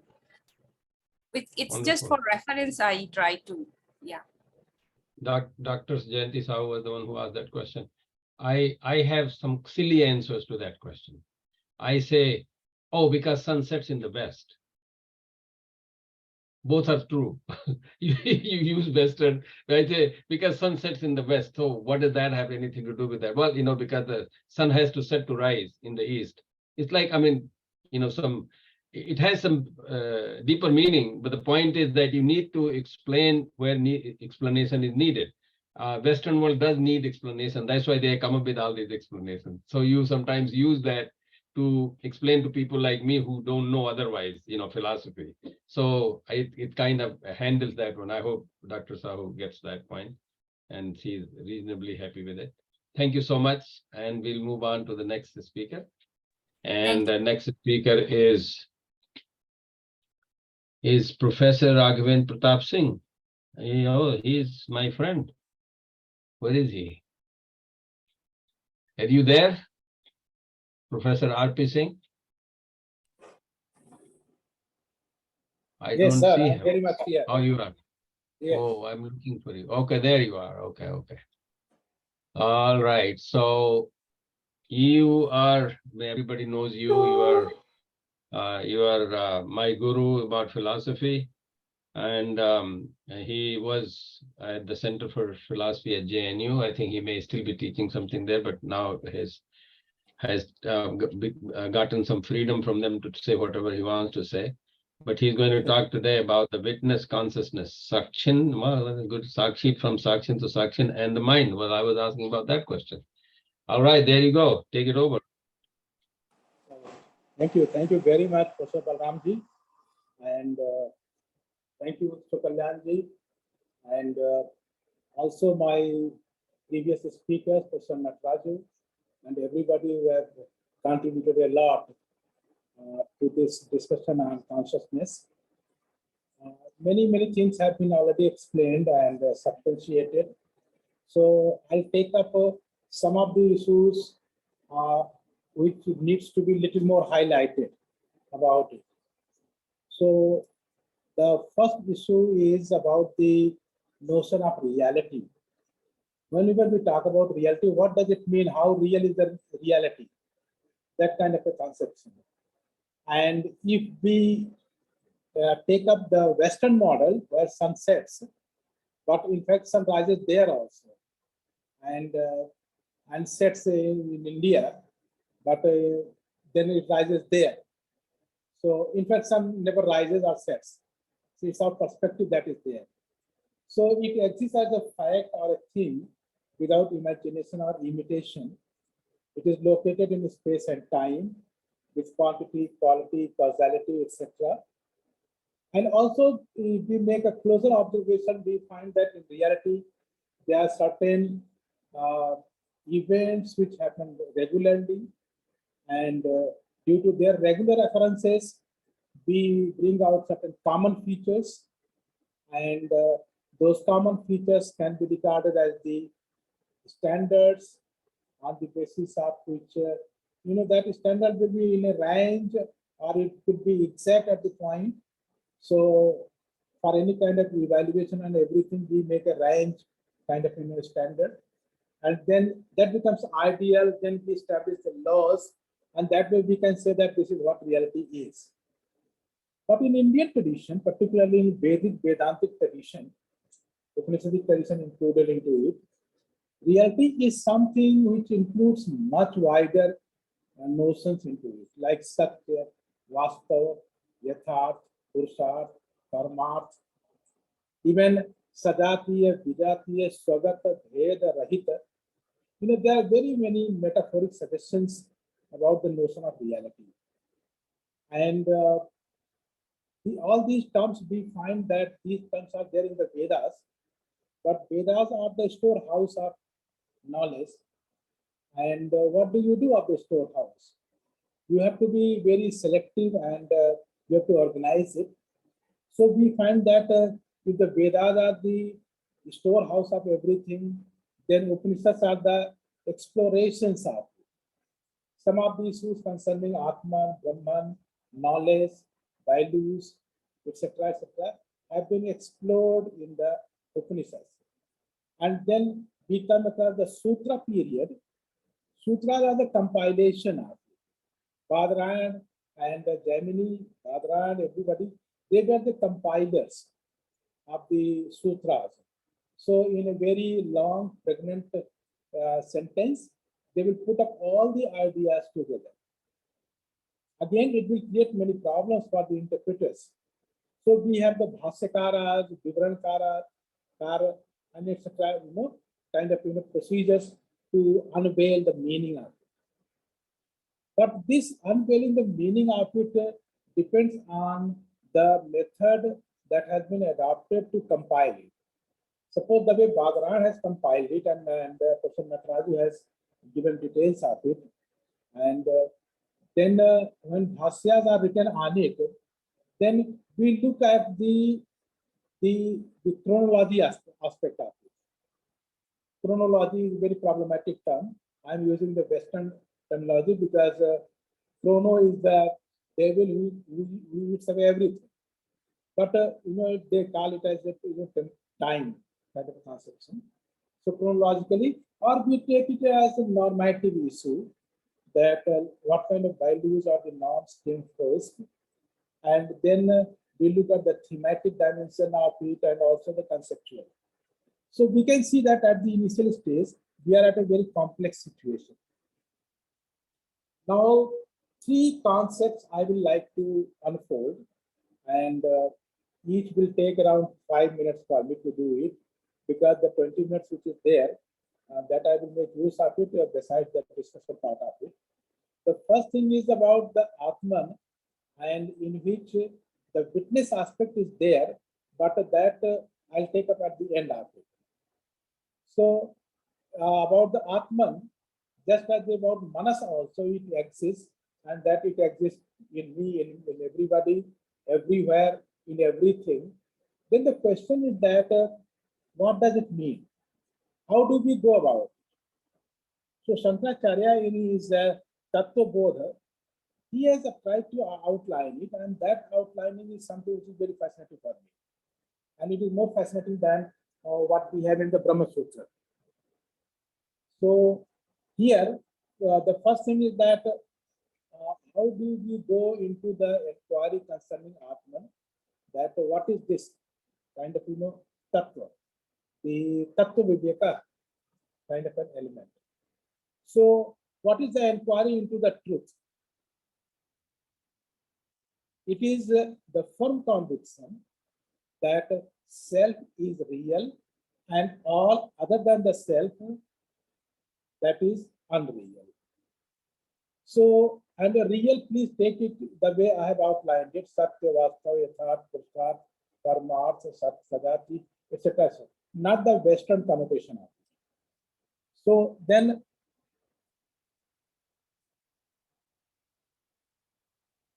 the question arises, what is Atman?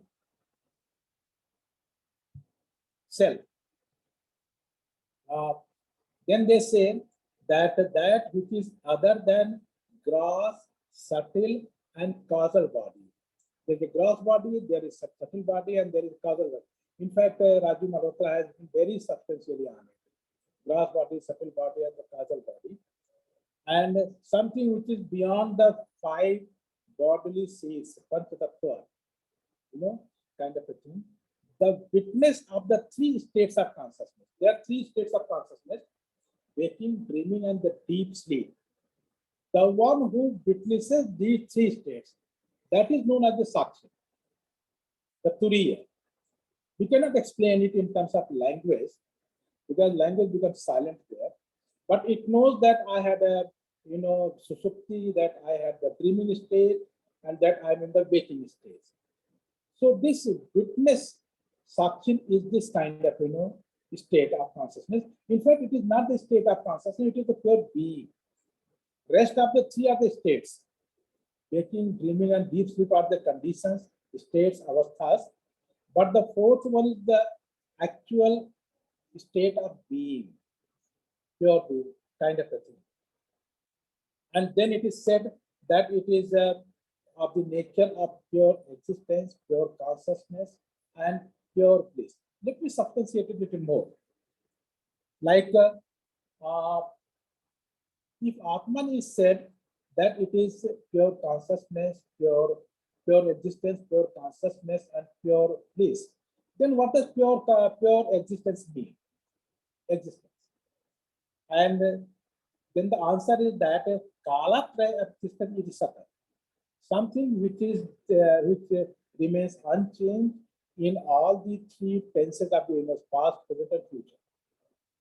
And this is what many of you have suggested, that in the childhood this happens, in the youth it happens, and those who have become old enough, not very old, but still, they remember it, past, present, and that it will be there in the future also. So Kalatraya, 3 dimensions of time: past, present, and future, kind of it. Now the question arises, what is consciousness? Then the answer comes that Jnana Swarup, that it is some kind of, awareness or absolute awareness, kind of thing, that we are aware of it. What we are aware of it, if it goes to the external intentionality, then we go to the phenomenological dimension of it. But if it goes to the internal intentionality, then it becomes the inwardization of the consciousness. That we look how my own is, existence is there. So 2 dimensions are there in the phenomenology, as the previous speaker has pointed out. The intentionality is of the objects in the outside world, but the internal intentionality is of the subject. But this subject is something which is shareable, universalizable in a certain manner. So it becomes that consciousness. Then the final one is that what is Ananda? So it's not any kind of pleasure or happiness, because pleasure and happiness, they all depend on the conditions. But it is something which is unconditional happiness. That there is no object that gives you the happiness. The subject itself is the embodiment of happiness. Now, this is the way that it has been clarified about it. I'll go into the intricacies of it. But before that, there is another term which is very fascinating, and that is manas, mind. So what is mind? How do we mind our mind? So we all know that we have minds. Everybody is having mind. And but what does it really mean? How to articulate about it? In the Shukla Yajurveda, chapter 34, that is entitled as Shiva Sankalpa Sukta, the sixth mantra, manas, it has tried to give an articulation of mind. And this is what is very, very substantively developed later on by many philosophers. So it is said that mind is the source, controller, regulator of internal perception of pleasure, pain, desires, emotions, patience, fear, satisfaction, doubt, well-being. In fact, the terminology goes to many, many such things. I was able to translate only this much so that I can communicate. So, etc. Etc. is a very fascinating term. We put it there because it's open-ended. Kind of. So there is a pain, pleasure, satisfaction, victory, defeat, etc., which is very much internal to us. We get it in the external world also, but deeply it is internal also, very substantially there. There are many people, Gandhi had this example of, or even Nelson Mandela had this, you can enter my body but not the soul, kind of a thing. So mind is still free within the four walls there. So this kind of thing. Now the another thing is that we take organic food, and but in addition to organic food, we need food from the mind, speech, knowledge, language. You know, this also gives us some kind of food, satisfies us, enlightens us, makes us happy, comfortable. So this is something which comes from the mind only. It doesn't come from the outside world. We articulate, we become soft spoken, not arrogant. You know, that is the feature of it. Then manas is having both capabilities of savikalpa and nirvikalpa, looking for the identity and also the differences, kind of it. You know, the mind can create identity and the differences there. So if the table is solid and of the color and of the size, mind can discriminate it, distinguish it, also relate things. So mind takes the help from buddhi. It also takes help from prajna, and it also takes help from saundarya lahari. So knowledge and prajna, parmitas, etc., and the saundarya, they also, you know, give a lot of help for mind to work on it. And this is another aspect of it. Then there are various metaphoric suggestions of it, like mind is like a charioteer, senses are like the horses.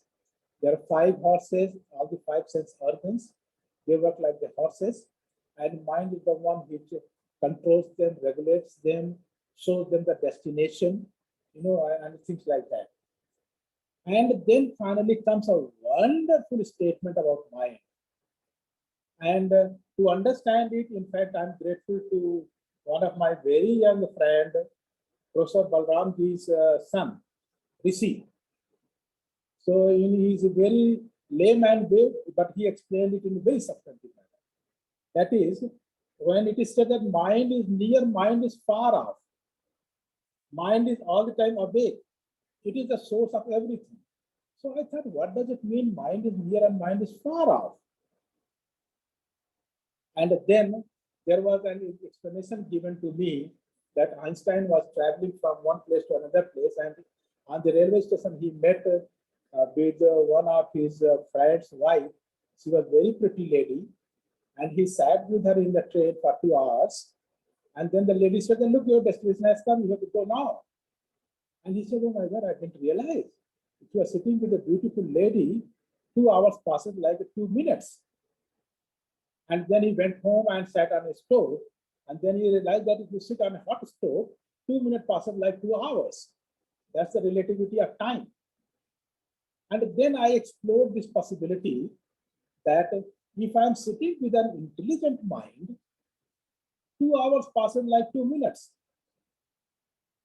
And if sometimes I sit with a dull mind, then even 2 minutes passes like 2 hours.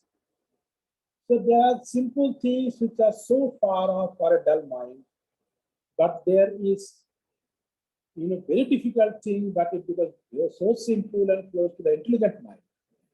So what Rishi suggested is that intelligence moves faster in time, and dullness takes a lot of time. So that way mind is, very much close to us and very near to us, and it is also very far off. And then, of course, there are a number of prayers, as it used to happen in our culture, which has been given to the prayer of mind, that means that mind rest, be in peace and tranquility and harmony, etc., etc., etc. So these are the two issues. One is the searching dimension of it, and the other is the mind, manas dimension of it. But between these two poles, we find that there is a business of what is called knowledge or intelligence, knowledge and intellect kind of a dimension. Let us explore that. How does the intellect operate? Buddhi kind of a thing. That is the theme of this Congress, Vedanta time, Vedanta. For that, what I have done is that I have started with Adhyasa. And Shankaracharya also, in fact, after introducing the theme, he begins with Adhyasa only, the Brahma Sutra Bhasya. And to that part, I'm always very impressed that that comprises only the 20% of the Brahma Sutra Bhasya by Shankaracharya. Rest of the 80%, when you go to the Brahman and Atman, you are lost, because there is no way to come out of it. Once you are gone there, you're gone there forever. But Adhyasa is something which is to be understood very carefully. And here is said that Adhyasa has been usually translated as the apparent presentation in the form of resemblance to the consciousness of something previously observed in some other thing. That means the Smriti Rupa, Paratra, Purvadrishta, Avbhasa kind of a thing. It is also translated as superimposition of the attributes of one thing on another. And then the error founded in the non-apprehension of the difference of that which is superimposed from that on which it is superimposed. So this kind of a conception. Then Shankara has certainly been influenced by Gaudapada, his Param Guru, and the traditional method invoked by him. Shankara makes use of that method. That method is known as, with two operative terms, Adhyarop, that means projection, and Apavad, refutation. This is known to other Vedantis before Gaudapada. Mandana Mishra has in the Vimala Siddhi referred to this kind of a method. I don't want to go to the details of it. Adhyarop is the natural propensity of man to formulate a view of that which is observed. Whenever we encounter reality, we formulate a view about it. It precedes observation. So that means it's not some kind of, Kalpana Koram. It's already having some kind of conception on the basis of which you look at the reality. What reality is there outside, we really don't know. We know it because we have certain concepts. So precedes observation, because observation is not possible without adhyaropa. So we superimpose certain notions and then we see, and then we start working about it. Shankara calls it by the name adhyasa and explains it in terms of being natural, beginningless, and firmly established in common sense. There's nothing arbitrary into it. It's very natural and it's beginningless. And then it is established in the common sense. He further goes and uses the term even avidya also for it, that the fictitious assumption of attributes contrary to the nature of that thing on which something else is superimposed. Through adhyasa, though adhyasa is pervasive at all levels of our empirical life, it is not permanent. Adhyasa is not permanent. It can be overcome by the right knowledge, because avidya is which is the cause of adhyasa, disappears at the rise of the knowledge. I will not use the analogy of rope snake. That is very horrifying example. Vedantists use it and they all understand it. So about it. So it has some of the features like in order to superimpose an illusory object on a substrate, there must be the residual impression of having perceived that object earlier as real. So we already have perceived that there is a snake. We have already seen that there is a rope, and then we find that due to lack of light or something like that, so it appears, the rope appears like a snake, but it is purvadrishta smriti rupa. Then the defect in the object of cognition. So there is some defect. We have not followed the complete formalities about it. Then the defect in the cognizer. The person who is cognizing, he may be having some kind of defect also. Eyesight and all that is stuff. Defect in the instrument of cognition through which you perceive. There are so many issues which are involved into it. And then the knowledge of the general nature alone of the substrate without the knowledge of its particulars. So these are the 5 features of it which help us to understand it. Now the question is that if that be the case, then how do we cognize the objective world? How does our intellect work in the process of, in the knowing process of the reality around us? So here, 2 things have to be taken into account, and this is pointed out by Shankaracharya, that first is that an object should possess generic unity with specific differences. Like an object can be known only when it is differentiated from things other than itself. So that means if we have an entity, we can see the entity if it is different from rest of other entities. Because if everything is the same, like the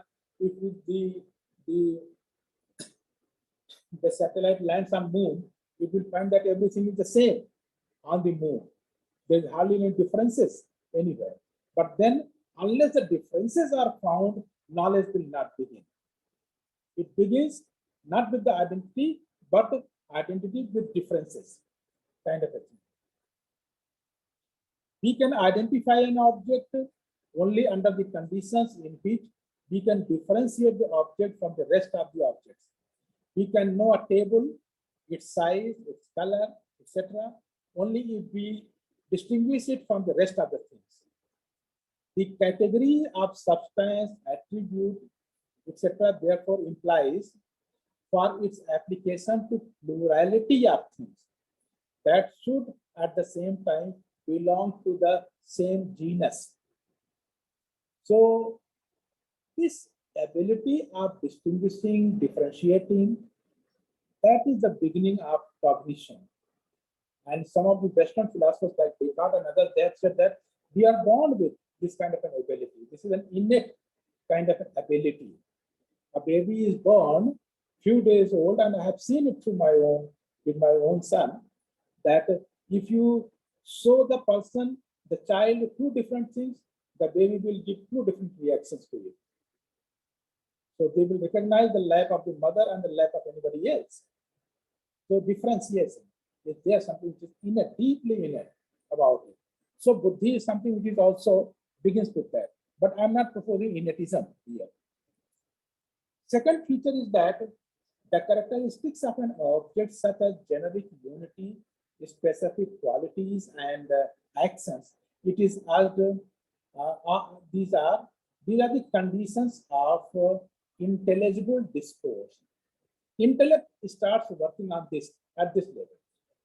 Witness is something else, which is at somewhere else, at a higher level. But intellect starts working with the discriminations of discrimination.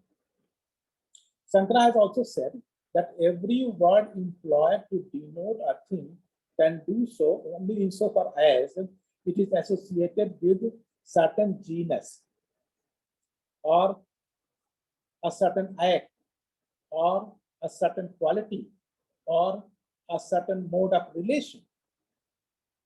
Modality here means the actions kriya kind of a thing.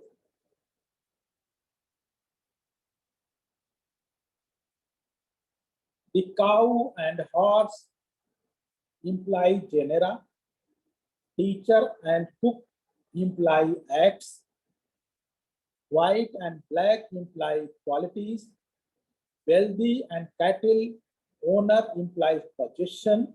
So there are so many ways that you can articulate it. This is written in the commentary on Bhagavad Gita by Shankaracharya, chapter 12. In this case, if one thing is distinguished by the other and therefore it is necessarily limited by the other, it must be remembered that both must belong to one class. Because differentiation is only then possible. There must be ek jatiyani, as Shankara puts it in the commentary on the Taittiriya Upanishad. Now here we come to the Antakara. I'll take only 3-4 minutes, Professor Balramji. And so because when you look at, become apprehensive about the time constraint. So that's just only 3 minutes more, 3 slides are left. So consciousness of human beings, we have to begin with human body, that is the vital force, the senses, the Antakara. The internal organ, particularly known as the mind, endowed with buddhi or intellect, with the Antakarana, the I. The Antakarana is material and it requires the witnessing act of the spiritual force, that is consciousness. The sense organs can work properly under the close relationship with the Antakarana, which in turn has to be guided by the consciousness. In his commentary to Brahma Sutra, Shankara refers to I and thou problem in the Adhyasa Bhasa. That is Asmat Yusmat problem. It's a very popular one. Asmat is the self and Yusmat is the other than the self, in which comes the mind, senses, body, things, and the things of the world. Any claim regarding a formation or negation made for anything in the world presupposes evidence provided by the consciousness by means of the pramana. So pramanas also play a very important role in it. Not only that, even the ultimate presupposition of pramanas, perception, inference, verbal testimony is provided by consciousness. Given the consciousness, all pramanas operate. Absence of consciousness, no pramana can operate. So this is the kind of bold decision. And after that, we come to the avastha traya, which has already been explained by at least two such speakers, 3 speakers before me. So I will not go into the details of it. But the 3 states, they imply the Antakarana, they imply the Adhyasa aspect, they also imply the cognitive aspect, intelligent aspect, everything. But the 4th one, the Turiya aspect, is something which is the actual witnessing self. And where language doesn't reach, it becomes something where even it is a matter of anubhav only. cannot be known in terms of subject and predicate, and but it becomes a subject matter of anubhava. Turiya is a state, in fact, where consciousness is left to itself. It is trans-empirical, trans-rational, trans-linguistic. The seventh mantra of the Mandukya Upanishad says that Turiya state could be a mystical state. Through meditation, one can realize it, get the anubhava aspect of it. But it is adrishtam, avyavharyam, agrahyam, alakshanam, achintam, shantam, shivam, advaitam. Various terms have been used for it. It is at this stage that Atman is to be entirely identified with Brahman.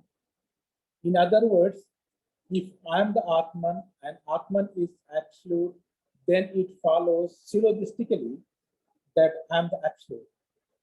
I'm Brahman, I'm Brahmasmi. There are some more slides. In fact, Professor Balramji had some experiments about it that I will not go into the details of it. And I stop here with many, many thanks to everybody, the chair, and if the questions are there, I will be very happy to address those questions. Over to you, Professor Balramji. Thank you. Sir, I have a question. Sarunisa has a question. Yes. Thank you so much, sir. It was such a wonderful presentation. And in this presentation, you have given a brief introduction of whole Advait Vedanta philosophy. So it is so intriguing and amazing. So I have a very, as my paper is on artificial intelligence, so I just wanted to understand how your stand on that related with Adhyasa. So Adhyasa, you have said that it is something which is very important in Advait philosophy, because with the help of Adhyasa and Maya, they try to explain the reality of the world. And at the same time, they are saying that the whole world is Maya. It is created by Maya. It itself is illusory. Now, the world in which we are living, we are facing so many problems, and especially in the present context, the problem is, arises from artificial intelligence. Rajiv sir has already talked about. So how could you answer this question? Can we escape from the problems which we are facing just because saying that it is the world is created by Maya, or do we have some other solution from Advait Vedanta for this? I Thank just you. want, yeah. Thank you. Thank you. Thank you, Darren. So wonderful. So first thing is that in Advaita Vedanta, and in fact in the whole Vedanta tradition, there are three levels of reality: Vyavaharik, Pratibhasik, and Paramarthik. The difference is only of the degrees, not of the kind. So even the Paramarthik is not completely separate from the Vyavaharik, but that it is something higher, more comprehensive, more illuminating than what we get in the dreams or what we get in the waking stage. And this kind of a thing has to be kept in the mind, that difference is only of the degree, not of the kind. So the Vyavahara matters a lot. In fact, Professor Dayakrishna used to say, and he has applied Adhyasa not only to the study of something like rope, snake analogy and everything else, Adhyarop and Apavad, to the historical events also. That there is historical superimpositions, there are cultural superimpositions, there are linguistic superimpositions, all that stuff.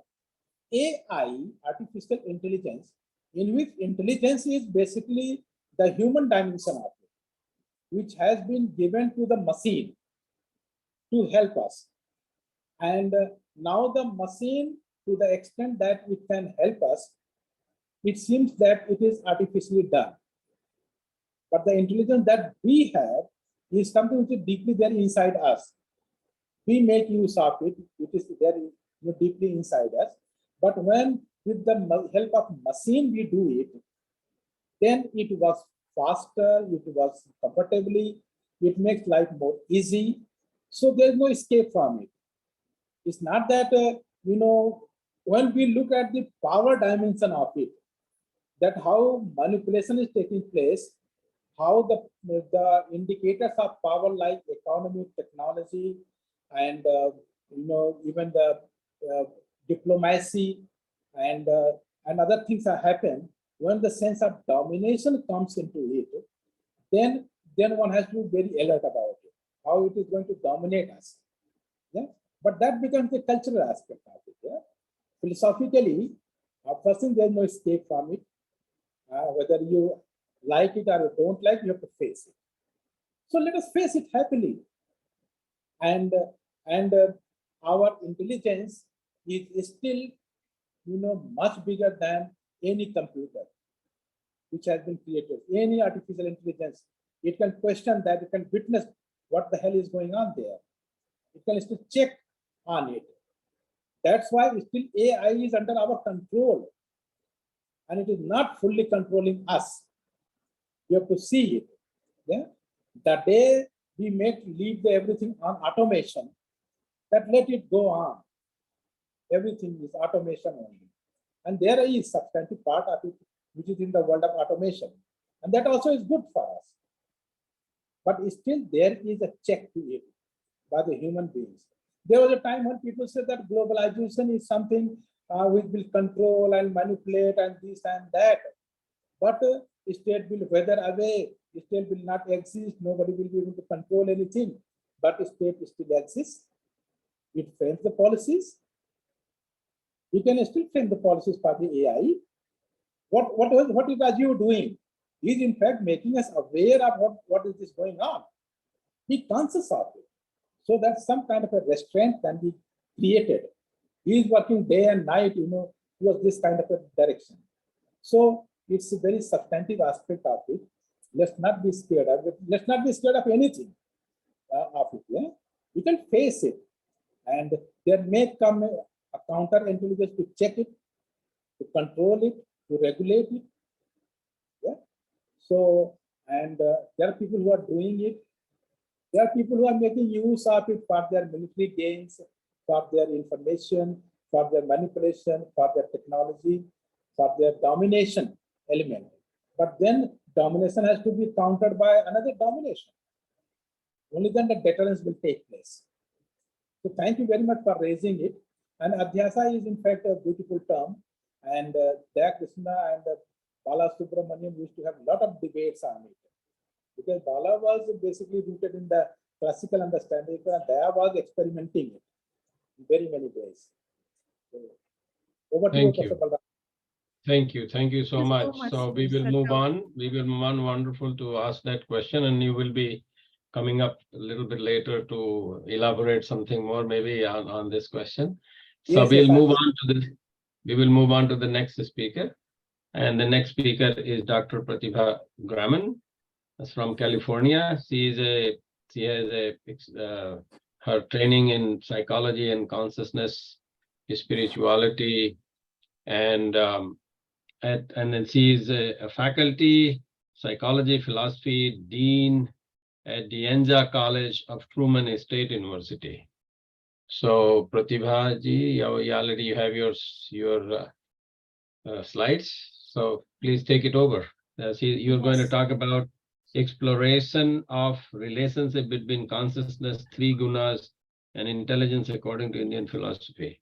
You already have spoken some of it earlier in your questions, but maybe you can go ahead with the, maybe have about 25, 26 minutes for you. Sure, thank you. Yes, I do have some slides here, so we'll put them on. And does everything look right to you? I think. Yes, it does. Slides, and maybe you can see me also. Yep. Okay, so my aim in this presentation is to show how intelligence can be increased. And this actually is a very important era to consider this because of the AI, and people will feel very threatened about their abilities if all the machines are making all the decisions. So the combination of consciousness, the three gunas, and intelligence. How are these related? Well, it is the consciousness that increases as one increases their, I guess you can say amount. I'm not sure about the word amount, but increases intelligence. It increases perception and ability to have intelligence about what the whole universe is about, even to understand more about AI. I mean, without consciousness, actually, there is no life. The really simplest way you can get clear about this concept is that we have a body and we have a mind, but it is only operative, it only has life because we have access to consciousness. And the reason I say access is that it's different, completely different. Consciousness, in other words, is completely different as a principle of the universe versus the principle of matter, or the principle of Prakriti versus the principle of consciousness. There's so much to say, to explain, but this is the concept that makes this idea clear, that these two are separate. But it is like, to explain consciousness first, we have no image that we can give, because it doesn't have anything there's nothing about consciousness that you can see, but it is the one word, it is illumination. In other words, it illuminates everything in the world of Prakriti so that it has life. So the best word is one thing, it is illumination itself. I'll give a simple question just here. Whether it's a person or whether it's a plant or a tree, it does not progress or have development without consciousness. In other words, consciousness, you could say, also is life. It is the life principle itself. It is, as I said, it is the life principle and its illumination. So the aim of this paper is to describe this relationship. And delving into the details, it is observed that all of nature or matter, whether inorganic or organic, varying amounts of consciousness, and the three gunas and intelligence are present. So everything has different amounts and different degrees.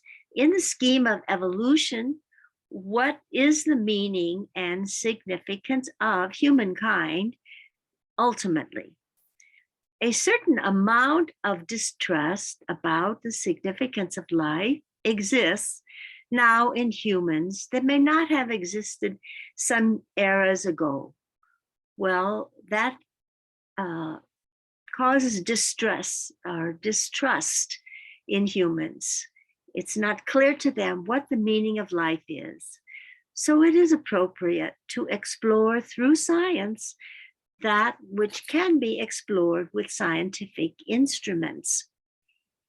However, all these instruments belong in Prakriti. They do not they do not belong in consciousness, because in fact, consciousness has nothing in it, nothing at all. So simultaneously, it's important to remain open to the energetics that indicate cosmic life, which cannot be measured with the material instruments of science. And so here is where the exploration of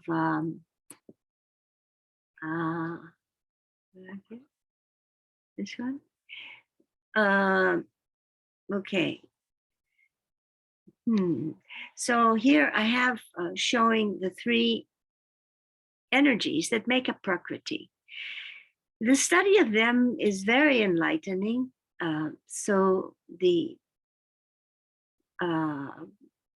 guna, which is a sattva, is the revealing part that gives us clarity and other things I will mention. The second guna is not necessarily second. I would like to introduce it this way. The opposite of the first guna, or the opposite of sattva, is tamasic. So the tamasic is the opposite in that it is darkness and it is veiling. What is really important to we humans is the qualities that belong to these. And later I have some lists that show the qualities. Besides that, a person can make their own list that show the Pratibha, tamasic. your slides are showing outline right now. Is that what you want? They shows, it says outline, not, I mean, is that talking about three gunas? You have another slide? Oh, I was thinking of this, this. Yeah, okay. Oh, here it Yeah, is yeah, now. Oh, okay. Yeah. Oh, sorry. Yeah, thanks. Right. So Thanks. one more click was needed here. So the way these actually operate, if you look in some of the scriptures, they are talked about definitely clearly. The sattva and the tamasic are opposite, and what makes them work is the running between by the rajasic. So the rajasic pulls from the sattva toward the tamasic. At the same time, the rajasic pulls from the tamasic towards the sattva.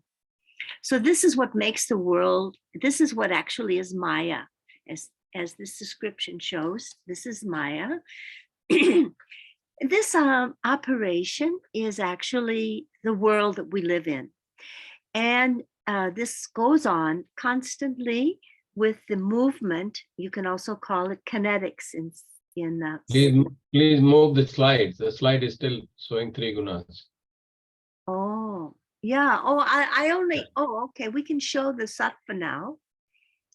I wanted to just see the three gunas to explain it. But anyway, sattva, I don't want to read all these, but I'll read a few. So it's luminous in nature of itself. It is virtue, goodness, intuition, self-awareness, awakening of the soul, enlightened awareness of others and surroundings, self-control, firmness, truth, and all the rest of these. Should I read all these? No, you don't need to read. I mean, just whatever you want to say, just slides when they are in out of order, you were talking about something else and slide show something else. That's the only thing. Yeah, no, actually, I was not talking about something else. I have only the picture of the three gunas, but I want to talk about how they work. I don't have a slide about how they work. I think maybe that's the issue. Using this whole system is a little complicated. I've not used this before. So sattva is all the pleasantness in life that everyone wants, just like is listed here. Patience, intelligence, balance, strong will, stability, forgiveness, noble. It's all of the qualities that everyone would want to have a nice life. And these are necessary. Here, I want to say that sattva is the guna that is closest to consciousness. So how does this work? A consciousness doesn't do anything except shower its light or shower its illumination. The way it comes to us is all about the combinations of the three gunas. And there is a dominance available. I think I have this on another slide to read. Let me go to the, I don't know what happened here. So I do have it somewhere, but here the three gunas work like this. One is always dominant and the other two support. So if we have an action, let's just say writing a paper. It is a sattva idea that we might have, right? The action is carried out due to the rajasic. And the final thing is something that is tangible and it has substance, is the tamasic. But this is just one example. These gunas work continuously. This is a concept to remember because in our minds, we always have motion, and this is what people want to do. They want to control that emotion, or they want to stop it. And this is actually what is necessary in order to gain more consciousness. With the gain more consciousness shining on a person, the intelligence is increased. But remember, with the sattva working, there has to be the right proportion of rajas that supports it and the right proportion of tamasic. Now, in the cosmic world, we cannot change how these three gunas are operating, but we can change them in our mind. And that's what it's all about, to bring our mind to the state where the sattva is increased, which happens in meditation. So this is what the whole thing comes to, is that the meditation is required, and it increases the sattva, and it becomes closest to consciousness. The consciousness showers whatever is happening in the person. I want to give another example in that. If you have a flower that's growing and one that is decaying, or even with a person's, but let's just take the flower. It is growing and it is a sattvic, beautiful thing. However, when you see it, it is because consciousness shines on it. We have the ability to see it. But consciousness likewise also shines on the flower that has already died, or it's dying. It has changed to that position. Consciousness makes no differentiation between shining on the good or the bad. To make ourselves all that we need to be, we have to do the whole job. And of course, it's our mind and our bodies who have to do all this. To take a little bit of time to go to the mind, there are three parts as it's explained here. There is the manas, which collects the data, worked upon by the intellect or the buddhi to give analysis of it and explain it in depth. And the ego usually carries out the explanations or the wishes by the intellect. The explanations are given, and the ego has to say yes or no.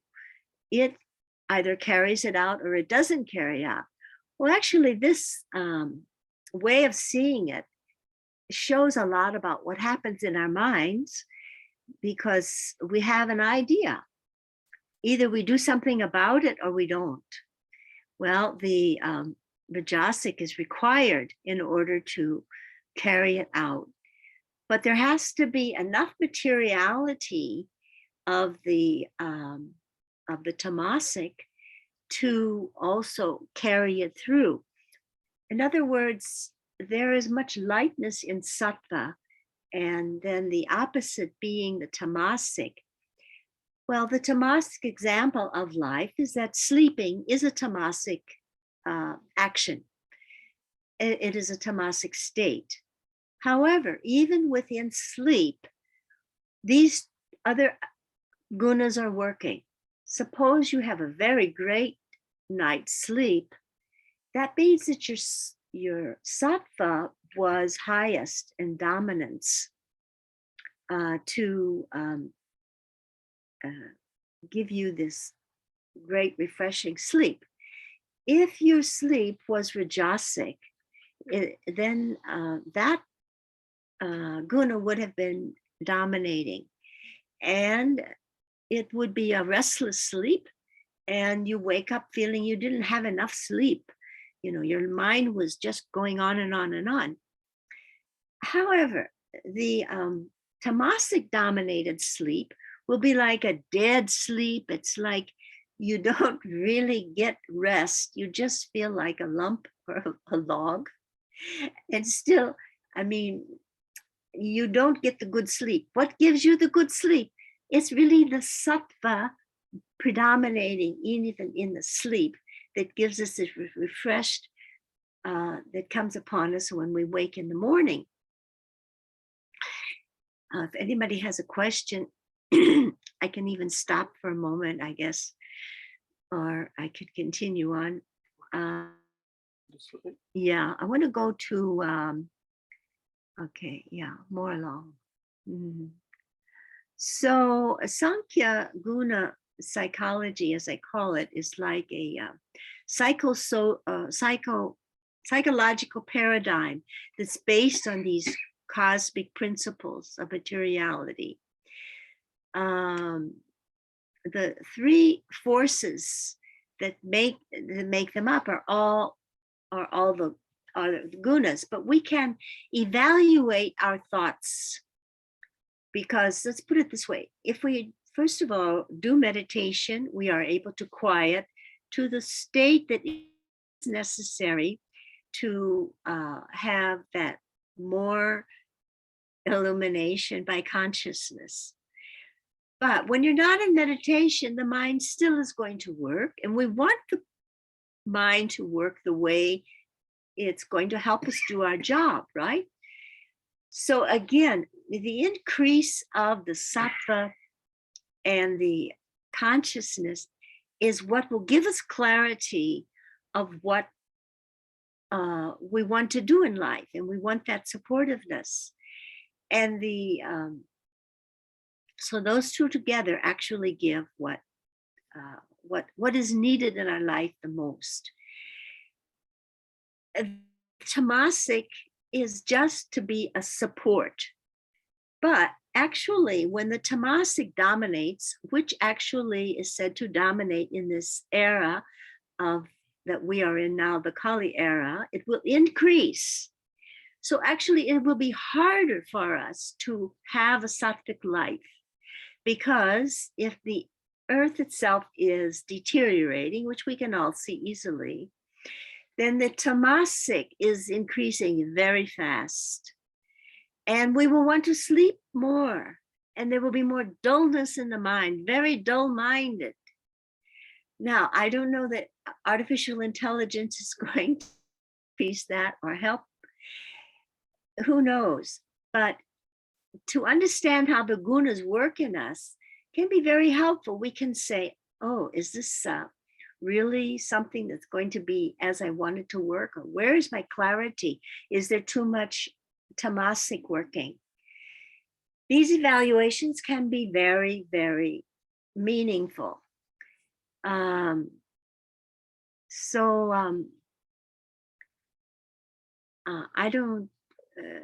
want to make the point in science that, first of all, I want to make the point that the three gunas are responsible for the roll down, as I would say, or the rollout of the whole universe. Because first there is consciousness, and first there is prakriti. They are eternal.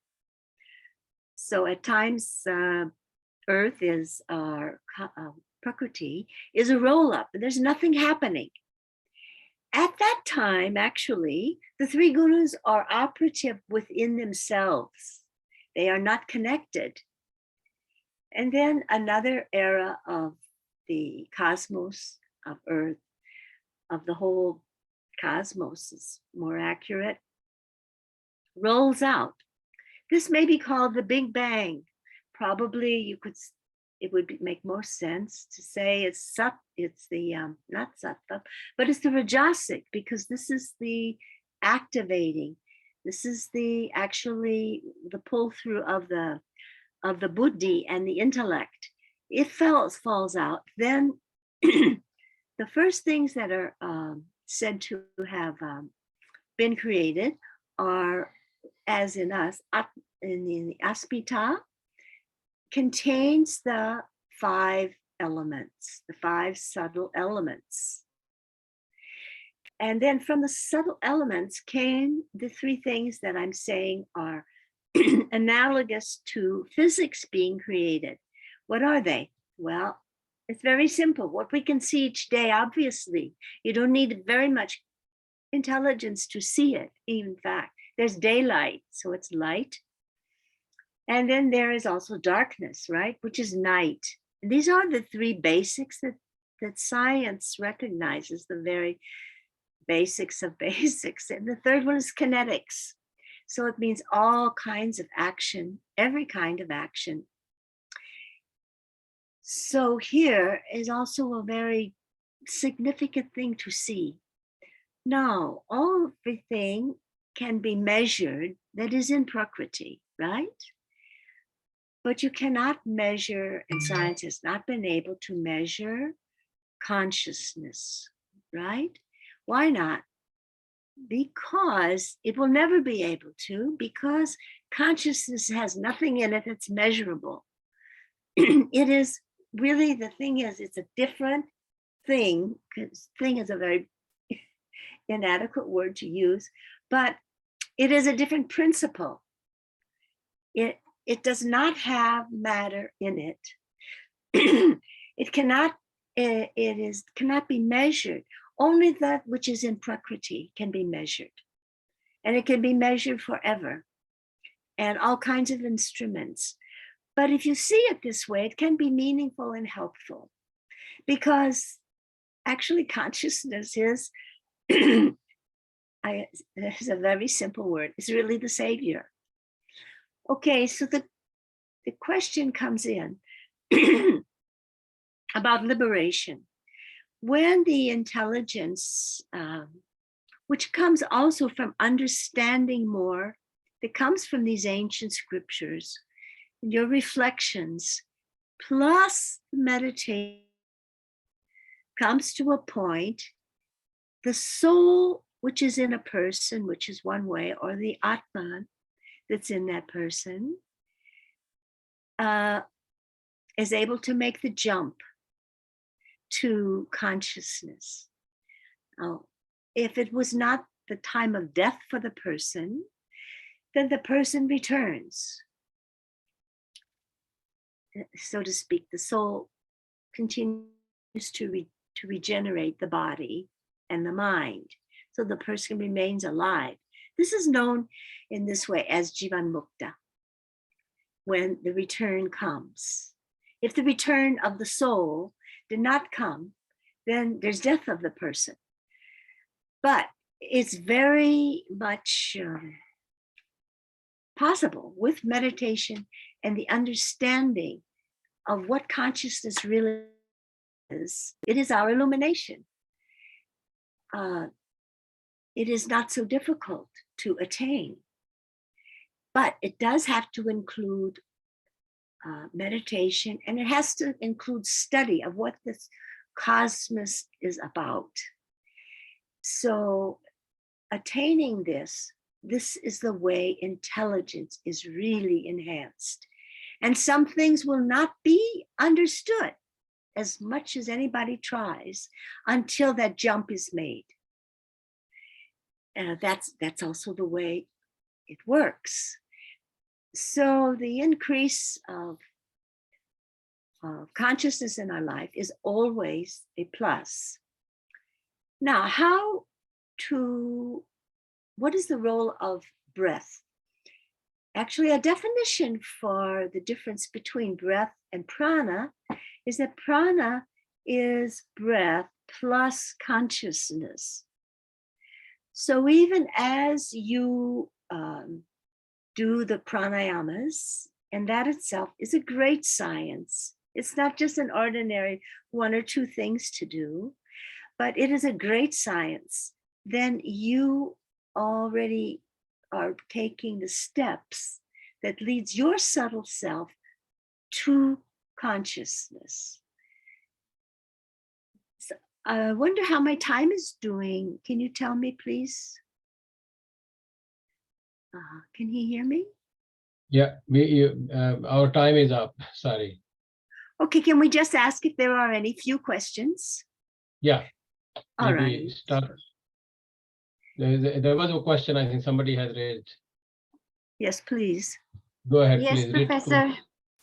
Oh, thank you so much, Professor. I have thoroughly enjoyed your lecture because it has been on the very, very similar lines that I have been associating myself with my philosophy.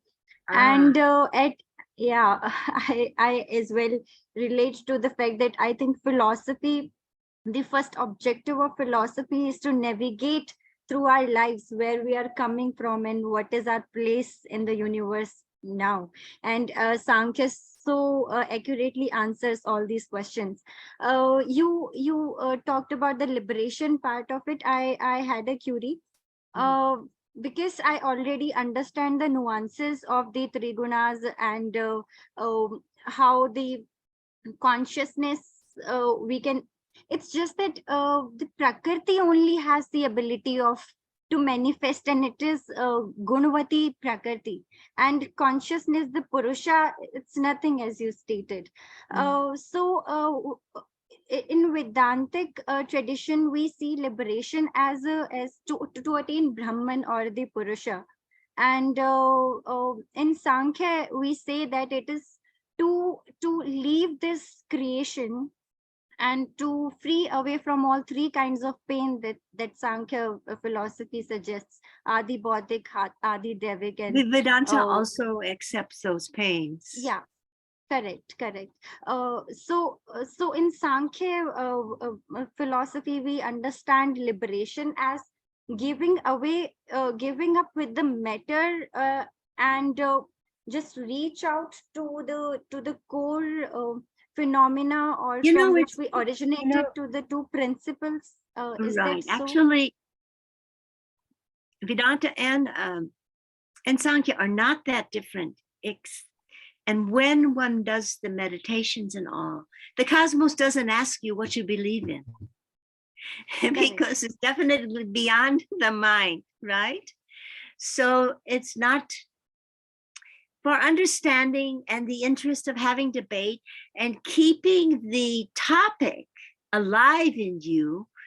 The talk, the interest and all is needed, really, and you it's good. Okay, but the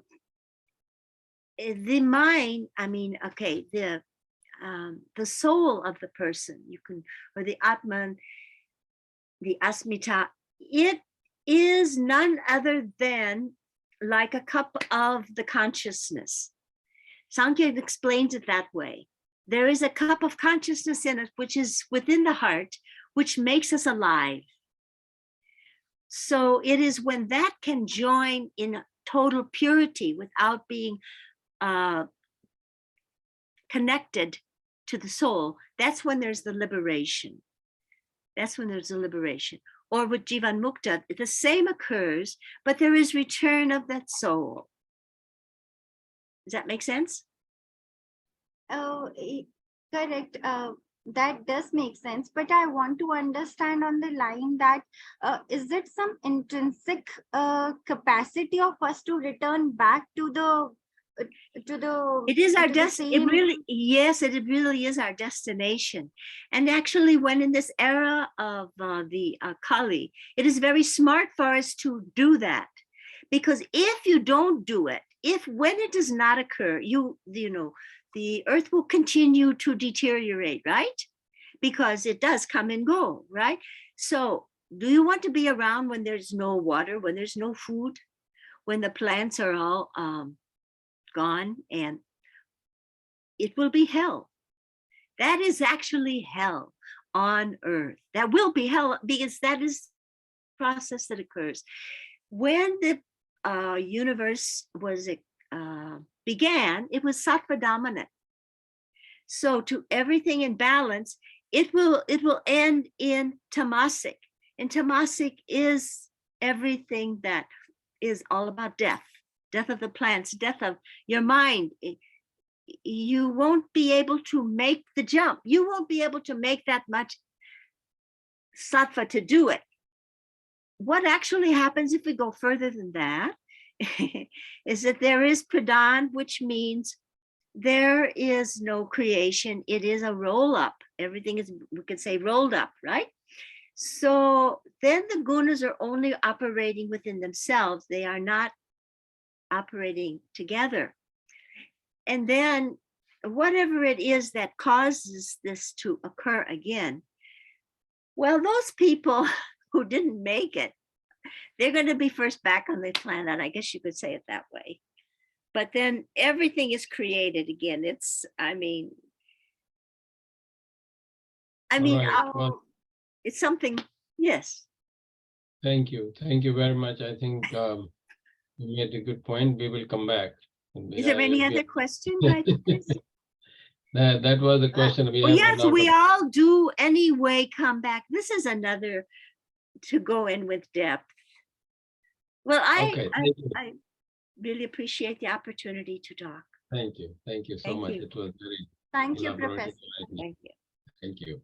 So we move on to our next speaker, which is the last speaker of this session. And that is Dr. Jairu Nisha, who was here earlier asking question to Professor R.P. Singh. And she is an assistant professor, Department of Philosophy, Ramanujan College of Delhi University. And she will be speaking on, let me put her on the spotlight. She will be speaking on the from human consciousness to artificial consciousness, reflections from techno-Vedantic perspective. Let me just ask you a question while you're starting. I thought any consciousness is artificial anyway, even human is artificial. That's because of Maya, but anyway, go ahead.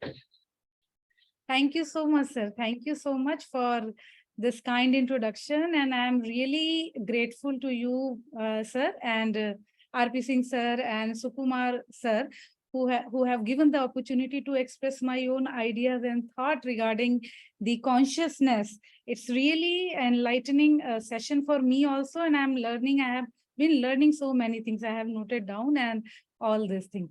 So as you have introduced already, the topic of my presentation, or you can say the topic of my lecture today, is from human consciousness to artificial consciousness, reflection from techno-Vedantic perspective, where I'm trying to understand that if there is any bridge, because as we all know that artificial intelligence is a new reality of today's world. And this reality shows the potential to replicate the human mind and the self in order to produce a self-aware machine. So I am just trying to understand whether there is a possibility of doing so. And if there is a limitation or there is a boundary, we can underline in order to have a safe and healthy technologies in our life. So I have found out that the Advaita Vedanta perspective is one of the perspective which we can utilize into that. We can utilize with technology in order to make more sense to human being. Because as we know that Advaita Vedanta perspective is the perspective which talk about the holisticism of ideas.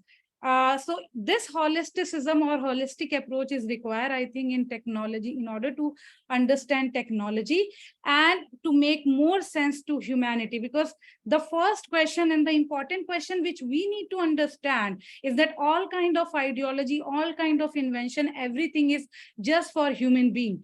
So if we are losing the meaning of human being, there is no point of technology. So technology is there, first of all, to save the humanity. If it fails to do so, then there is no point to, take that technology or utilize that technology. Although we cannot escape from technology nowadays, we are inundated with that. So Advaita Vedanta, I have incorporated two things, technology and Advaita Vedanta, in order to make more sense of it. And let's see how much I have got the success, and the suggestions and ideas are welcome after the completion of my topic. So as I told you that artificial intelligence is a new reality of today's world, which shows the potential to convert the human mind or to transfer or transcend for artificial intelligence to artificial consciousness. But the main important thing which we need to understand that in order to do so, it is important and crucial for us to unraveling the multi-layered non-instrumental conscious aspect. Because until and unless you know the very nature of consciousness, you cannot replicate it. So we know that there is a deep connection between mind, intelligence, consciousness with the self. They are interconnected with each other. You cannot explain and you cannot understand self in isolation.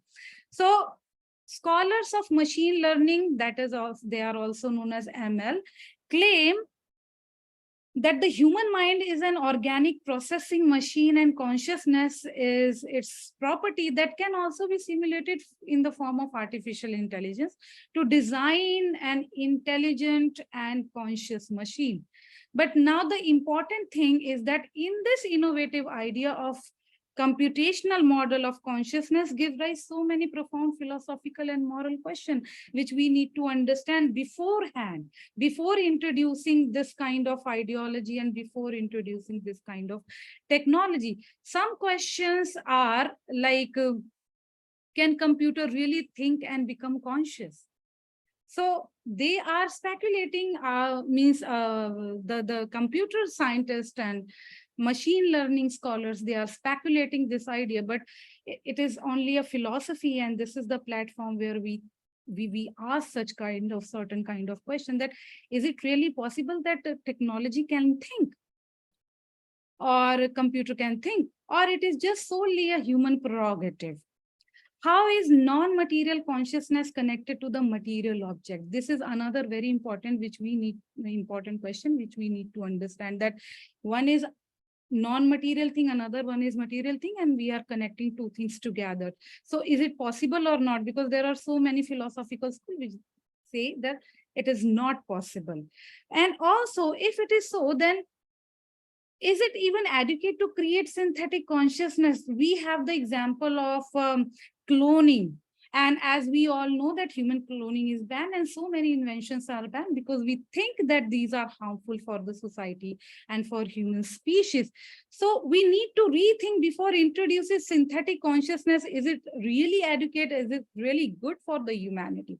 If we are doing so, can we deal with the subjectivity of self-aware machine in terms of autonomy, personhood, and freedom is another very important question. Because it is not just introducing something and thinking that it is mechanical.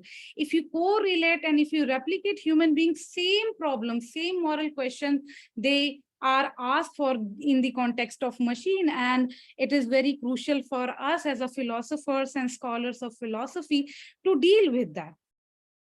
So in this paper, I'm trying to handle and trying to deal with all these kind of questions, and while using the Advait Vedantic perspective, Western philosophical perspective, as well as the Indian philosophical perspective, but primarily I'm using Vedantic perspective to understand these two things together.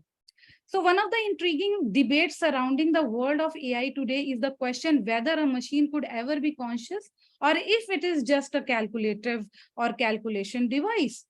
So many thinkers and scientists, as we all know, are engineers, believe that the possibility of self-aware machine, which can eventually become capable of thinking and making conscious decision independently. We all have articles. The articles are full. Everywhere you can have certain kind of article which are claiming that this kind of consciousness is possible. Just a second, sir. And this conscious machine is possible, which can take independent decision. They have been proposing various technical, or you can say strategy and approaches to simulate the cognition and mental capacity of biological beings in the form of computer robots, artificial intelligence, and conscious machines as well. So these are, you can say, beginning where we are trying to show the world that, okay, this is the first step and the second step where the conscious or aware machines can do something, and it can be possible. These are the beginnings only. We have the computer scientist Kurzweil, who has speculated that one day the exponential development of technology will reach the tipping point and becomes the dominant intelligence thing on this planet Earth.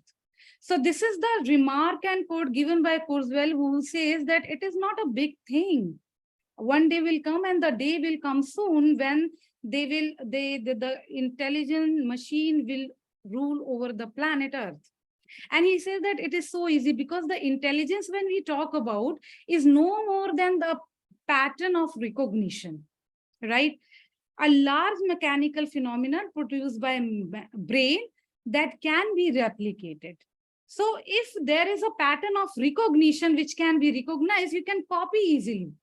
Okay? And the human brain and human talent, we people are so talented in copying and replicating things. Similarly, we have another philosopher, Bernard Bahr, Stein Frankly, and there are so many articles, published by MIT Technology Review, which predicts that it is not so far to happen in future.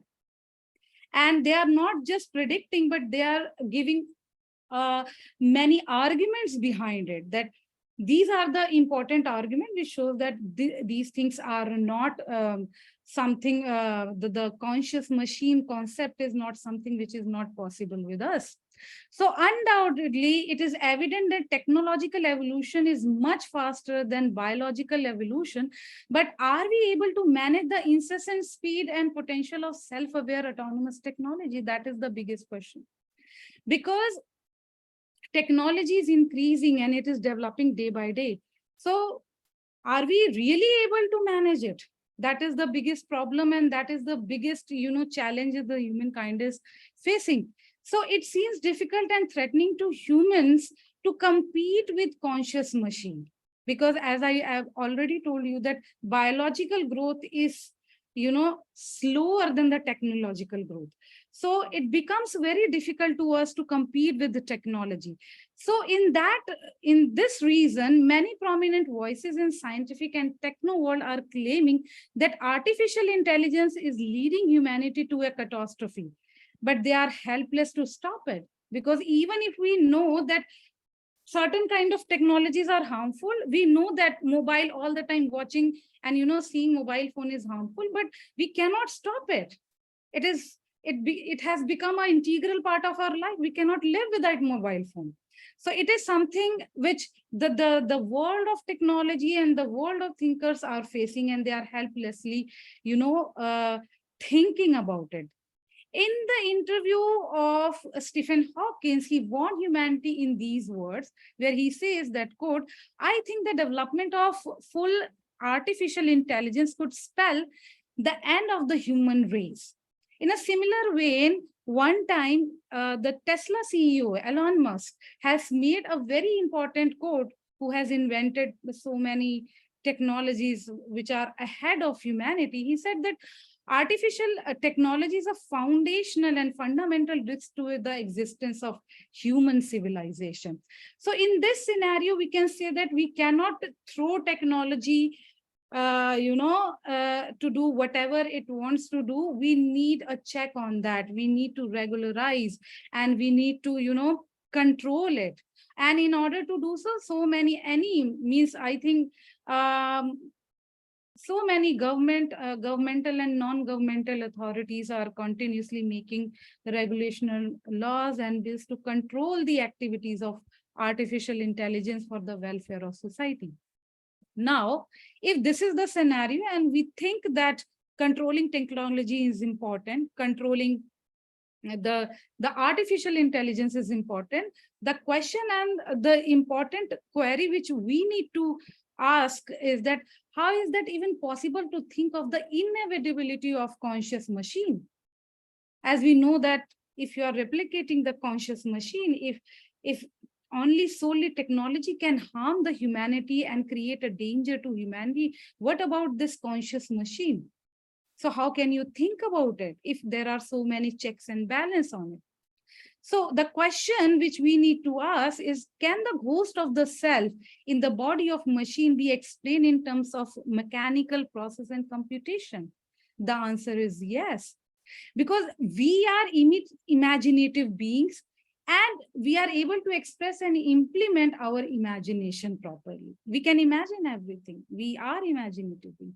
The first imagery of conscious machine is envisaged by some futuristic sci-fi writers in science fiction stories and novels. And later on, Hollywood, Bollywood have been continuously producing fictional movies on the subject. We have movies like Matrix, Terminator, Robot, and Surrogate have already presented the possibility of the prototypical and prototypal robot, which are capable to working and behaving like a conscious human beings. So even if we have not introduced conscious machine, we have started thinking about it. We have started reflecting about it and representing about it. So these movies represent the strong connection between the human brain and the artificial neural network essential for the formation of conscious machine, right? So this is the one thing. Another prospect and another possibility when we talk about is the presupposition of the situation when humans completely understand the function of the brain. So this is the fictional thing we can imagine like this. Another is we can suppose the situation where we have totally understood the functionality of brain. They will also be able to imitate themselves in computer by creating the emulation in the process. So if we understand something, how does it function? How does our brain function? We can emulate and we can create the replica of it. So it is not a big deal for human beings. Thus, these writers and scientists strongly believe that someday technology will make it happen for human beings to become post-human, transcending the limitations of human condition. But suppose artificial intelligence evolve into artificial consciousness or self-aware machine, that will surely mean the end of this world, or the world we will be very different from the world which we know today or in which we are living today. So this is the prospect, and this is the you can say a situation which people and these kind of scientists are imagining. The conscious machine may not only take over the world and make human their slave as predicted by many narratives, but the prospect of conscious machine is the most threatening challenges humanity may face in future. So when we talk about all kind of writings and movies and the speculation which we have, they are also presenting the threat after getting these machine conscious to us. So what we can do now? So here the important question is to ask to everyone is to understand the nature of consciousness itself. We are talking about conscious machine. We are talking about the threats of conscious machine. So in order to control, in order to manage the conscious machine, we need to know the nature of consciousness. And when we say conscious machine, what does it mean? So generally we know, and all the many many speakers have already discussed the real and the meaning of consciousness, where they say that consciousness is used the internal and external awareness of individual. However, thinkers of West and India, they have a different opinion on that. And they explain consciousness differently. Sometimes it is considered as the first principle of knowledge or cognition, experience and feeling, a synonym of mind or attribute of mind, a mental state or an inner aspect of a person, imagination, memory, and sometimes it is considered as an entity who has a feeling, willing and thinking are the qualities, etc. But here, the situation is, if we define consciousness in terms of awareness or a personhood, because we consider conscious being as a person, or we attach personhood with consciousness or awareness, then the self-conscious machine will have the complete autonomy and freedom like humans, and many potential, it has a potential to replace human being, and the machine devoid of all these kind of traits. which creates another moral problem in a society. It is undeniable fact that our aware brain works mechanically, which can also be gradually achieved in machines through its appropriate structuralization. Some thinkers refute this idea by saying that the brain performs quantum operation, which is deep in neural circuitry. However, there is a future possibility of quantum computers that can mimic brain functioning as it is. So people think that this kind of machine, even if there is a possibility, the others are speculating the possibility, it cannot be possible because it is something which is, trying to replicate within the human body, which is very complex by nature. But there is another cohort of people who say that no, it is possible. And it may be possible that quantum computers can capture the human intelligence and the functioning of brain properly. But can a machine be conscious like a human being? So this is another very important question we need to ask. When we talk about it, is it possible that they can think and they can replicate human consciousness properly? So here there are two kinds of responses which we receive to this question. First is known as little c, that is c is used for the consciousness, and another one is big C. So little c is the consciousness that emerged from the perplexed brain functioning.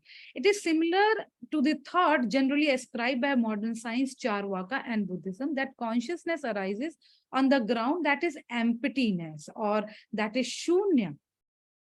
So in this view, if a sufficiently complex machine is able to emulate or replicate the process in brain, it will be conscious, right? So they are saying that if we can replicate the whole processing of brain, it will be conscious, the machine will be conscious.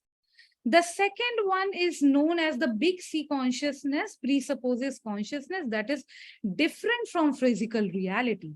This position is taken by Advait school, in which there is no separation between physical and mental phenomena, as they are viewed as two aspects of the reality, that is one, and which is known as Brahman, or the supreme consciousness. So it is later on supposed by Buddha himself, and Buddha says that all worldly consciousness and living creatures are the reflections of supreme consciousness in Buddhi. So Advait Vedanta does not believe in the separation of individual self and the universe, as Shankara has said, that consciousness is not something that individual self has, but rather it is the very nature of reality itself. So for Advait, the consciousness is not confined solely to the human mind, rather than it is the fundamental reality or principle of all existent entity. So you can say that everything is conscious for Advaita. Every entity or whatever exists into this world, they are consciousness. They encompasses consciousness, they come under the consciousness. So in this way, all animate or inanimate objects are conscious by nature, but they are not as conscious as human beings, because there is a degree of consciousness that exists in nature.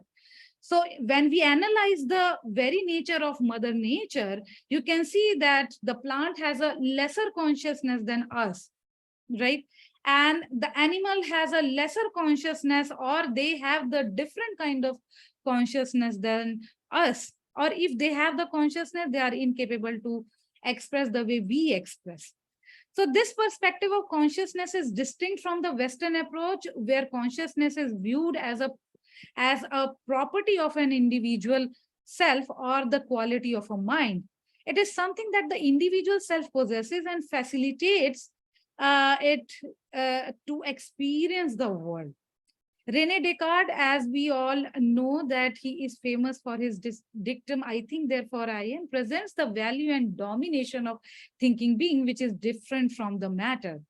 Like Sankhya school, he believes in two kind of entity, mind and body. Consciousness is the attribute of mind, which is self-proved and work independently from the material body, is the cause of all kind of distortion. He has stated that. So to control the distortion, he has introduced a new set of mathematical principles of reason known as Cartesian method that can be helpful in achieving true knowledge. Now, later on, when we can say that these kind of rules are further incorporated by mathematicians and enhanced by logicians such as George Boole, Frege, Burton Russell, A.N. Whitehead, have done a more addition to his idea that show the pathway of or paths to the mechanical consciousness or machine with awareness and self-consciousness. Their idea of reducing human thought into mathematical calculation paved the way for the mechanical duplication of human thought processes. Here, David Noble has mentioned and reflected upon this idea in these words, quote, "The measuring mind of man could take form in a new ultimate, more durable medium. What Descartes called thinking without a body would now take on a potential new meaning." So later his dualism, as we all know, that was criticized by many thinkers because of its incapability to explain the unity of mind with body, right? And here the place of Immanuel Kant has arrived, and the way Immanuel Kant has trying to bridge the gap between the way Descartes has explained the existence of consciousness with the idea very similar to other Advait Vedanta and very similar to Vedantic tradition, by claiming that empirical consciousness must have the necessary reference to transcendental consciousness. So in Immanuel Kant's philosophy, as we all know, that consciousness is seen as a logical presupposition of all kind of knowledge and experiences. Without accepting that presupposition, you cannot claim of the knowledge of the world, or which is internal and external. But the transcendental position was unaccepted, and it is totally rejected by the mainstream scientists, because they say that believing in something which is beyond our mind and which cannot be perceptible by your sense perception is little bit complex thing, and science has a completely different methodology to it. So we have another important philosopher, William James, who has given a different kind of approach, which is different from what Immanuel Kant has said and which Descartes has said. According to him, the thought consciousness is related with a flow of thought. So all kind of thought is going into a flow, and this flow is seen as a stream of consciousness.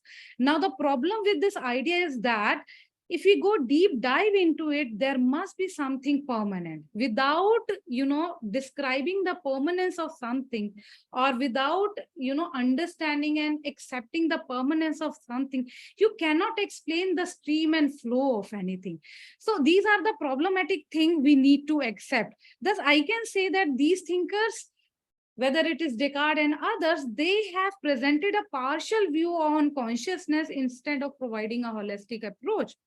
So after discussing all these things, I found that Advaitic perspective of consciousness is much more convincing and holistic by nature, because Advait school sees consciousness as an underlying reality of everything that exists. It is the very nature of reality itself.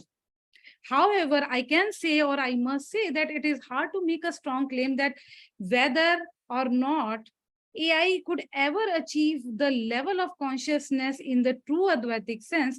The main reason behind is that the way Western philosophy understands the consciousness is very different from the Advaitin perspective itself. But if we consider this view and evaluate the rapid development of AI, it is possible that AI software could gradually and eventually may become conscious, as Advait explained. For this, we need to develop a more holistic understanding of the world and its thing. In this regard, I would really like to quote what Yajurved has said, which is very important and accepted by Advait Vedanta as well. They say that it says that Yatha Pinde Tatha Brahmande, or Yatha Brahmande Tatha Pinde, which means that as is the individual, so is the universe, as is the universe, so is the individual. So if AI software is able to view itself as a part of large whole, and if it is able to experience the world from a non-dual perspective, then it may be possible that one day it could achieve a level of consciousness that Advait Vedanta believes in.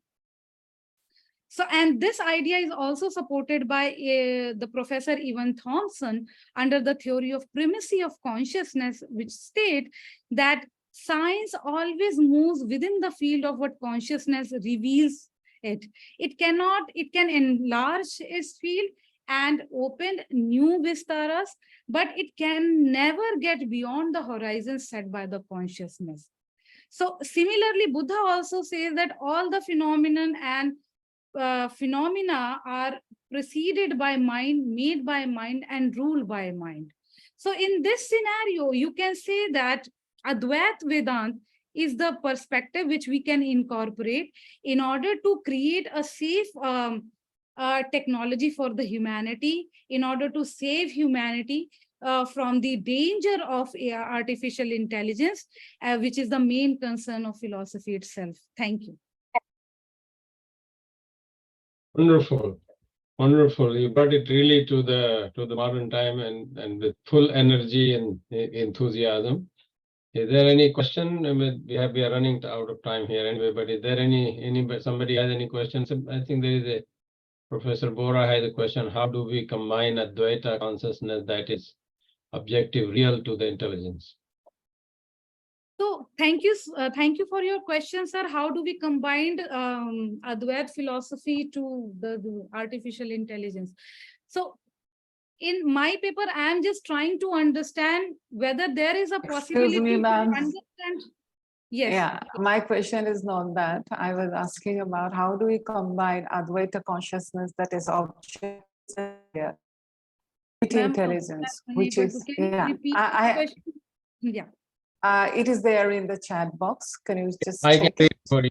How do we combine Advaita consciousness that is objective, objectless, sorry, real to intelligence, which is not objectless, and unreal or appearance, unreal on appearance, I guess. And does Advaita really talk about degrees of consciousness? If it does, which are the degrees of consciousness as mentioned by Advaita? Yeah, it's such a big question and very important question, ma'am. Thank you so much. And the question itself says a lot, and it is, I think, for me, is important to research about my paper. So the first part of your question is, how do we combine Advaita consciousness that is objectless? So even if the Advaita consciousness is objectless, it does talk about the objects of the world. So in Advait philosophy, as I understand, nothing is beyond consciousness. Whatever you are saying, whatever you are saying objectless is a part of consciousness itself. As Advait say that everything which is created into this world is Maya, but in reality, everything is Brahman, everything is consciousness. So I think whatever is objectless or object is also a part of objectless, as I understand. So the next part of your question is the real intelligence, which is non-objective and unreal or appearance. So as I have already told you, the appearance and unreal is just a level of the reality, as R.P. Singh sir has already talked about it, that there is a degree of reality in Advait philosophy before understanding and before realizing the Paramarthika. There is a degree of reality. When we talk about Pratibhasika level, when we talk about Vyavharika level, it shows the degree of reality. It shows the degree of consciousness. But when it comes to Paramartha, all the degree as if disappear into it. So in that level, all kind of differences disappear into it. Now the next is, if it does, which are the degrees of consciousness as mentioned by Advaita. So I hope I have answered your question, ma'am, that when we talk about degrees of consciousness, it is related to Pratibhasika level and the Vyavharika level. But when it comes to Paramarthika, all degrees enter into it. It's like the universal consciousness. It's like something which is there, and we need the higher level of understanding to it. Once we understand that higher level of universal consciousness, all kind of differences, everything will be disappeared. But before that, all differences are there, and that is the reason that we need to understand artificial intelligence through Advaitic perspective. And if we understand this artificial intelligence and consciousness through an Advaitic perspective, we are able to make sense, and we are able to create artificial consciousness more conducive and more helpful to humanity, rather than just thinking about this technology through Vyavharika and Pratibhasika Satta. I think I make little bit sense, but your suggestion is really welcome, ma'am, on this. Kuntala, do you want to say something? Yeah, if you have added the last part, the final part to it, but consciousness, yeah, but as you yourself have said, that once you go to the highest level of the consciousness, which is actually consciousness, then intelligence is not there. So where is the question of the consciousness affecting artificial consciousness? If you have an answer, it's okay. Otherwise, we can always talk about it. I've been just thinking that the intelligence itself disappear, as you have pointed out when we talk about the yeah. So where is the place for, after realization of the consciousness, where is the place for artificial consciousness? Yeah, that is a very important observation you have made, and I'm just trying to We can always understand. think about it later. Yeah, this is really intriguing and interesting question, that what is the need of it. Now the thing is, as Advait Vedanta always says, that it is required in order to attain that level, or before attaining that level, it is required. We have to deal with the Vyavharika Satta. And in order to deal with the Vyavharika Satta, if we have the idea of the Paramarthika Satta together with that, I think it will make our life more easier. Like, we know that one day everything will be disappeared and we will die, right? So, but still we need, and we try to find permanence in our life, right? So two things and two ideas are going together: permanence and the impermanence of our finitude. So these kind of things, I think, are really helpful to understand and make sense of the worldly technologies. Though it is a matter of discussion, ma'am, and really interesting question. I will definitely think more about it. Thank you. Yeah. Thank you. I think such a nice. Thank you for the question. First of all, really important question for me. Thank you. More. I also want you to think about what may be the Sanskrit or Hindi word for artificial. Because Namaste, sir. Namaste, sir. This is Dr. Kalpana Kumari. Sir, if I'm allowed to speak about this, what Shakuntala ma'am asked about the layer of consciousness. Sir, I want to tell you about, sir, am I audible? Yes. We don't have time. So I want to tell you, there is a Shakuntala ma'am is asking about the layers of consciousness. In Mandukya Upanishad, you will get a reply about these kind of questions. There are 4 levels of consciousness: Jagrat, Sapan, Sushupti, and Turiya Avastha. In the beginning of Sapan or Jagrat Avastha, we feel the gross elements only. Next comes Sleep Avastha, the Sapan Avastha, dream kind of condition, where we feel only certain elements. Next comes Sushupti Avastha, that is dreamless consciousness, where we feel only there is this kind of sleep where we have no dreams.